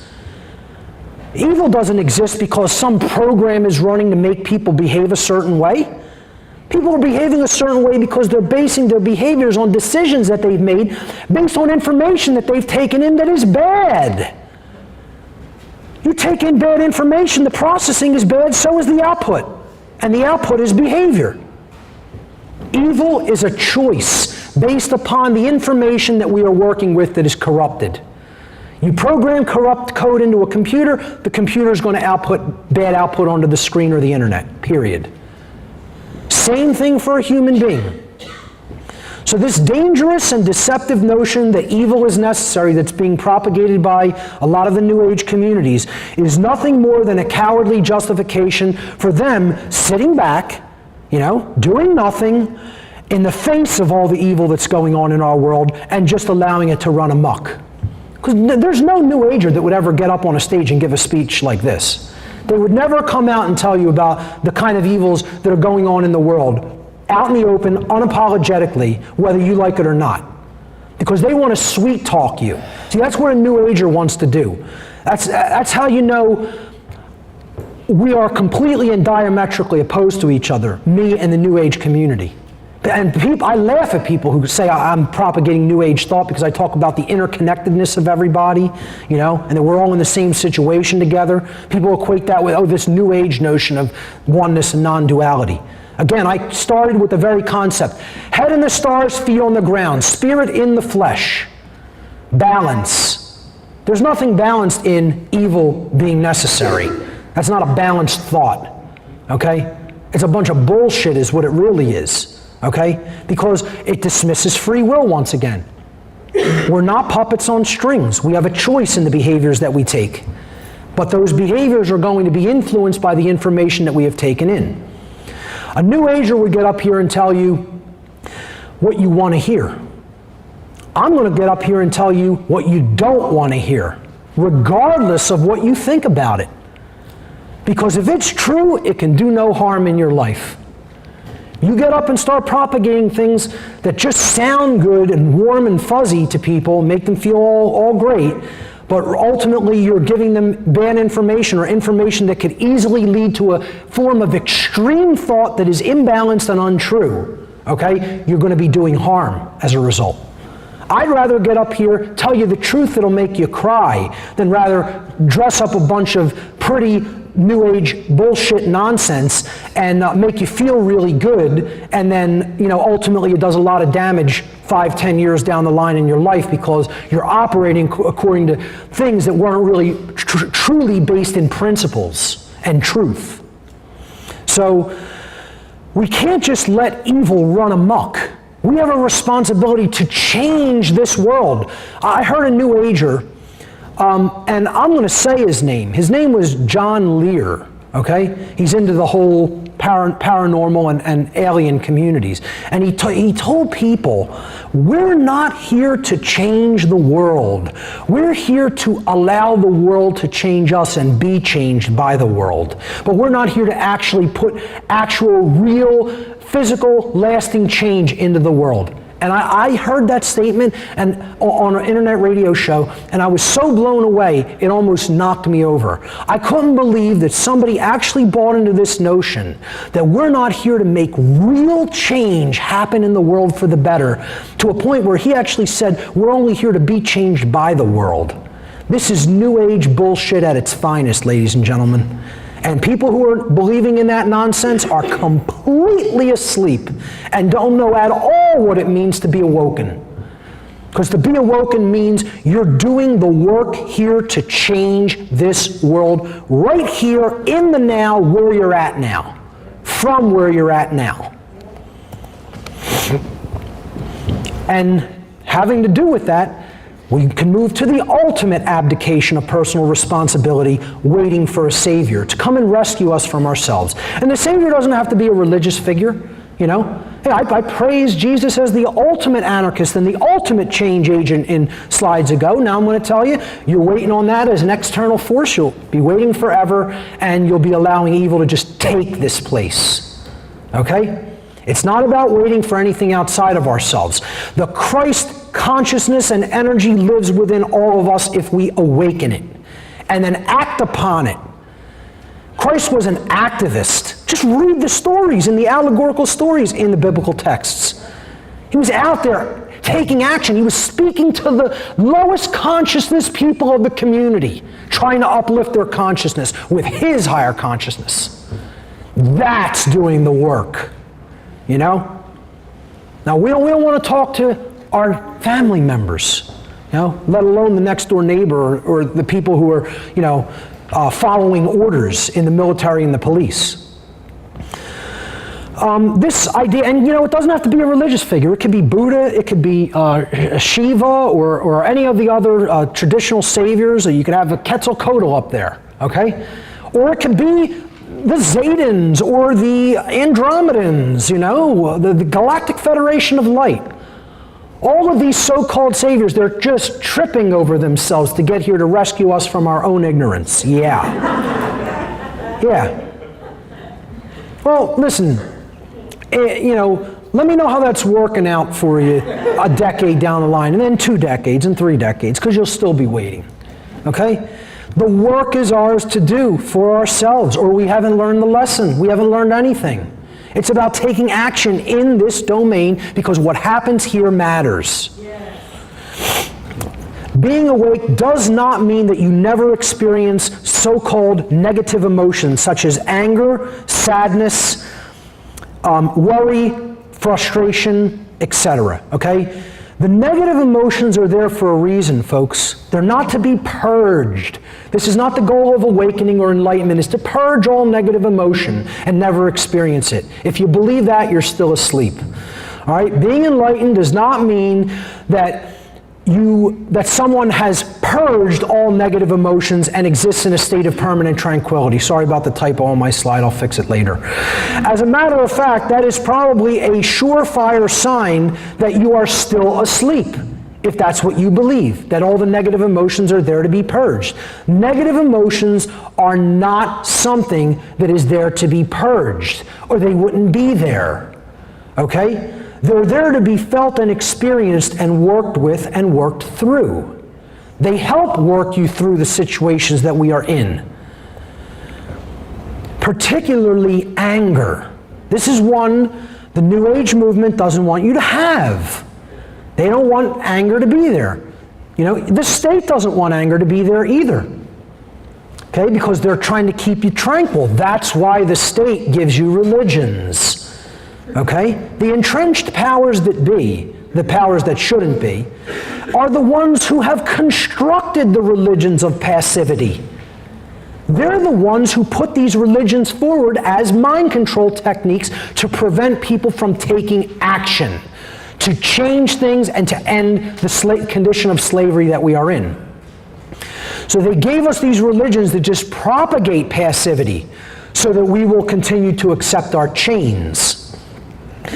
When righteous and channeled, anger can be a gift. Only when it is both righteous and channeled effectively. So I'm talking about righteous indignation here, okay? The Hulk energy, I like to call it, all right? The Hulk only hulked up when people wouldn't leave him alone and respect his boundaries, respect him as an individual. They kept trying to come at him and come at him and come at him. Wouldn't leave him alone. The first natural law right is the right to be left alone. If you so wish it, you have the right to be left alone by other people. And as the old saying goes, there's only two kinds of people. The kind of people that want to be left alone and the people who won't leave them alone. The people who won't leave them alone are the statists. It's the government and the supporters of it. You know? The other people just want to be left alone and live their lives in peace. So the New Age movement and religion is all about eradication of that Hulk energy because they're trying to tell you all anger is negative. No, it is not. The kind of anger that's negative is when it's completely unrighteous. It's just you're getting upset over what you want, okay? You're not getting upset over a valid, legitimate reason like, oh, I don't know, human freedom is being taken away, you know? Which, you know, no, oh, I'm sorry, the home football team lost the game today. That's something to get real angry about, you know? Forget about human freedom, though. No, don't worry about that. While non-righteous anger and unchanneled anger, okay, are counterproductive to both individual development and collective efforts to bring about positive change, righteous indignation, when it is channeled productively, can be a major motivation to create positive change in the world. Okay, so this meme over here with Howard Beale from the movie Network, which is a phenomenal movie about the manipulation in mainstream media and how it is basically used as a tool for mind control, which was put out, this allegorical film was put out in the mid-1970s. Is still like a perennial favorite among people who look into topics such as this. He had that tagline in the movie, "I'm mad as hell and I'm not going to take this anymore." You know, that's righteous indignation because it was about what was happening to the human condition and our rights. So righteous indignation is positive channeled anger, which is there to be felt as an emotional compass to guide us to the way that we need to go, the right action that we need to be taking to create change in the world. Again, as the saying goes, if you're not outraged, you're not paying attention. You know, the most enlightened among us feel rage at times. It's there to be experienced. It's not something to just purge and say, I want to feel good all the time. That's not what enlightenment is. And that's one of my other points coming up. If you're not feeling like this, now, at the time we're living in, more likely than not, it means you're not truly awake. Because if you don't recognize that's what's really going on all around us, if you even have partially the picture, okay? And the reason that you would feel this condition of frustration that person is displaying there is because you know the people around you are all still experiencing self-inflicted suffering because they don't know the truth, that they are still in ignorance of truth about natural law. Okay? And how that ignorance is leading to the human condition of slavery and perpetuating more and more self-inflicted suffering. Okay? If the condition, knowing how few people really know the causal factors, if that doesn't make you feel frustrated, something's wrong with you. Okay? There's something not quite working right in your emotional makeup if you don't feel that from time to time. I'm not saying dwell in that condition. Believe me, I'd be completely immobilized if I were to dwell in that condition. But I'd also be a liar if I told you I don't feel that way sometimes. Okay? So, being awake does not mean pursuing perpetual bliss in a world that is currently filled with suffering and slavery. Awakening, enlightenment, is not about you being happy all the time.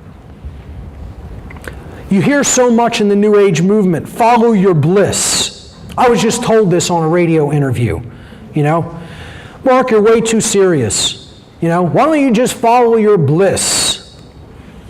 Because the whole world is in a state of complete ignorance and self-imposed suffering and essentially completely immoral and is bringing slavery down upon themselves. So I should just want to go out and be blissful all the time. Not to try to educate my fellow human beings. No. Follow your bliss. Okay? I mean, it's so childish. And I'm not putting down the overall happiness and the pursuit of happiness. I'm not saying people don't have a right to be happy. Please don't take my words, misconstrue them to an extreme, and say, he said, if I'm ever happy, I'm an evil person. That's not what I'm saying. Okay? There is certainly a role for happiness in this life, and everybody is entitled to happiness, okay? But making that the sole pursuit or main objective of your life, that's called hedonism. And that's not why we're here, to pursue one pleasure after another. While the inequities and iniquities of our world are running rampant, that's not a sign of enlightenment or awakening. It's exactly the opposite. That's a sign that you're just pursuing self-pleasure. You're stuck in the lower self-identification. And all you want to do is hop from one fix to the next fix. There's nothing enlightened in that. If hearing painful truth regarding the human condition is something that you'd rather not do because it, quote, brings you down, brings you out of your bliss state of mind, New Agers will tell you, hey, don't hit me with all that negativity. You're just being negative. Mind control, pedophilia, slavery, that's so negative, man. You're bringing me down, man. No, you're off in the clouds not doing your work here on the ground, my friend. That's the truth of the matter. Okay? It's not about being blissed out. You might as well go smoke up some drug and just sit there all day. If that's what you want. Because you're doing the same thing with an emotion. You think an emotion isn't doing that? People who just want to sit and actually not take any real world action? All that's being done in a state like that, perpetually following bliss, you're pumping in native chemicals into the brain that are called endogenous morphines or endorphins. Endogenous morphines. It's literally putting yourself into a drugged out condition. That's what pursuing a lot of these New Age modalities can do that are all about inaction. It's not about sitting in one place and meditating all day. It's about actually, I'm not putting down meditation either, folks. Don't take my words to those extremes either. Meditation's a very important practice to bringing consciousness into a place of balance and should be used as a mechanism to keep it there as well. Okay, I'm telling you there's valid applications for meditation, absolutely. And so much could be garnered spiritually from learning about it and practicing it. I'm telling you, that's not all there is. to the story, to what's going on here. It's about understanding the self better through a methodology like that to then get on the battlefield. Get in the war. This is a war that's going on here. It's a spiritual war. That what hangs in the balance is the freedom and evolution of humanity or humanity's enslavement and destruction. And if you don't think that's significant or important, I don't know what to tell you. Then what is? So, when the New Ager tells you, man, you're bringing me down, or I'm trying to hold my space here, pass the opium pipe, why don't you? Well, you might as well. It's the same thing. It's wanting to just be blissed out all the time. And if you believe that that's what it's about, not looking at the ugly truth because you want to maintain your space of bliss, well, I would say you've probably bought into a whole lot of New Age bullshit about what the awakening process is, and the true awakening process has nothing to do with that. Being awake means knowing what true forgiveness is. And this could be another difficult one for some people because we've also been lied to about what real forgiveness means. So let me talk about what real forgiveness is not. And first thing, let me state, I'm absolutely all for true forgiveness. Okay? From the heart forgiveness. I am for that. I think that is one of the things that we have to understand to truly learn and grow and advance our consciousness here. But that means we have to know what forgiveness really is. Not this notion that we've bought into about what it's about that it has nothing whatsoever to do with. So this notion, forgive people even if they're not sorry for what they've done, is not forgiveness. If you've bought into that notion that that's what forgiveness is, you don't know what forgiveness really is. Okay? True forgiveness does not mean continuing to excuse the willful commission of wrongdoing an infinite number of times. That is naivete at best and cooperation with evil at worst. Okay? That's saying that person I'm going to allow to remain in perpetual no moral culpability. Perpetual letting go of whatever moral culpability or responsibility that they have for their own behavior. And there's nothing enlightened in saying that another person can do that by just continuing to do the same wrong action over and over again, and you just say, oh, it's okay, let it go, I'll let it go. It's not about letting things go. Letting too many evil things go is what has gotten us into the situation we're in. Because we don't want to get up in people's face and say, you're wrong about what you're doing there and it needs to stop. And if you don't willfully recognize your wrongdoing and stop it, I'm going to make it stop. Too many people won't go into that masculine dynamic. By saying, I'm going to bring you this information, and you have a right to pay attention to it and then change your behavior if what you have been doing is violent, okay? But that doesn't mean if you don't change your behavior after I've already given you that information that I think you should just be allowed to continue to do that behavior that is violent and evil unchecked. That's completely naive. That's asking for more. Okay, that's the abuse victim in a victim abusive relationship. Okay, that is being victimized and doesn't care enough about themselves to say, I'm not going to take this anymore. And they continue to allow the abuse to happen. Now they are complicit at that point.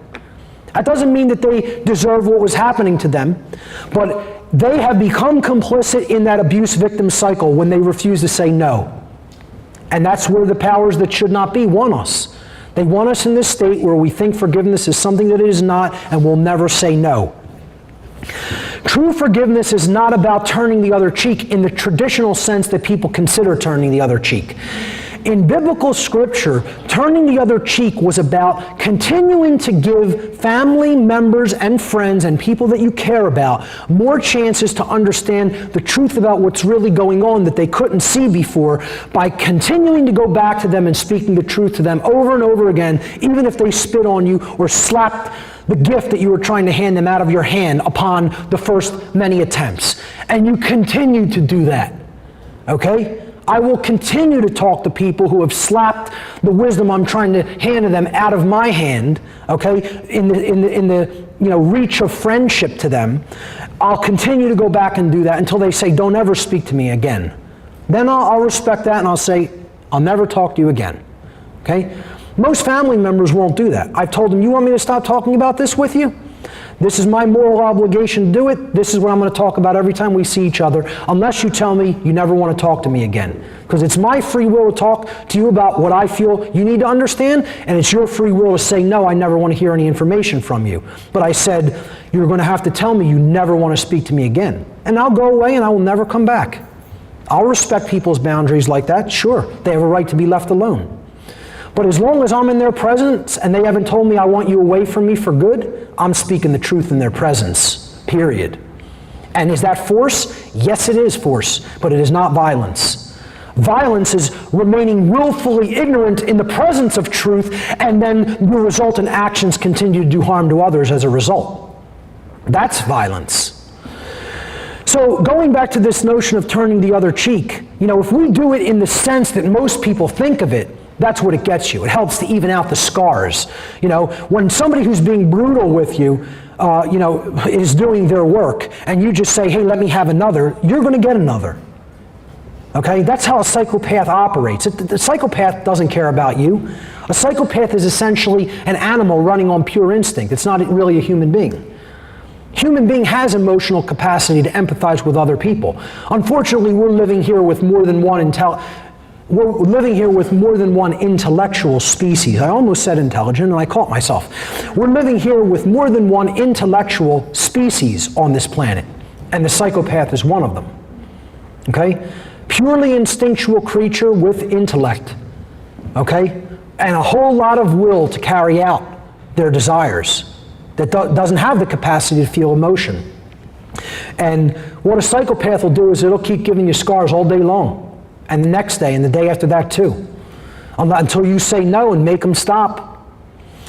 True forgiveness does not mean continuing to excuse the willful commission of wrongdoings an infinite number of times. That's not what it is.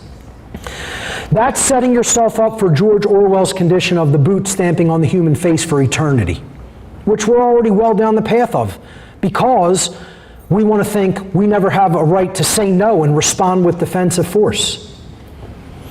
And I'm not telling you I want it to be done that way, folks. Let me overemphasize that. I think forceful revolutions are ultimately failure. Because until we can get it done in consciousness, it's not going to stick. That's why the last American Revolution was ultimately a failure. Are we not right back where we were? You know it. What didn't change? The consciousness of the people didn't change. And guess what? If we have to do it again that way, then let it be done. I'll be ready for that eventuality too. I don't have all my eggs in that basket, probably not even half of them, but I have some in that basket. I have enough maybe to survive it, maybe not. But if it comes to that, I'll be there. I don't want it to come to that. I want to get this done in the realm of mind, in the causal realm, where it will stay. It will stay applied, and we won't have to do this in another 100 or 200 years. That's why they call it a revolution. You just go round the wheel of karma all over again. That's why it's called a revolution. We need a revolution in mind. Let's talk about what real forgiveness actually is. It's different than letting go. People want to equate these things of letting go, okay? Letting go is a one-way process. That may, somebody, for example, I'll go back to my friend Jay Parker, abused by his own family members in a satanic cult when he was young, okay? The family members are never going to apologize for what they did. They're psychopathic. They're satanic psychopaths, okay? What he has done regarding that dynamic isn't forgive his family members. He has let go. And is not saying it's necessary for me to get vengeance or revenge, okay? I can let go of a need for vengeance or revenge. That's not what forgiveness, about getting back at somebody, all right? Letting go means I can just do that. I can let it go. It doesn't mean I've forgiven you. Forgiveness is a two-way street. It involves the person who committed the wrong using those three powerful words. Saying, I was wrong. Then you can forgive them by saying, I acknowledge that you are sorry for what you have done, and I am taking your word beforehand, before you do anything else, hence forgiveness. I'm taking what you are giving me in advance, your word that you will not continue to do that same behavior again. And therefore we're okay. I am not going to try to exact any vengeance or penalty or anything from you. Okay? We're even as long as you don't do the same thing again. So true forgiveness is always a two-way street involving both the wrongdoer and those who were wronged. It is not a one-way process where the person who is wronged just says, I forgive you, and it's done. That's not forgiveness. That is the process of mentally letting go, which is also very important and should be practiced in the condition where you know the person's not sorry and is not going to change. That's release from attachment, okay, to you wanting them to change or be sorry for what they have done that they are not sorry for. That's an important thing too, is that kind of release from attachment, because that'll eat you up inside, okay? So if you let that go and you say, I'm no longer going to be angry about what happened, I accept it, violence was done, I can't undo the past, and I'm letting it go. That's not forgiveness. Forgiveness is when somebody says, I'm sorry, I was wrong. Will you let this go? Let us be even, I won't do it again. That's real forgiveness. A sincere apology starts with the words, I was wrong, on the part of the wrongdoer, and what they're doing by that is they're telling the truth, admitting what they had done was wrong, and then they're telling you they're going to cease in their engagement in their previously violent behavior. That's where true forgiveness begins. That's where true reconciliation must begin. It's a two-way street, okay? Being awake means knowing the difference between what cannot be changed versus what should be changed. Okay, now, a New Ager once told me, Mark, now listen to this statement, see if you could pick up the inherent contradiction in it. Before I started doing this series of lectures, somebody said to me, you should never say you should to anybody. Think about that for a minute. You should never say you should to anybody else. This New Age, the person who had bought into this New Age nonsense had actually just broken the very thing that they told me never to engage in. Okay? Of course you should say you should not do something that is wrong to somebody else. The entire problem with the world is that too many people have sat back, watched violence and evil take place in their presence, and not said to the person that was engaging in it, you should not do that. That's why we're where we're at. We need to know the difference between what cannot be changed and what should be changed. Okay? And I illustrate this concept with the original version, the original unadulterated version of Reinhold Niebuhr's Prayer of Serenity. This is given in a lot of the 12-step programs for alcoholism and other addictions, okay? But in those 12-step programs, it's completely watered down. It's changed. It's not Niebuhr's Prayer of Serenity. It's a variant of it. It's more like a plagiarism of it, if you will. Okay? They've tried to take most of his words, but they've changed enough of it that it completely changes the deep core meaning of this very, very powerful invocation. Okay? And here's how it went in the original before it was modified. God, give me grace to accept with serenity the things that cannot be changed, the courage to change the things which should be changed, and the wisdom to distinguish the one from the other. Now, do you hear the difference in that versus, grant me the serenity to accept the things I cannot change, the courage to change the things which I can change, and the wisdom to know the difference, which is how they're teaching this, the variant that they're using in the 12-step programs. First of all, there's no word I in this prayer, okay? It's saying, give me grace. Let me accept grace from creation to accept with serenity, with surrender, the things that cannot be changed. And what are the things that cannot be changed? The laws of nature, natural law, moral law. That's what has to be accepted with grace and serenity.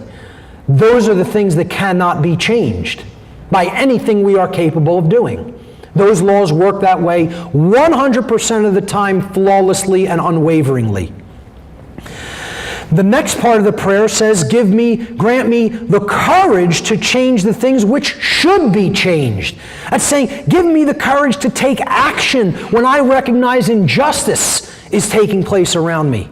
And I'm going to try to change the things that should be changed. It's not about you on the microcosmic scale saying, can I change these things in my life? Can I not change these things in my life? It's not about you. This is something that goes back. This isn't about self-identification. This is about agape, wider care, universal care, about what's taking place in the world. That's what this prayer is about. Okay?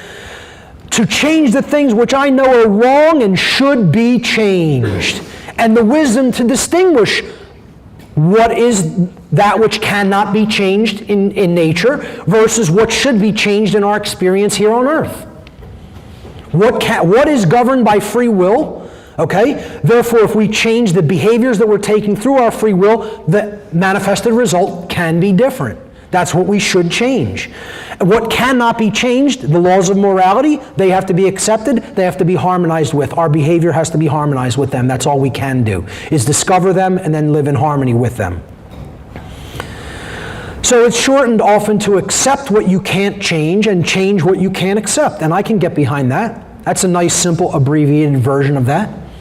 It says it.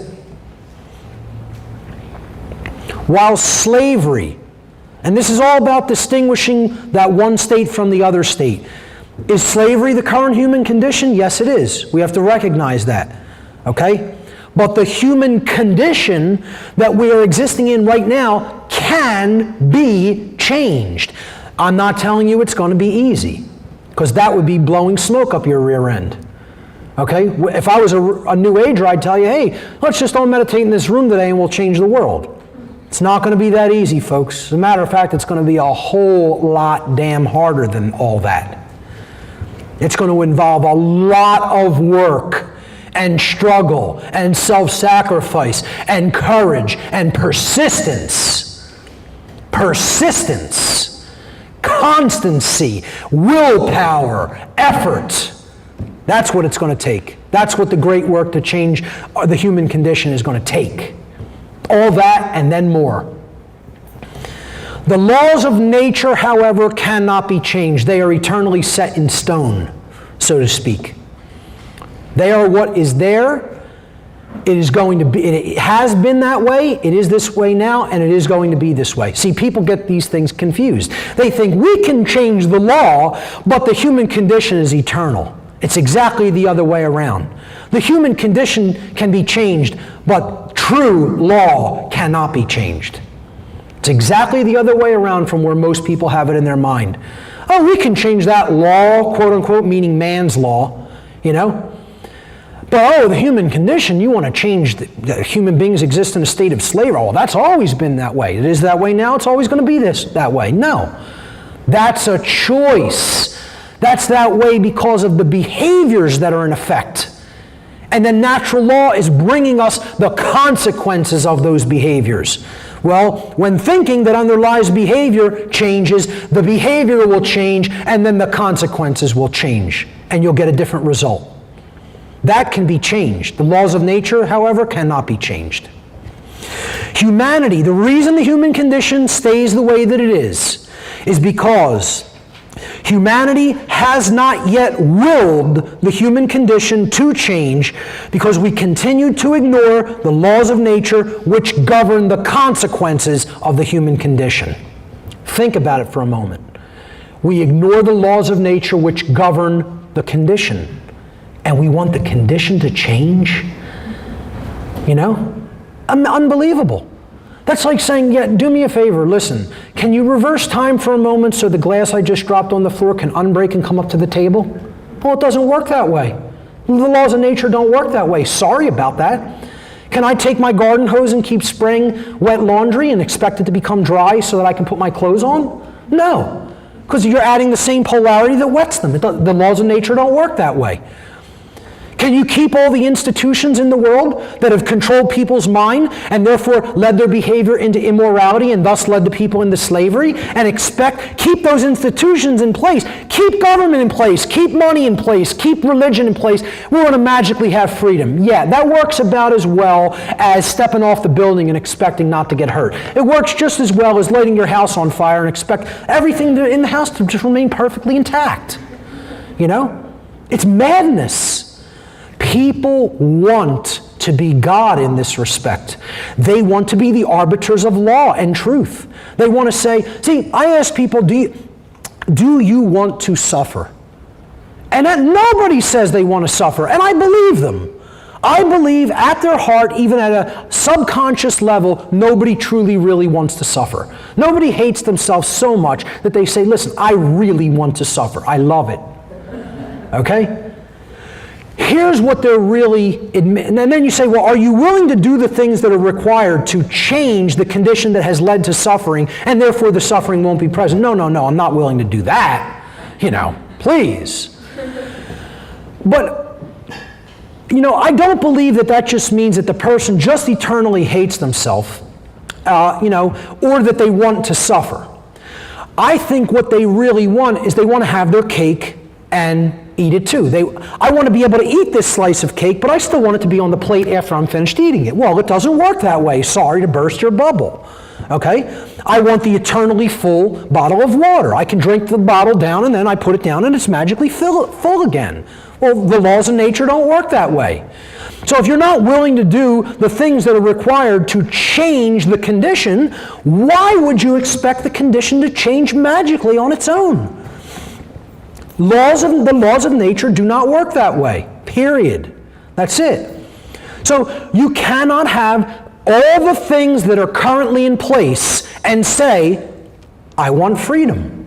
Well, it doesn't work that way. Sorry, but that's not how it works.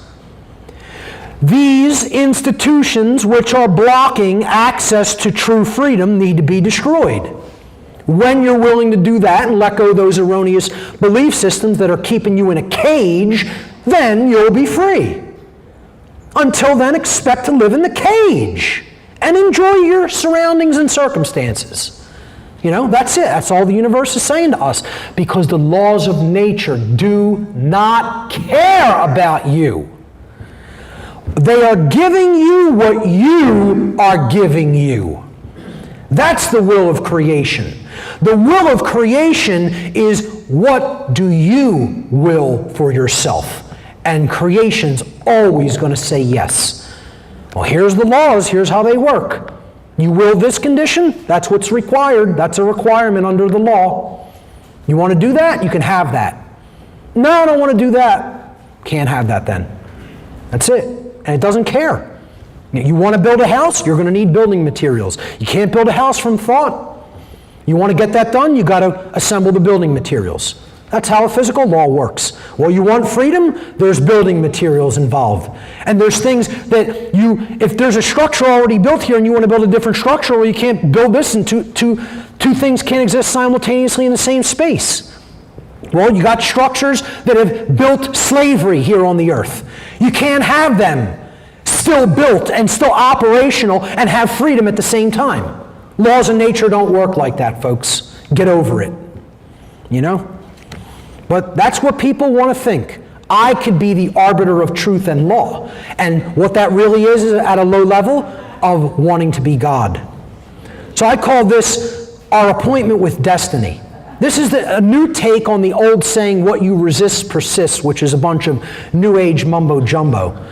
No, if you resist tyranny, you'll probably put it down if you have enough resistance against tyranny. If you resist natural law, you'll definitely have slavery. Okay?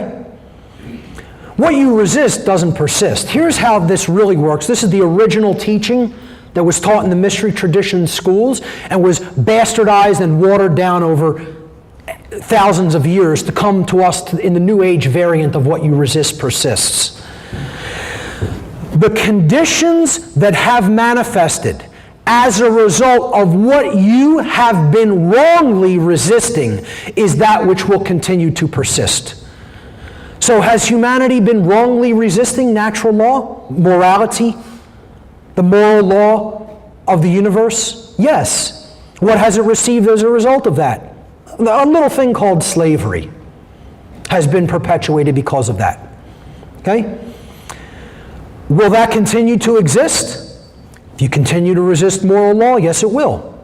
That's how the law of resistance works. It's not what you resist persists. It's what you haven't gotten. You're still resisting it. So now the condition that you've been receiving as a result of what you haven't understood and you've been resistant to understanding, you're going to get more of that. You're going to keep getting that. You're going to get it in ever greater abundance and frequency too. Which is why we're at the tipping point, at the point where, things are ready to really, really rapidly go downhill. Again, I don't say any of that because I'm fear-mongering. Nature is only going to take so much before a tipping point goes off. And then it's on. We mess with nature enough, then it's going to say, all right, boys and girls, it's on. And, good luck when it gets to that point, But we're already a long way into that because we're standing in front of a freight train saying, watch me stop this 200-mile-an-hour train with my own hand. Watch. You'll see. Yeah. Good luck. So, you want to stand against nature? It's going to be a splat. Don't be that guy. Good advice. Being awake means caring enough to take action to create positive change. Being awake is about action, okay? It's about having enough knowledge to know what action is going to lead to a better outcome, not just taking action indiscriminately or randomly. It's certainly not about remaining passive in the face of all the evil that's taking place in this world and just accepting everything as it is. Another New Age deception. When you accept everything just as it is, everything will stay just as it is. So, by show of hands, how many people are perfectly comfortable with the human condition just the way that it is? And don't be embarrassed if you like life just the way that it is, and you think everything is just, just peachy keen, and it's just so great here on earth, and there's no injustice, there's no iniquities, there's no inequities, there's, that shouldn't be to the extreme that they are at, and everything should just continue unabated along the course that it's going on. Hey, that's your free will, choice to feel that way. But for anybody that thinks that this place has a lot of learning and growing and evolving to do, okay, and it could be a whole lot better than how it is. Just accepting things how they are now are going to get you more of those things, and probably not just that. It's probably going to degrade ever steadily into worse conditions and worse states if we just accept the way things are. This means that we're not using will again. See, that's the ordering force is free will. The state you're going to get if you just let everything happen is entropy. Science will tell you that, right? Entropy is just the progressive force in the universe, how things tend. They want to be at their most undifferentiated state. Chaos, in other words. You do nothing, you get chaos. You employ will, that will is the syntropic force that counters the entropic force. It's the ordering principle, will. You don't use will, nothing gets changed. You want to stay passive, nothing gets changed. Expect more of the same if passivity is what you want to do. Action will lead to change. Willpower will lead to change. Courage will lead to change. The New Agers want to tell you, don't react to anything, just observe. So many people think that's being awake. I'm just going to be an observer of everything. I'll never react to anything. And people actually believe they're awake. They've bought into this and they believe that's enlightenment. Keep calm. Don't act. Don't change anything. Just stay calm. It's all about being as calm as possible. You know, the most calm people are some of the most asleep people, because they're not recognizing the importance of taking action to change anything here. Because again, they brought into this notion that spirit is all that matters, and spirit is just by its nature totally calm and passive and doesn't do anything, you know, and therefore we shouldn't change anything here. You know, we're not here to change the world. It's more New Age bullshit. This is not a waiting game, folks. You know, here's a great meme I just found on Facebook. Waiting for corruption to end itself should be any day now. Yeah, how's that working out? Yep, it's not going to happen that way. It's going to happen by an collective acts of great willpower and personal responsibility and personal sacrifice. To step out of what you want in your own life, to learn the truth and then convey it to other people. Like I said when I started, this isn't what I want to be doing with my time. I want to learn to garden in my yard, you know, because I suck at it. Okay? I want to learn to paint because I think I have a lot of creative talent that I could probably bring out in painting. And I've started doing a couple of pieces that I think I'm fairly proud of, but I think could be I could get way better. And I don't pursue that creative ability because the world is in a state of total chaos and disarray, and I have a moral obligation to communicate the truth about what I know about morality and how it works to other people. So I'm not here by my own, you could say I'm here by my own free will choice, because I could just say, screw it, I'm not going to do it. But, you know, I'm not going to do that because I'm not that kind of a person. I recognize the moral obligation, and so I will fulfill it. Because there's certainly nobody else putting out anything like this, or if there are, there's very few. I shouldn't say nobody, that's unfair to some people who are doing this work. It's very few. It's paltry. It's paltry, okay? That's the word I would use to describe who's really telling the truth about the human condition, what's going on in this world, and how to change it. It's paltry. We need so many more people involved in this work that it's almost incalculable. This isn't a spectator sport. I am not here for you to pay attention to me. I am here for you to pay attention and integrate this knowledge into yourself. Okay, I'm just a conveyor of that knowledge. That's it. Taking it from one place to another place. Now you gotta be conveyors of that. I'm not here to have followers. I don't want you to follow me. I'm not your leader. I'm not your guru. I can't be any of those things for anybody. I can barely do those things for me. I don't want to do those things for me sometimes, to be quite honest. Okay? But I do. And I'm here to tell you, you have to be your own leader. You have to be responsible for yourself. You have to set your own goals. You have to learn the truth yourself. And then you need to communicate that truth to other people. A real master creates other masters, not followers. They set other people, they say, here's the path to mastery. You want to be a master? Go down that path. That's all a master does. After he's been down it, I can tell you what's at the other end. I went down it. You want to be a master? Go down that path, you'll be a master. Then you'll be ready to teach other people. Period. And I'm not saying knowing what it takes to know the truth and be awakened makes me a super better individual than anybody else. I struggle with doing the right thing just like other people will. Okay? Every day. The whole point is, I'm trying constantly. That's what it's about. Continued persistence. Trying all the time to better yourself. All right? So don't look at this as, hey, what's that person going to teach today? You know, it's about, what do I know right now that I can communicate to somebody that doesn't know this? You know it well enough to communicate it. Well, then do it. That's what doing the great work is about.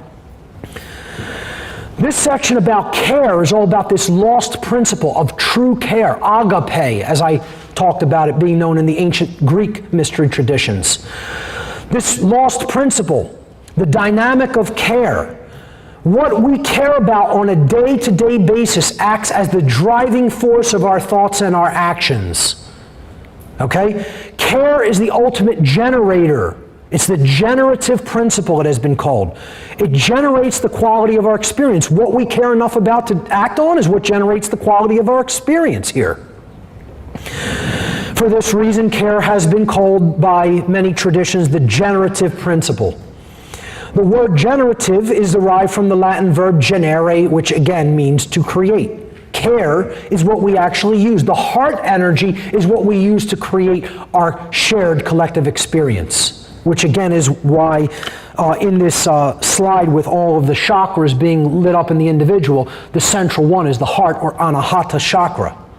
Okay? The heart is the true generator. The generative principle is about what we care about. And again, this isn't about, oh, I care about you in a fraternal love sense or even a romantic sense. Okay? This is about wider care, cosmic care. Care about what's happening, what's going on, what's manifesting. And caring enough about wanting to change it because you know it's not right as is taking place right now. And people are suffering as a result. What we care enough about to put our will behind and act upon is what gets created in our world. The world is the way that it is, unfortunately, because most people do not care enough, even if they say they want things to be different, to change the world through their actions. That's the sad truth about the human condition. And until the heart is expanded and we care enough to get on the battlefield and take right action in the world and teach the difference between right and wrong, not only to ourselves and to others around us, our children, future generations, okay? Those who come after us, don't expect any real positive lasting change. It doesn't just magically manifest on its own. It takes the ordering principle of willpower driven by true care. That's what it's going to take to get this work done. A couple more. Being awake means knowing that enlightenment is not only about changing yourself regardless of what is happening to others. Instead, it is about actively being involved in the awakening process of others. And that involvement in the awakening process of others is what is known as the true great work. Okay? That means you've awoken yourself to the truth. Now you're going to help other people come online to what is. Okay? You're going to help them awaken in the same way that you awoke. The goal of awakening is not to feel good all the time, as we've already talked about in the past section. Anybody telling you that enlightenment is just all about feeling good, pursuing what feels good to you, following your bliss, it's New Age mumbo jumbo. It's New Age deception. With awakening comes responsibility above all else to truth. That's my master. I only have one master. Okay? And if there was never a truer statement than God is truth. And that is my master. I bend the knee to no other force in nature. Thank you. I have 15 minutes. I was just thanking Ray for the point in time. That's perfect. I should end right on schedule. This is about responsibility to truth. That's the force that we have to serve. See, service to others is fine. It's a matter of fact, it's a very high level of consciousness. Certainly higher than serving the self and just feeling good all the time. But there's a modality of awakening and consciousness beyond serving others. It's called serving truth. Service to truth is the highest form of consciousness. Truth can never be destroyed, but humanity can be destroyed when we refuse to act in service to truth as her defenders. Another big New Age nonsense deception is truth doesn't need to be defended. Of course truth needs to be defended. The lie, the deceivers, the liars, the deceivers, they're speaking the lie 24/7, 7 days a week, 365 and a quarter days a year, nonstop. If we don't defend truth, truth doesn't have a voice for itself. We have to be its mediums for expression in the world. We have to be its voice. It is possible for us to co-create a positive outcome, even in the late stage that we are in right now. Even how far into bondage and slavery we are in. A positive outcome is possible for us to co-create. But this can only be accomplished if we care enough to learn the truth ourselves and then develop the courage to continuously speak that truth to other people so that they may also learn it. It is an exercise in willpower and persistence and courage. Seek the truth, then speak the truth. That is the formula for the great work. Seek the truth, then speak the truth. You take it in, then you have to let it flow back out. And that's what the heart energy is all about. Caring enough to use your time and attention to communicate with other people. What is the true great work? The true great work, it is our shared responsibility at this time to help awaken others by continuously speaking the truth unapologetically, even if we feel burdened by this task, and even if it makes all of those involved feel uncomfortable. Courage and persistence are required to perform this great work.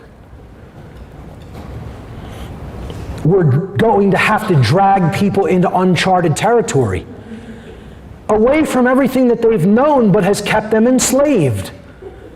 We're in a state of comfortable slavery. Would you rather be in comfortable slavery or dangerous uncharted territory where you're free? Well, I'll take the unknown and freedom every single second of the day over safe, comfortable, known slavery. You know? People say, well, wouldn't you want to be safe? Not at the expense of my freedom. I'll take cannibals lurking around every corner at the expense of my freedom, rather than the expense of my freedom. Okay? Give me the world filled with cannibals where I'm not owned by somebody else, or even claimed to be owned by anybody else. Those cannibals wouldn't claim they own me, they just claim they want to eat me. That's better than somebody claiming that they own me. It's at least a lot more honest, I'd say. So, I'd take a world where danger lurks around every corner and be free than take perfectly safe and, known slavery that doesn't involve unknown elements or the possibility of chaos. The true great work is the arduous task of influencing others to awaken to the truth. It is to help others, those people, to realize that in supporting and condoning the legitimacy of authority and government, or in other words, man's law, based in moral relativism, that what they have actually been supporting and condoning is the legitimacy of slavery, and that they have been immoral for having taken that position. Now that's no small order, that's a tall order. Because what you are in no uncertain terms asking someone to do is to abandon their false religious beliefs. Because that's what the belief in authority is, false religion. In short, what the true great work comes down to is to help people to abandon their false religions, the erroneous and dogmatic beliefs which hold back the progress of consciousness by impeding the reception of natural law, of truth and natural law. So what is the goal of the true great work? Is there a goal? Is it just a continuous process that never ends? I would say no, it's not. I would say that's what evolution is all about. That's what consciousness is all about. There will be other challenges. Right here and now on the earth, there is a goal to the true great work. There is a goal to it. There is an end that we are trying to arrive at. That's another thing. People want to tell you, there's never an end to arrive at. Yeah, there are ends to arrive at. That doesn't mean life ends at that point, or learning ends at that point, or our personal journey and growth and development ends at that point. What does the true great work here on earth end with? It ends when we end slavery. The goal of it is to end slavery on this planet. And that is what the true spiritual warriors came to this planet to accomplish. That is the mission. To end slavery on the earth. And you know what derailed the mission? Religion. and the New Age movement and the pursuit of endless hedonism and the pursuit of money and the belief in authority and pursuing fake science and all the other religions, the things that hold us back from where we say we want to go. We got derailed from that mission. We chose the mission, you know. Volunteers for Earth, please. Well, we all stepped forward, didn't we? Or maybe everybody else took a step back. You know, either way, we're here in the now, right here on Earth, and there is work to be done. And that is the goal of that work. I am not going to lie to you and say it's going to be easy or that we will even actually accomplish it. But I'll tell you what, as long as I draw breath, that is the end that I will work toward. That is the goal that I will keep in my sights, whether it is accomplished within my lifetime or is never accomplished within my lifetime. Being awake, this is the last point, and then we'll go to question and answer session. Being awake does not equate to perfection. I'm right on time. Amazing. Rather, it is about doing your very best in the most difficult of circumstances. Okay? No one is perfect. If you are expecting perfection, you're in the wrong universe, folks. Because perfection does not exist here. I am far from perfect. Everybody else is far from perfect. We can aspire to that. We can set it as, you know, something to look to and aspire to, but to expect to achieve perfection is a pipe dream. And it's only going to set people up for disappointment. And that's another aspect of what religion is there to do. Impossible standards only ensure that people don't bother trying. So what a lot of false religion has done is set up the saviors in these religions, or set up the archetypes in these religions as they led perfect lives. They never made any mistakes. They never did anything wrong in their life.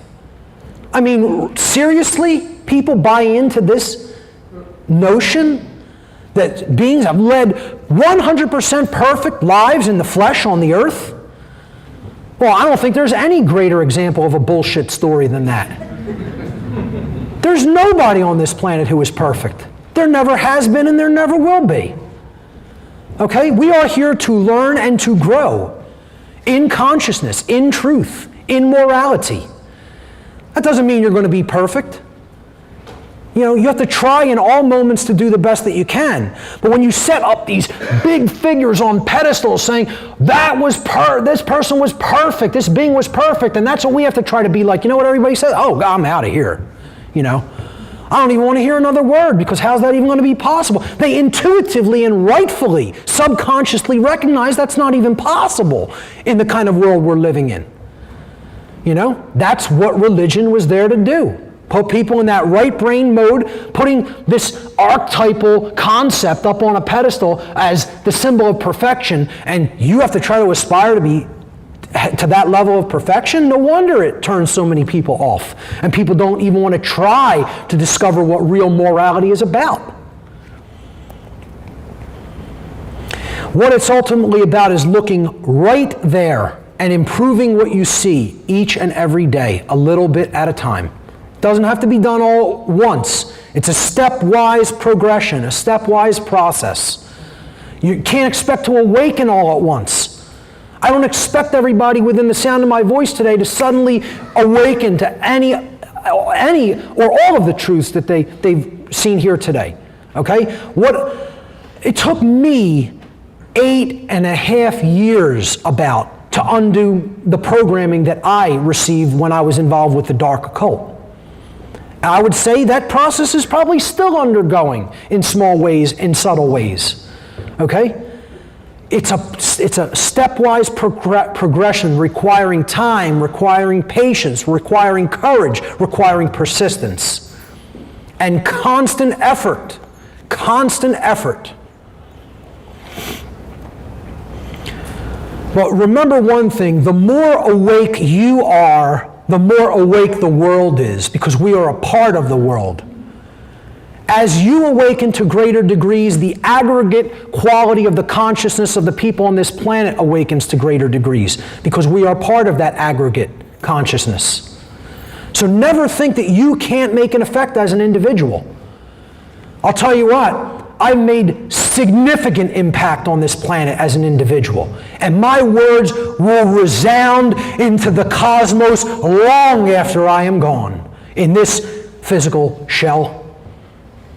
And I will make my mark upon this world. Pun intended. We are not insignificant or powerless as individuals. We have more power than we can even imagine. Never, ever, ever give up. Truth, love, and freedom are worth fighting for.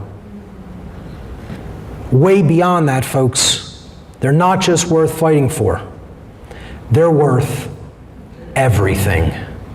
Ladies and gentlemen, thank you for your kind attention.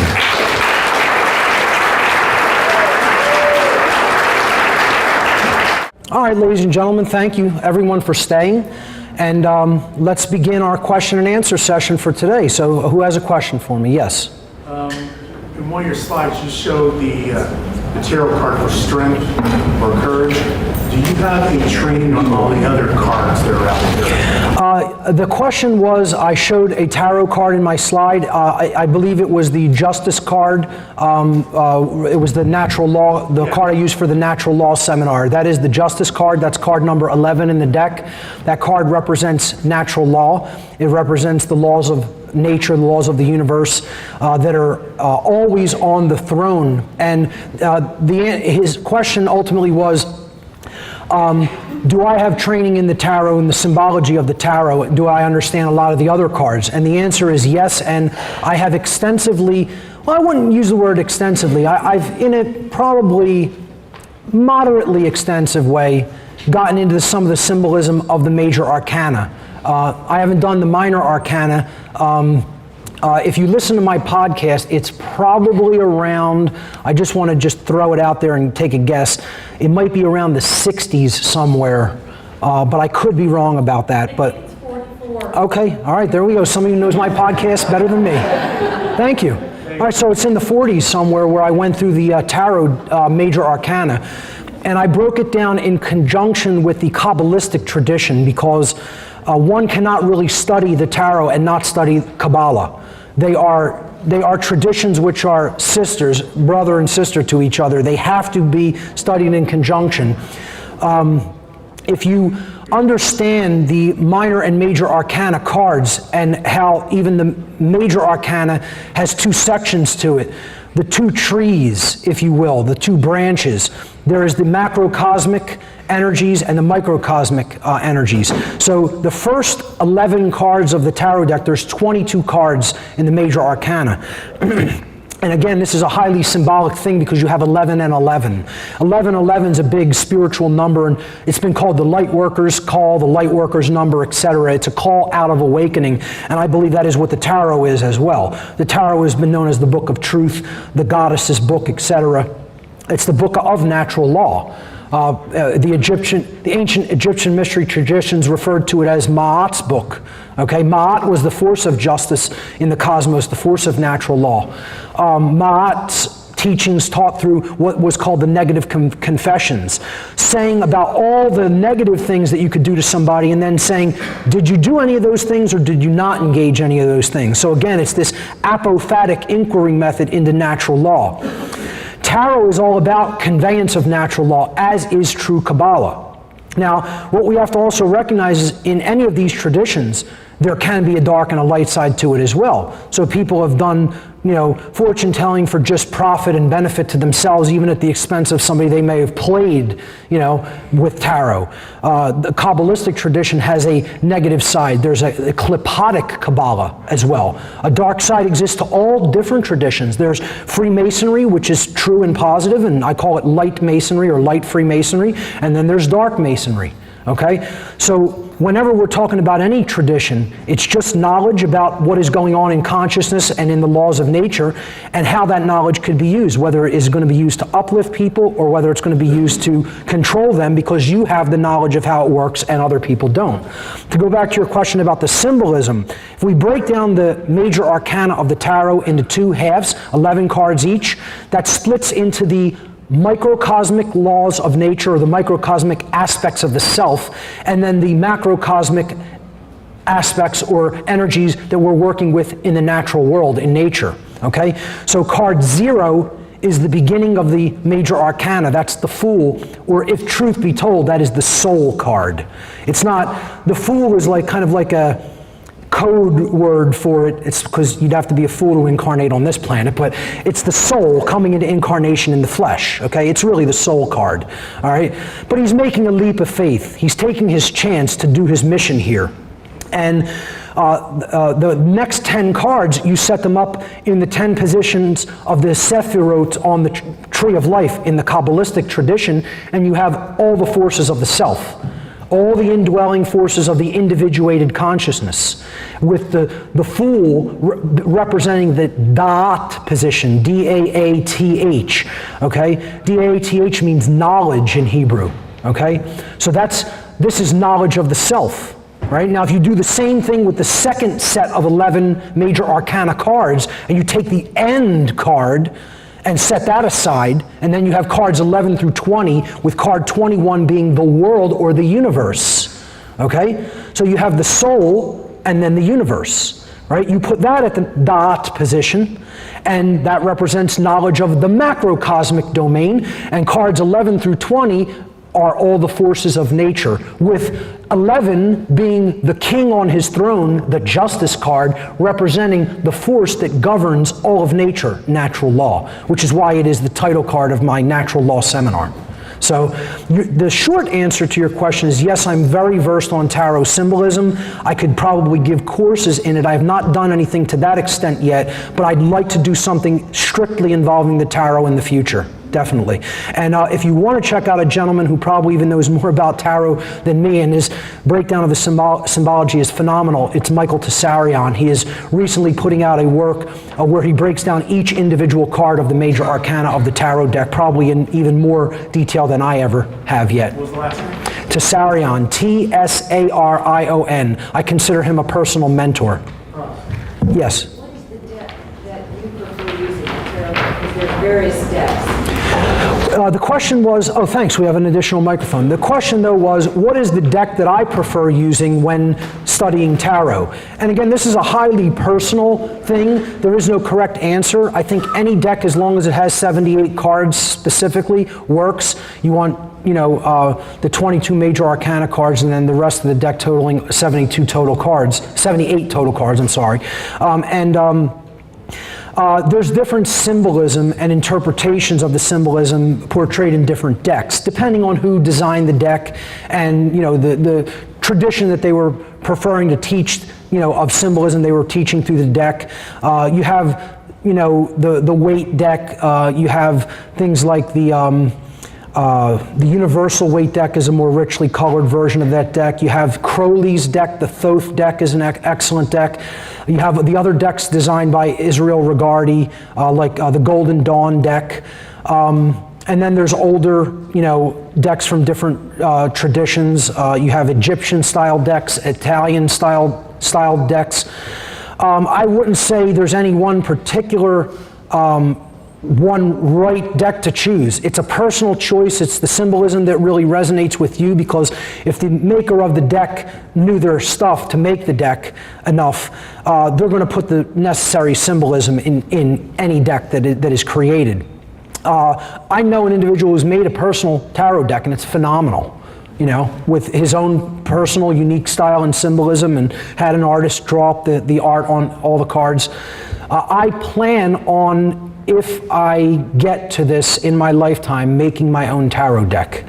I want a painter I want to commission a painter at some point to paint all 78 cards at some point, but certainly at least the 22 cards of the major arcana. Then maybe we could do some digital work with the minor arcana. I don't know if I would do individual personal images on each deck instead of just, put the suits on each deck and have the numbers or whatever. But my point, going back to what deck I like, again, I may make my own deck personally in the future at some point if the opportunity avails itself with the proper artist.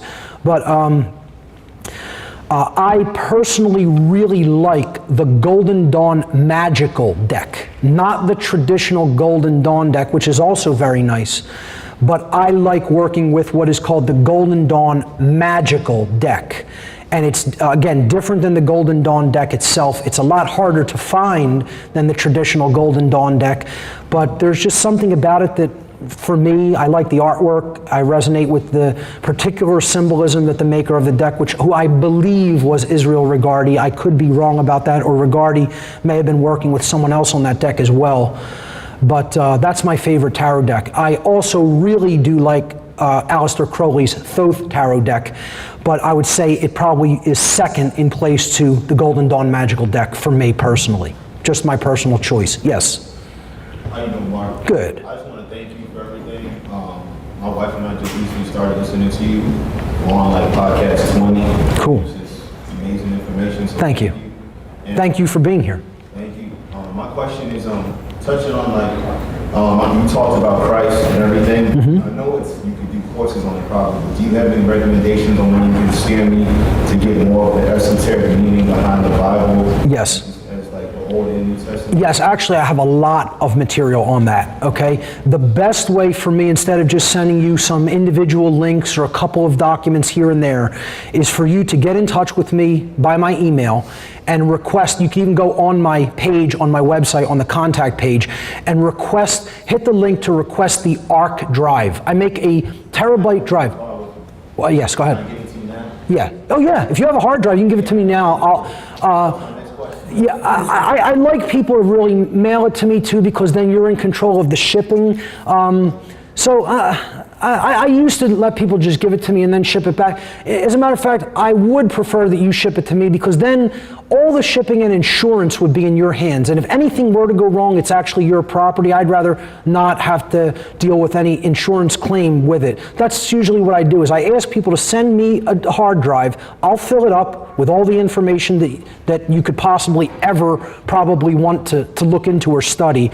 It's 1,800 documentary videos, 20,000 MP3 files, and about 7,000 digital books. You won't finish it in your lifetime. Period, okay? It's got every topic you could possibly ask for information about pertaining to what's going on in the world, and also different occult traditions and bodies of study. So it will keep you busy for a long, long, long time. And there is tons of stuff on astrotheology on that drive. Once I get you the whole thing, then I could give you some tips about where to go in it, or I could put a note on that particular drive. Here's some of the better things on astrotheology. But I'd prefer to give that all to you in one spot. This way it's all there and you could go through it at your leisure. I call this the ARK, A-R-K, the Amazing Repository of Knowledge. How large do you suggest the hard drive? It has to be at least 1 terabyte. It could be a larger drive, but it is 1 terabyte of data. I will fill the drive. So I think it has a couple of gigabytes left over after the data is copied to it, but it's 1 terabyte full. I'm working on a 2 terabyte edition of it, because there's probably 30 terabytes of information in my house that I've digitally archived. People are asking me for somewhat different information or topics here and there, and I say, no, that's not on the ARC, that's in my personal collection still. So I put on what I thought was most significant, but I could definitely expand upon it. I don't know if that'll help people more, make it more difficult to wade through, but I was planning a 2 terabyte version, especially since hard drive prices are coming down. I was thinking maybe I'll throw on a couple of good allegorical Hollywood films on it as well. And I don't ask for anything for this. It's just freely available. I just copy the data for you to the drive. That's all it is. send the drive to me, I copy the data to the drive, I send the drive back to you. That's it. You just have a return shipping label sent to me in the box with the drive, and then it goes back to you once the data is copied to it. So hit that link on my site, email me, tell me you're interested in the ARC, make a note that you want specific info on astrotheology. I'll put a note with it or on the drive, like some of the good stuff to look through about astrotheology, and you could request the ARC drive right from my contacts page. Okay? Thank you, Mark. You got it. Yes, ma'am. First of all, thank you, Mark, for coming and doing this in front of the 150 plus, shows that we had the opportunity to listen to. Thank you. Because you're so much more knowledgeable about this, I just wanted to ask for all of us that are trying to kind of put out the word and trying to do good, is there anything that you do for protection? I mean, you know more about what we're trying to be protected from. Yes. Not necessarily on a physical level. Yes, there is. Yeah. I speak the truth continuously. Okay. That's the greatest protection anyone can ever receive from the universe. As far as I'm concerned, it doesn't make a difference if anybody tried to take me out right now. I'm protected in the best way that any form of consciousness could possibly be protected. Be bold, speak the truth, and the universe will come to your assistance and defense. That's the best advice I could give anybody regarding any protection about any possible form of harassment or attack from any entity, human or otherwise. Okay? Stand in the power of truth. It is the shield. Thank you. You're welcome. Yes. Hey, Mark. I'll get to you next, sir. Yes. Thanks again for the awesome presentation. I had a quick question Sure. for you. I don't know if you're familiar with this particular theory, the theory of the holographic universe. Oh, yeah. I'm just wondering if that's more of the BS that the dark occultists are perhaps putting out there to keep us passive and keep us in a cul-de-sac to make us feel like we're just in our own video game. Right. As a player and we can't really affect. I think it can take on that aspect if it's taken too far into an extreme, but do I think that the universe is self-similar across all scales, and also essentially the very large is reflected in the very small reflected in the very large? Yes, I do believe that those are principles of natural law operating all around us in our environment and within ourselves.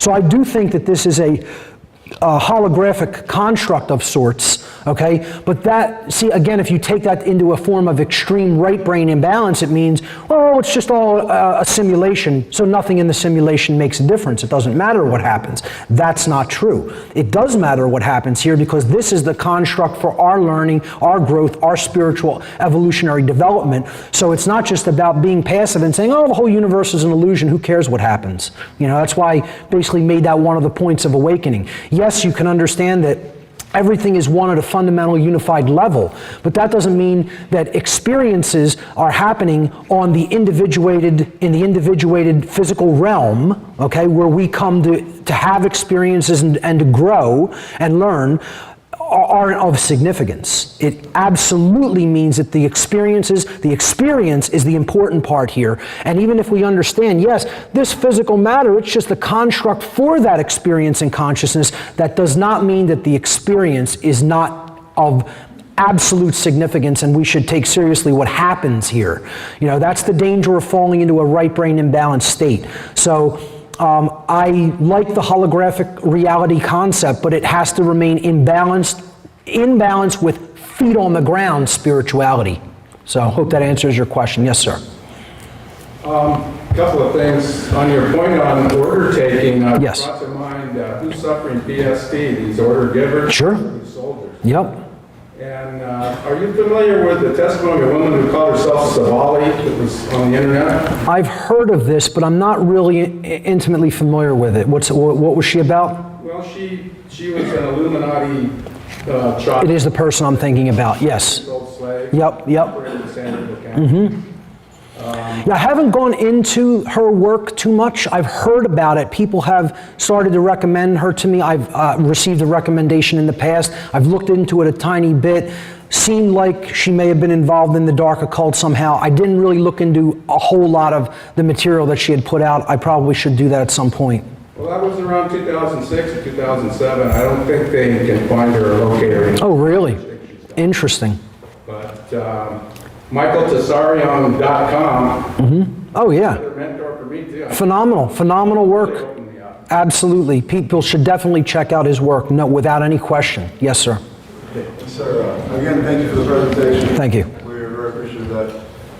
I'm sure you get so tired of hearing about this, but I'm still personally trying to clear it up, and I come all this ways to seek your wisdom. It's about Moloch. Specifically, yes. I mean, the whole, now I looked up on YouTube, what is your interpretation of the owl symbol? And I see you take it more of a takeaway, not from the Canaanite god, with the horns, and that's how it's supposed to trend over, but it was actually just the actual essence of being hidden is more important. These are the people who are on the wood line looking down at the house in the field. So one of my questions to that is, I think a lot of people might be losing the relevance of just how frequently that symbol does appear. Oh, sure. So I do see it as being very important to them. And one last thing before we go, is a lot of people really missing out on what's going on with the youth right now. I think more than ever, as you say, the Satanists, I don't know, theistic Satanism or Gnostic, Luciferian we're talking about. But whatever it is, I think they're trying to take away our youth at one of its highest times. Sure. I've always been involved in what we call the rave movement. Raves are as old as festivals. Yes. However, the main business has come on now, the largest music festival in the world for 4 years running, and this year will actually make maybe the largest festival in music history. 350,000 people will be in appearance. I've been to this music festival sometime before, and there's Moloch, or the giant owl mythology everywhere. So I'm wondering if you could help me clarify, is that a Canaanite god? Are these Luciferians? Or is this some kind of Minerva, Artemis type of reference? They know something I don't know? It goes... Why is there in a festival where happiness is the theme? Right. It goes back to the Babylonian tradition. Ishtar was often depicted as an owl goddess in the Babylonian tradition. There have been owl symbolisms representing knowledge, okay? And again, occultism, knowledge, an owl can see in the dark. It has superior night vision. So that which is difficult to see at night, okay, has been represented by the owl, okay? It is cloaked, seemingly cloaked in darkness. It's hard to see. You have to unveil it to take a look at what lies underneath. You need to dig deeper and look deeper. So that's general occult symbolism, and they've depicted this with an owl to represent one who is capable of seeing in the dark because of its superior night vision. Now, the dark occultists love the predatory owl symbolism, like with Molech, and I would say Molech is a dual god. It was seen as both an owl and a bull. And that symbolism merged, okay? And you could see like like some owls have what literally looks like horns, okay? Okay, and that merges, that symbolism merges at some point. I would probably say where that started to merge is in the Carthaginian traditions, Phoenicia Canaanite traditions, and it went dark when it came into that region of the world, as far as I'm concerned. Okay, not to say that there wasn't dark occultism in the older traditions like the Babylonian and Sumerian traditions, etc. There were sorcerers there as well, okay, that were manipulating consciousness and manipulating people through symbolism. But I would say where it went into the realm of having innocence offered to it as sacrifice was in the rituals that the Carthaginians practices that were known as Molochs. The rituals were called Molochs, okay? And they were sacrificing infants, the purest. They felt that the purest energy had to be given to this dark variation of the sun god. And people don't often look at Molech or, this sacrificial god that they were offering these rites to as a light god or a god of the sun. See, they were doing this because they believed that the earth and the sun had to receive some sort of a blood sacrifice for their harvest to be favorable. So they did this often in springtime. The springtime, the first part of the spring. This is known as the season of sacrifice in the occult world. It's from the spring equinox to the halfway point of spring, because that's the planting season. As soon as the winter is over, spring equinox comes in, you want to get your plants in the ground, okay? By the midpoint of spring, if you're not already planted, you're not going to have a big harvest. So that's when they would offer blood. They felt that, well, since all of the energy that we take in through food, it goes into the blood. The blood is the carrier of energy through the body. Okay, that's how we process energy, right? That the life force, the vitality of a person was inside the blood. This is why blood is so important in sacrifice rituals. So even in the biblical text, it says the blood, the life force is in the blood. Okay? Or it was translated in many cases as the blood is the life. It is the carrier of the life force. So they believe that that had to be released in the purest form possible, which is child's blood. So that the sun, because the sun God and the earth God that was providing that life force to us through the light and the energy of the sun interacting with the earth to then bring nutrients into our body and into our blood to provide vitality, okay, had to be somehow, a portion of it had to be given back to that creator God. And of course, this is a dark occult worldview. It's not anything that is obviously based in logic or reason. It is dark religion. It is what, occultists would simply refer to as the old religion. The old religion is sun worship. Literal sun worship, the worship of the actual star in the sky that allows us to have life through its light and energy. And they look at that as their God, but see, it's also a symbol of knowledge. So this ties it all back to the owl as well. Because if knowledge is light, and those who can see and have the light are the knowledgeable, well then that could be they could wield that as a weapon to people who they keep in the dark. So the solar symbolism, okay, and the owl symbolism is twofold, okay? So you have people who considered knowledge, the light, the sun, or the owl, the one who can see in the dark, see things as they really are, even if the conditions that they're operating in is darkness, okay? If they use it for the right reasons, those could be positive, uplifting symbols. So I'm not telling you every piece of solar symbolism is dark or negative. Some people use solar symbolism and it's a very positive, there you go. Solar symbolism, the eye, being able to see in a world of darkness, okay? I wouldn't use that if I think it's a negative symbol. I think the all-seeing eye is a very powerful, positive symbol, okay? But symbols can have dual meanings depending on who's using them, okay? So, and again, these dark occult traditions that were based in literal sun worship and blood sacrifice, they also use the symbol of the sun as the black sun. Those who have the light can use it in a dark capacity to hold consciousness down by keeping people in darkness or in ignorance while they hoard all the light and then use it as a power advantage over their fellow human beings. And they also took the symbol of the owl and perverted that as well to use it as a symbol of the dark occult, or those who had the light and had the ability to see, but they were using it for predatory purposes. Again, why they like that symbol of a predatory bird of prey, who can fly above its prey at a higher level, seeing the whole field, and its prey can't see it, but it can see in the dark because of its superior night vision. So that's where all that symbolism becomes tied together, and I would say it's definitely not just one thing. Anywhere you see an owl doesn't mean there's dark occultists at work. It could very much be the opposite, and it could be people of a much higher level of consciousness that look at knowledge as something that needs to be taken in and shared, okay? I have a beautiful painting of an owl in my basement, that is right next to where I work every day, So I have owl symbolism around me there as well. Again, I think symbolism always has to be looked at from a perspective of who's it being used by and for what purpose is it being used. That's what's going to determine its intent, just like the usage of any other tool. Yes, sir. Well, my question is based on a premise, and you're more than welcome to disagree with the premise, but from the presentation, it seems like you do.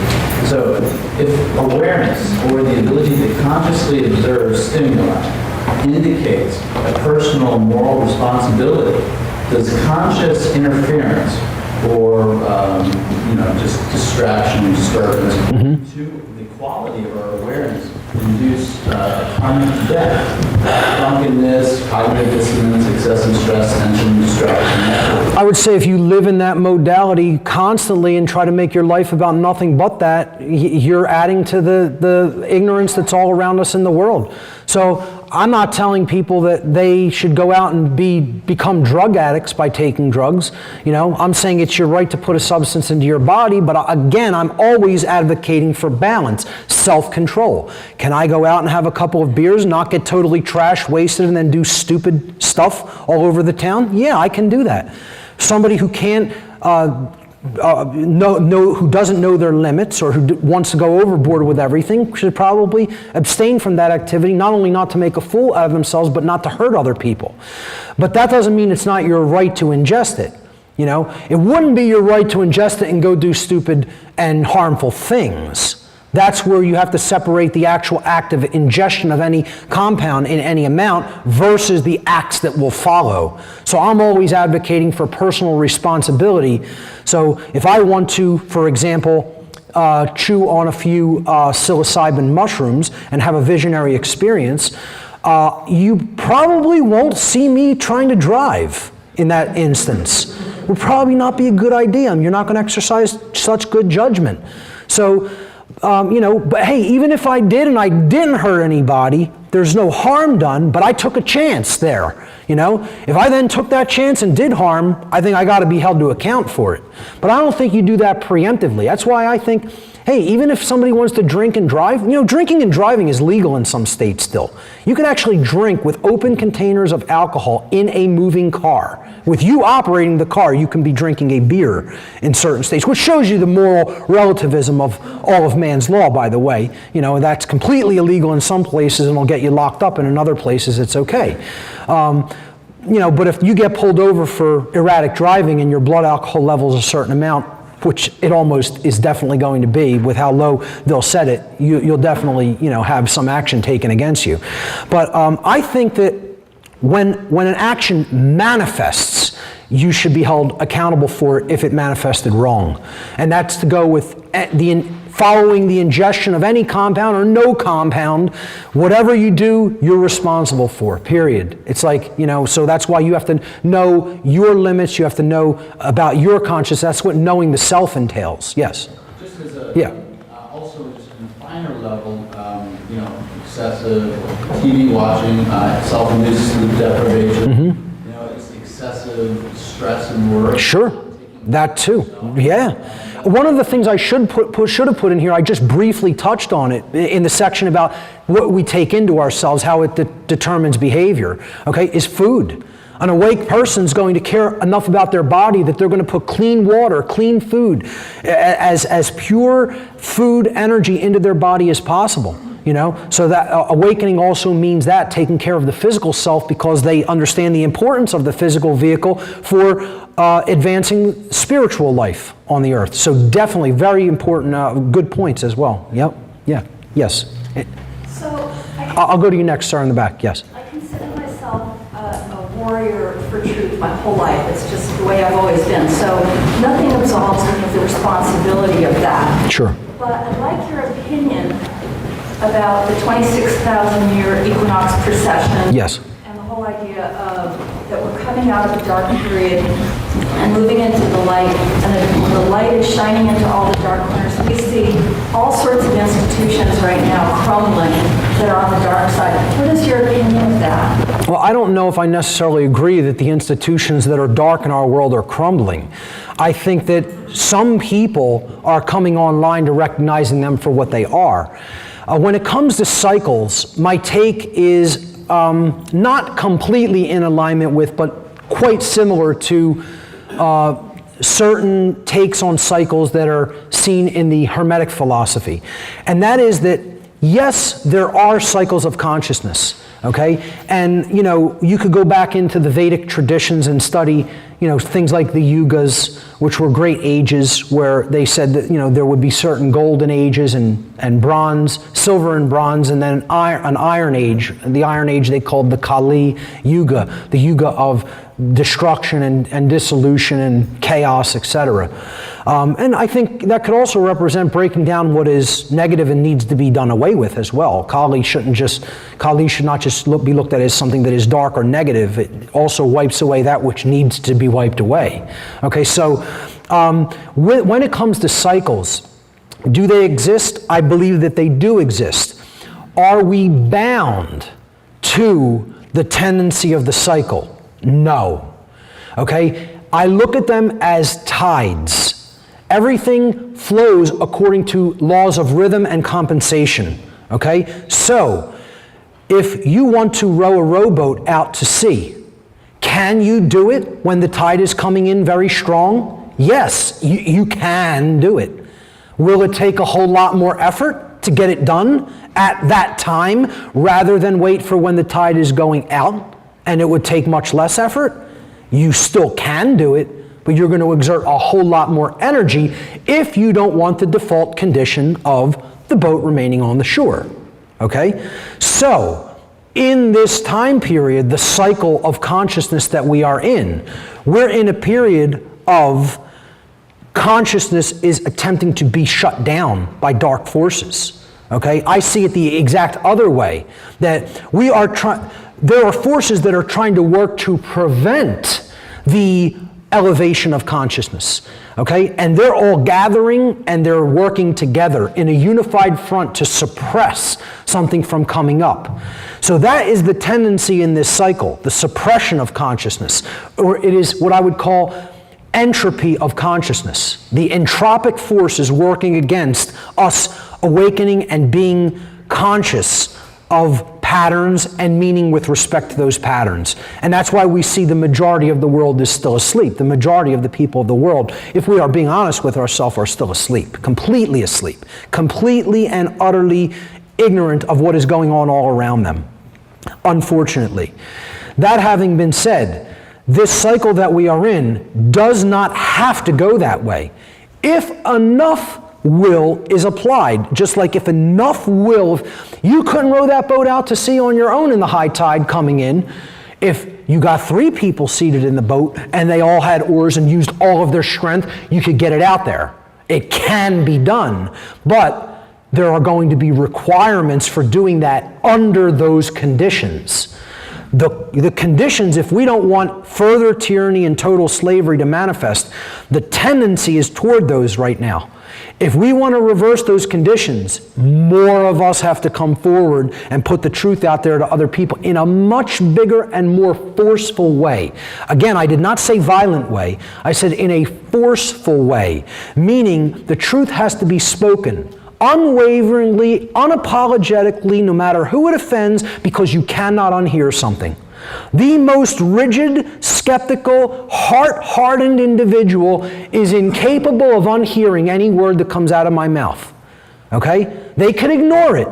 My family members are ignoring everything I've pretty much ever said on any of these topics, but you know what? They've heard it, and they can't unhear it. So, then that becomes, like everything else is, a free will choice. It doesn't mean we are ensured with a positive outcome that just because we're speaking the truth, there's going to be an awakening process and an ascension process. It can happen if enough of us work on that and enough people, their egos break down, dissolve, and they say, okay, I was wrong. The magic words that are going to change the world are I was wrong, okay? And then they change their thinking. As a result, their behavior changes, and then the conditions change.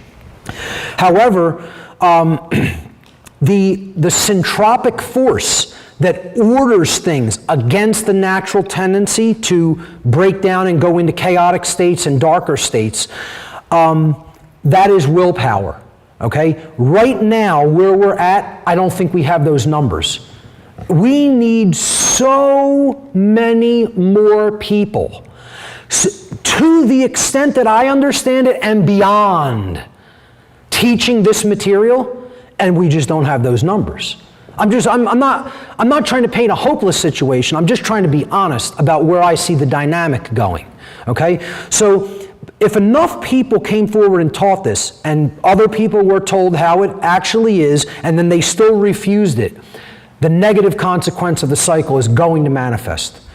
If enough people summoned their will, came forward, expressed this knowledge to other people in whatever medium was possible within their capabilities, okay, it might be possible to reverse the dynamic. Might be. So what about the whole fractal time, like you're saying about the cycles or whatever? Yes. That we're heading into what seems to be people are believing is, you know, whether you call it the second coming, and my personal belief is that, you know, how nobody expected Jesus to be who he was, and they couldn't accept him Right. as his followers. Sure. My personal belief is that we are all God, and that's how it's going to come back, and that it's going to be hard for people to accept, but that this whole idea of a cleansing, you know, where the people that are enlightened and awake are here to manifest the new earth and take care of the earth, and the ones that are not awake are whatever they're going to happen to them, but we're supposedly like right in that right now. Do you believe that? No, I don't think there's going to be a great separation of humanity. I think we're all in this together, and we're going to share in the co-created shared experience. So I don't think the universe says, hey, class, you know, there were a couple of people who got A's in this class and then the rest failed, so we're going to take them out and they're going to have this consequence, and then, you know, it's the creation judges the aggregate consciousness. And then people will say that's not fair, and maybe it's not. But unless you have a way off this planet and to go somewhere else where these circumstances aren't manifesting, you know, I think we're in this together, and I think we're quarantined here together by higher forces until we do understand natural law. Natural law, the other highly advanced civilizations in the cosmos are not going to allow the human infection to propagate through the rest of the local sector of the galaxy. Let's put it that way, okay? This is a quarantined planet. We're living in a prison planet, definitely. That's my worldview. That does not mean I think that that's an eternal situation, and nor do I think the universe is a prison. That's the dark occult worldview. They think the universe is a prison, so they're going to rule it rather than serve within, you know, the will of the Creator. You know, because they look at everything as just, you know, because they can't do whatever they want unchallenged, they look at that as that's a prison. That's their worldview, actually. And so, because they can't escape the consequences of natural law, they do the next best thing. They get other people to perform their actions for them, so they take the brunt of the karmic consequences, and then they want to use these life extension technologies so that they can, like, become, quote, God here, or live as long as possible, stretch out their life so that they don't have to go even into other realms and experience negative karmic debt or consequences as well. It's a total ideology and worldview of complete folly. But nonetheless, that's their religion, because of their worldview about how they see the universe. You see, they want to be God. That's what all it really comes down to. They want behavior with no consequences, no matter how immoral the behavior is. And, you know, if you really think about it, that's what they propagate on a lower level to human beings. Most people also want behavior with no consequences, regardless of whether the behavior is immoral or not. Not to the extent that the dark occultists propagate that ideology. But to go back to cycles, I don't think there's any assured outcome. I think free will governs the whole situation, and that can turn on a dime. I think that's the good news here. Okay? When we talk about the fractal nature of time, you have to understand that only means a tendency to express. And then there's a choice point where the tendency can go the way it was heading, or we can use the ordering or syntropic principle of free will to counteract that entropic tendency, if it was a dark tendency, to then get to make a jump or a quantum leap, as they have called it, to a positive outcome. That's all governed by free will choice. And that's good news, because that means it's up to us whether we go down that path. In other words, if the tide's coming in real hard, and it's going to be real hard to row that boat out there, but if we get a few friends together and we apply some willpower and persistence, we will get that boat out there. That's my take on cycles of time. Oh, I said to the gentleman in the back, yes. Well, I'll go to you next, sir. Yeah, Mark, first of all, I made the connections with the majority of what you said today, and but there's a couple of questions I have. Mm-hmm. One of them is, when you showed that slide, and everybody's, I'm sure in this room is going to go right there. When you showed the slide of the leaders and the soldiers, yes, shouldn't there have been a third picture of the people who paid for that? Sure. because through taxation, we're all making that possible, which is why I say, do whatever you can not to pay any taxes. I will not work for any corporation or entity that does withholding. Every single amount of money, I don't pay for that, personally. I don't pay for that, okay? I work for whatever monies are exchanged for me, and anybody I work for are direct, and there is no middleman, and there never will be till the day I die. And somebody can come and shoot me for that or put me in a cage for that, but you're not going to get 1 cent from me personally. I will not do a job where any of my money is being used to rape and torture children. Not going to happen in this life. Not in this life. So, and people will say, well, you interact with that in some capacity. When you buy something, there's a sales tax. That's not within my power to escape that, okay? That would mean you can never use money, okay? So then, stand in one place and die then, is what somebody would say. That's not doing any work on the ground, you know? But I think more and more people should quit corporate jobs, try to do whatever they can to support themselves in a direct capacity, working for an employer as a sovereign, and bring that idea up to more and more people. Bring that idea up to more and more people. We have to go back to working total under-the-table jobs off books. Off books. And I'm telling you, I'm openly advocating breaking man's law. You know, you're never going to get me to do that. All you can do is shoot me. All you can do is imprison me. And, you know, you'll make a martyr out of me if you do that at this point. So, you know, the word's getting out there one way or another, but yes, I agree with you. The people who continue to put money into that system and they are not speaking out against all the immorality that is resulting, are complicit with it at some level. I would say they are more indirectly complicit with it, but complicity is there nonetheless, yes.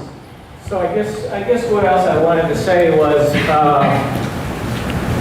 you know, I mean, and I don't need to tell you this, as well read as you are, and probably everybody in this room the same, is that for thousands of years, all these wars that are depicted in those pictures, I mean, the people who get sent off, they couldn't even read. Sure. They couldn't do digital. Sure. I mean, these were serfs, these were people who were, I mean, they knew nothing. Yeah. Yep. So basically they're propagandized. Well, I guess the point I'm trying to make is that these soldiers, and I'm not trying to make an excuse. Sure, sure. The majority of them are young, you know? Yeah. Are sent off, and it's the media, it's the propaganda. Yep. But in the old days, you didn't need the media. You just had somebody who, you know, had all the influence and the money and the power to say, these people are attacking you. Unless you attack them, they're going to, you know, come for you. So it's a piece of cake to orchestrate a war. People think it takes so much manipulation and effort. It's the easiest thing to instill fear in other people, to get them to go and do all kinds of atrocities. Yes. Exactly. So what I guess what I'm trying to say is that, you know, if I'm one of these people in my family know me in the same situation, probably everybody in this room has family who, you know, you try to tell some of these truths to, and they're like, yep.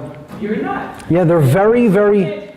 I guess the point I'm trying to make is this. If you can't even tell your own family who's known you all your life, imagine going to a total stranger and trying to, you know, convey some of these truths. Right. I guess where I'm going is that I do my part, for example, to protest and boycott Monsanto. Sure. Right here, the headquarters sure. right here in St. Louis. Right. That seems to be my duty because I have this evil corporation in my own city. Yeah, and that has such an effect on consciousness too, because if we're putting horribly degraded food into our body, that's horribly degrading us, and that's going to affect the thought process. Another way of putting it from my perspective is, every time you spend $1, you're voting. That's right. That's right. The political system, because that's already rigged. But when you spend money, every dollar you spend is a vote. Right. You're telling that corporation, go buy. I support that. That's exactly right. That's what I tell my family all the time. They eat all these crap foods and, you know, buy all kinds of stuff from the mainstream companies and the mainstream supermarkets. And I'm like, first of all, that's genetically modified. It's hurting you. It's hurting the earth. You know, and you're supporting a eugenics agenda. You know, you're supporting a company they're one of these multinational globalist entities that supports the whole power structure. As you pointed out earlier, you know, what did you call it, moral relativism? Yes. Okay, the idea that you know, don't be splitting hairs and saying, well, I got to do this because I got a family and this and that. But I mean, earlier you held up a cell phone. Right. Earlier you held up a PowerPoint thing. Sure. Yep. Where do you think those things were made? Oh, sure. And by who? Right. And under what conditions? Sure. Oh, absolutely. Technology is definitely one of those dual-edged swords. Sure. That. But every time I think of anything that's bought anywhere, and I think of who made that stuff, right.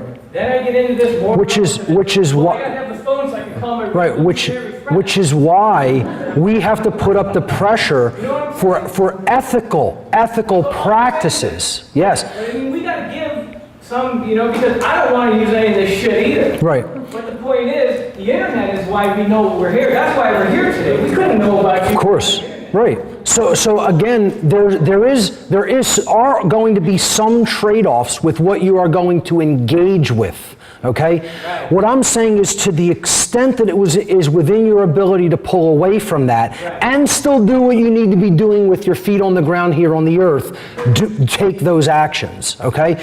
Could I possibly live without some of the technology I have? Maybe so. Does the technology that I employ on a daily basis facilitate deeply what I am doing, what the mission I'm trying to accomplish here? Yes, and I'm using it in that capacity. Is a phone inherently something that is bad? Okay, going to war because a politician says go to war and following that order is an inherently bad thing. This doesn't have to be manufactured with bad practices. We can have corporations that are ethical. Okay, it is possible to do that. All right, it is possible for people to get together, form a company that produces a product in an ethical way. Until you study what the corporation is. Right. Right. Its only obligation is to make money. Right. Its only obligation. Well, I'm talking about a company in general. We could split hairs about what a corporation means, but I'm talking about just a grouping of people coming together, forming a company to make a product. Of course, you can do that business in an ethical capacity. Okay, if you care enough to do it in an ethical capacity. As you say, most of these corporations put profit over people. They don't care about ethical practices. They couldn't give a damn. And I agree, a lot of our products are made like that. And if you really look at it, most of them are. So then, I mean, are you going to beat yourself up all day because you go down to the store and pick up a product that you need for the house? I think that's maybe going into too much of an extreme. I think if everything we talked about here today, to a lot of years, will sound extreme. Right. There's what you were talking about, the natural law, and all the rest of that. That can sound like an extreme. Sure. I'm cool with it. I'm just saying there are balanced approaches that can be taken, and what I would say is we always want to keep up the pressure for these companies to act in a moral capacity. And that also starts by speaking to people who work and even run companies. You could create a lot of change by changing someone's mind who runs a local company. They're people like everybody else. The point is, until these ideas are talked about instead of football scores, okay, instead of the weather, until this is the main topic of conversation, an enlightened society, their first area of interest, the first thing they want to know, the only thing that they want to know when they are interacting with their fellow human beings is, are you awake? That's the question.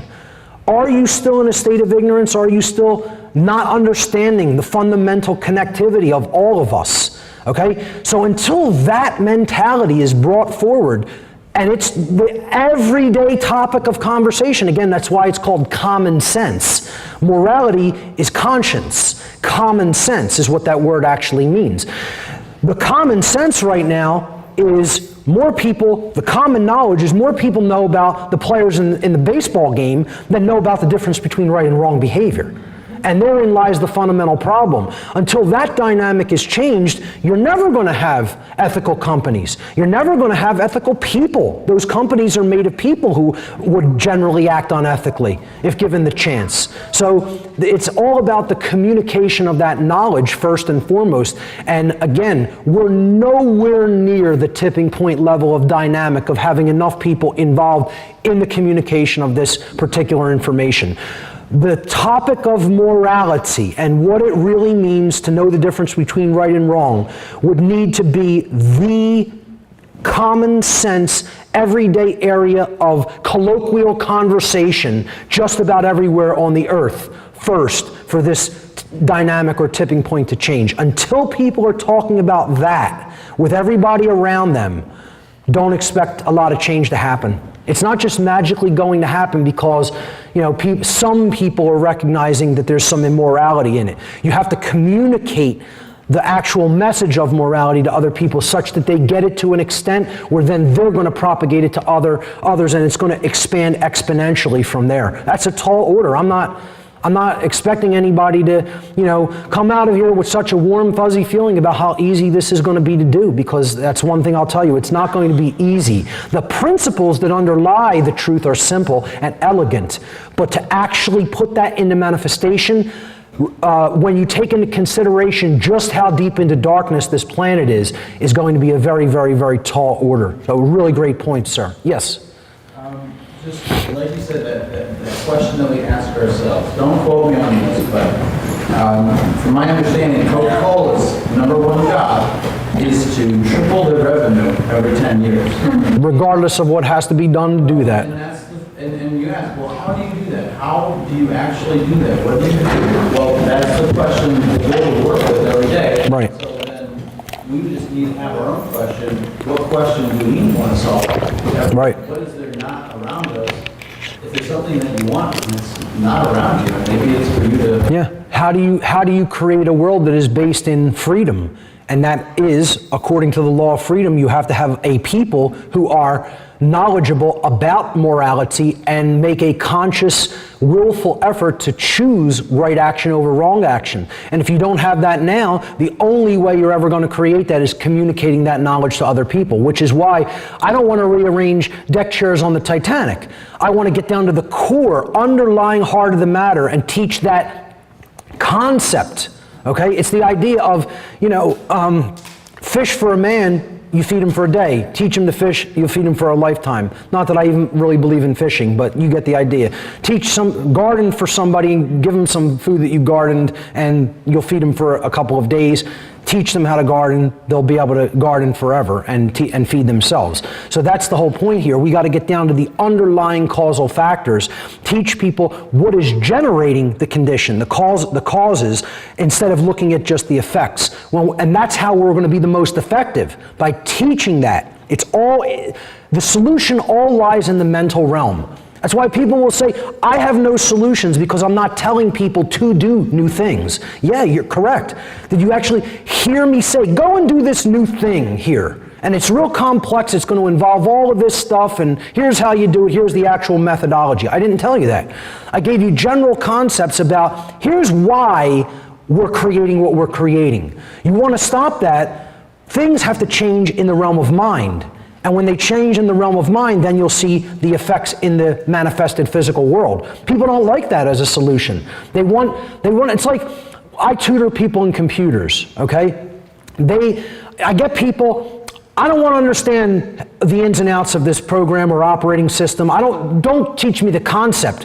Give me linear steps. Click this menu, click this item, check this box, hit that button.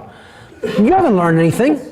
You haven't learned one thing if I tell you how to do it that way, because you're not understanding the conceptual idea. Then what happens if an update gets run and now the program is slightly different? The interface isn't the exact same. Maybe they move that command to a different menu. Maybe the checkbox is no longer in the same position. Then you're going to be lost because you didn't understand the conceptual idea. And this is where humanity is trapped. You could liken that linear methodology of check this box, open that menu, etc., to being trapped on the plane of effects. Whereas the conceptual idea, which it doesn't make a difference whether the computer changes, the operating system changes, the program changes. If you know how to do nonlinear video editing, you're going to be able to sit down at any nonlinear video editing system and get the general concept, even if you have to look at the interface for a day or two and understand how it's different than the one you're used to.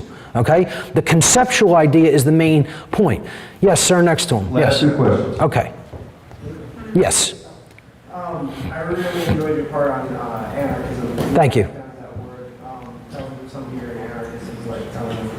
Yeah. So my question is, in that breakdown, you mentioned the Greek root of archon. Yes. And I'm a little bit familiar with the more ancient Gnostic Yes. definition of it. I was wondering if you just kind of expound on that a little bit. Sure. Yeah, in the Gnostic tradition, the Gnostics saw the archons as these beings that were basically controlling things here and using people as sort of an energy source or a food source. And I do think that that is a very possible, viable possibility, that there are non-human entities that use the negativity that happens here as sort of like a food source, and negative energy is like their food, okay? They considered these beings that were all around us. They could shapeshift, they could change into different forms, they could look at like a human being, okay? They were governed by dark principalities, they were governed by, you know, maybe possibly demonic entities, and they call them the archons. And I'm not completely dismissive of that, but at the same time, my take on it is, it doesn't make a difference who the ultimate controllers of this situation are. I call them the farmers. This is a farm. It's a free-range farm. That's what the earth is. You know, the different components for the animals are the country borders. That's all. So the farmers and the farming system needs to go. Animals that are being farmed would have every right to rise up and revolt against people who are farming them and using them as food, because it's their lives and not the life of the farmer, you know? I mean, you just look at cattle. Would cattle have a right to revolt against man? Sure they would. Because we're slaughtering them and killing them and using them as food. It's not our life to do that with, you know? I don't make that the main huge point of, you know, my whole thing, the whole vegan philosophy. I touch on that and expand on it a little bit in my podcast, but I think we need to focus first on how are we treating each other, you know?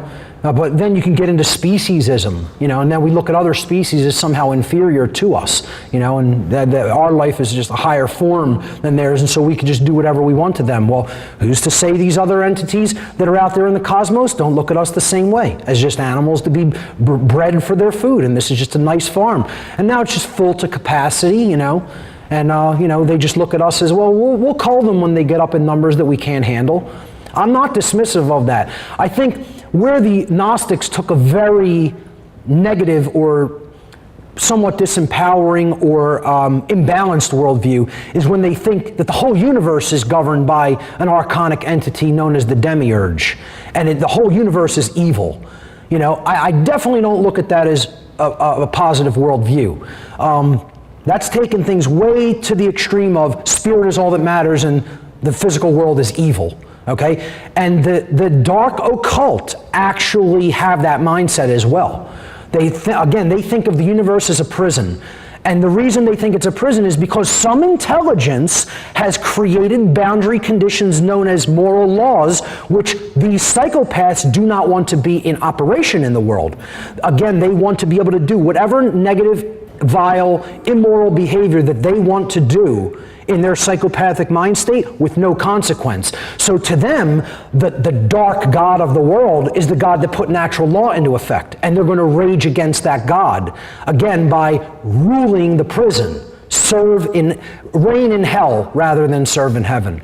So I think that's where you know, we can look at the possibility of non-human intelligence interacting with our population and possibly be even controlling certain things, but free will trumps all of it. Consciousness and free will and epigenetics will trump all of that. Because once you make a decision not to go along with any particular program, how's anybody going to stop you from that?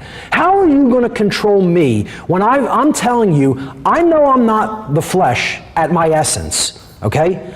I'm not cooperating with you. I don't care if you torture me. I don't care if you kill me. I don't care if you kill everybody I know and care about. I don't care if you torture everybody I know and care about. Good luck controlling that. You know what that state is called? Being out of fear. Being out of fear. You'll never control that. And that's the level of courage people need to get to. As far as the archon thing goes, just possibly, I mean, just like our consciousness that we create, you know, besides the idea of it being beings, right? We're creating positive energy and negative energy. Sure. And we can create that. That's right. And that's what's feeding on us. We are co-creators of our shared experience, and the driving dynamic behind that force of co-creation is free will. That means it's ultimately within our control. We are the drivers, we are the programmers of our code, our computer code. Yes? Thank you for your patience. You got it. And I believe this was the last one. Is this the last one? Okay, last question, yes. So I would like to hear your opinion concerning the student loan debt crisis in this country. Because I'm a debt slave. Because I went to school and I started out when I was 18 years old and I signed the Right, sure. Thousands of dollars in debt, just like millions Yep. of other people. And I'm obviously very upset about it. Sure. And here's my conundrum. So I really want to just say no to all this and refuse to pay, protest, and Sure. not be the system, because it just feels like the right thing to do. But on the other hand, I also want to pay as soon as possible so I can have the breathing room to continue the great work without all these people banging on my door. Yeah. So I want to hear your opinion concerning this whole. Yeah, the whole thing is it's a complete breach of trust, essentially. People were sold a pipe dream. They were sold a bill of goods. They were sold snake oil. But unfortunately, because people put the whole education system up on sort of a pedestal, still, I don't know why, because people with all kinds of degrees can't even find work in today's world. We've made this kind of like a sacred cow. And that's a personal choice. I mean, I can't just recommend any particular thing to do. If you want to just stop paying it, let your finances go into disarray for several years, which they will. Do that, and start over, or try to pay it off.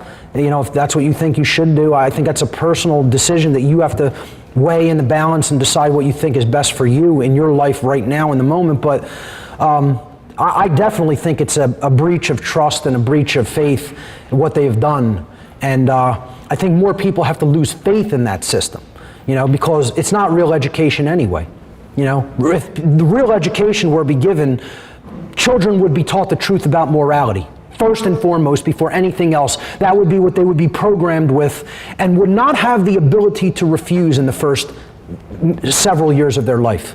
This is why, one of the things I'll end on, it's a good thing, I very rarely bring this up in my talks, but it's about like force versus violence, okay? Shamanic cultures don't have the incidences of mental illness, violence, and overall societal repression in many cases than the Western culture does. And there's a reason for this. They use force upon their children when they're young. Their children are not permitted to not understand natural law. They willfully program their children with the right computer code. And they look at it as, while that child is in that vulnerable state, they are my responsibility. I am their steward. I don't own them permanently, but I am in stewardship of them. And if I know the dynamic that leads to order or chaos, okay, then I have to program this knowledge into this child from a young age. And you know what happens if the programming doesn't stick and they end up with a psychopathic child? Out into the wilderness he goes, he or she. And that equates with death in a lot of those cultures because there's no resources there for survival.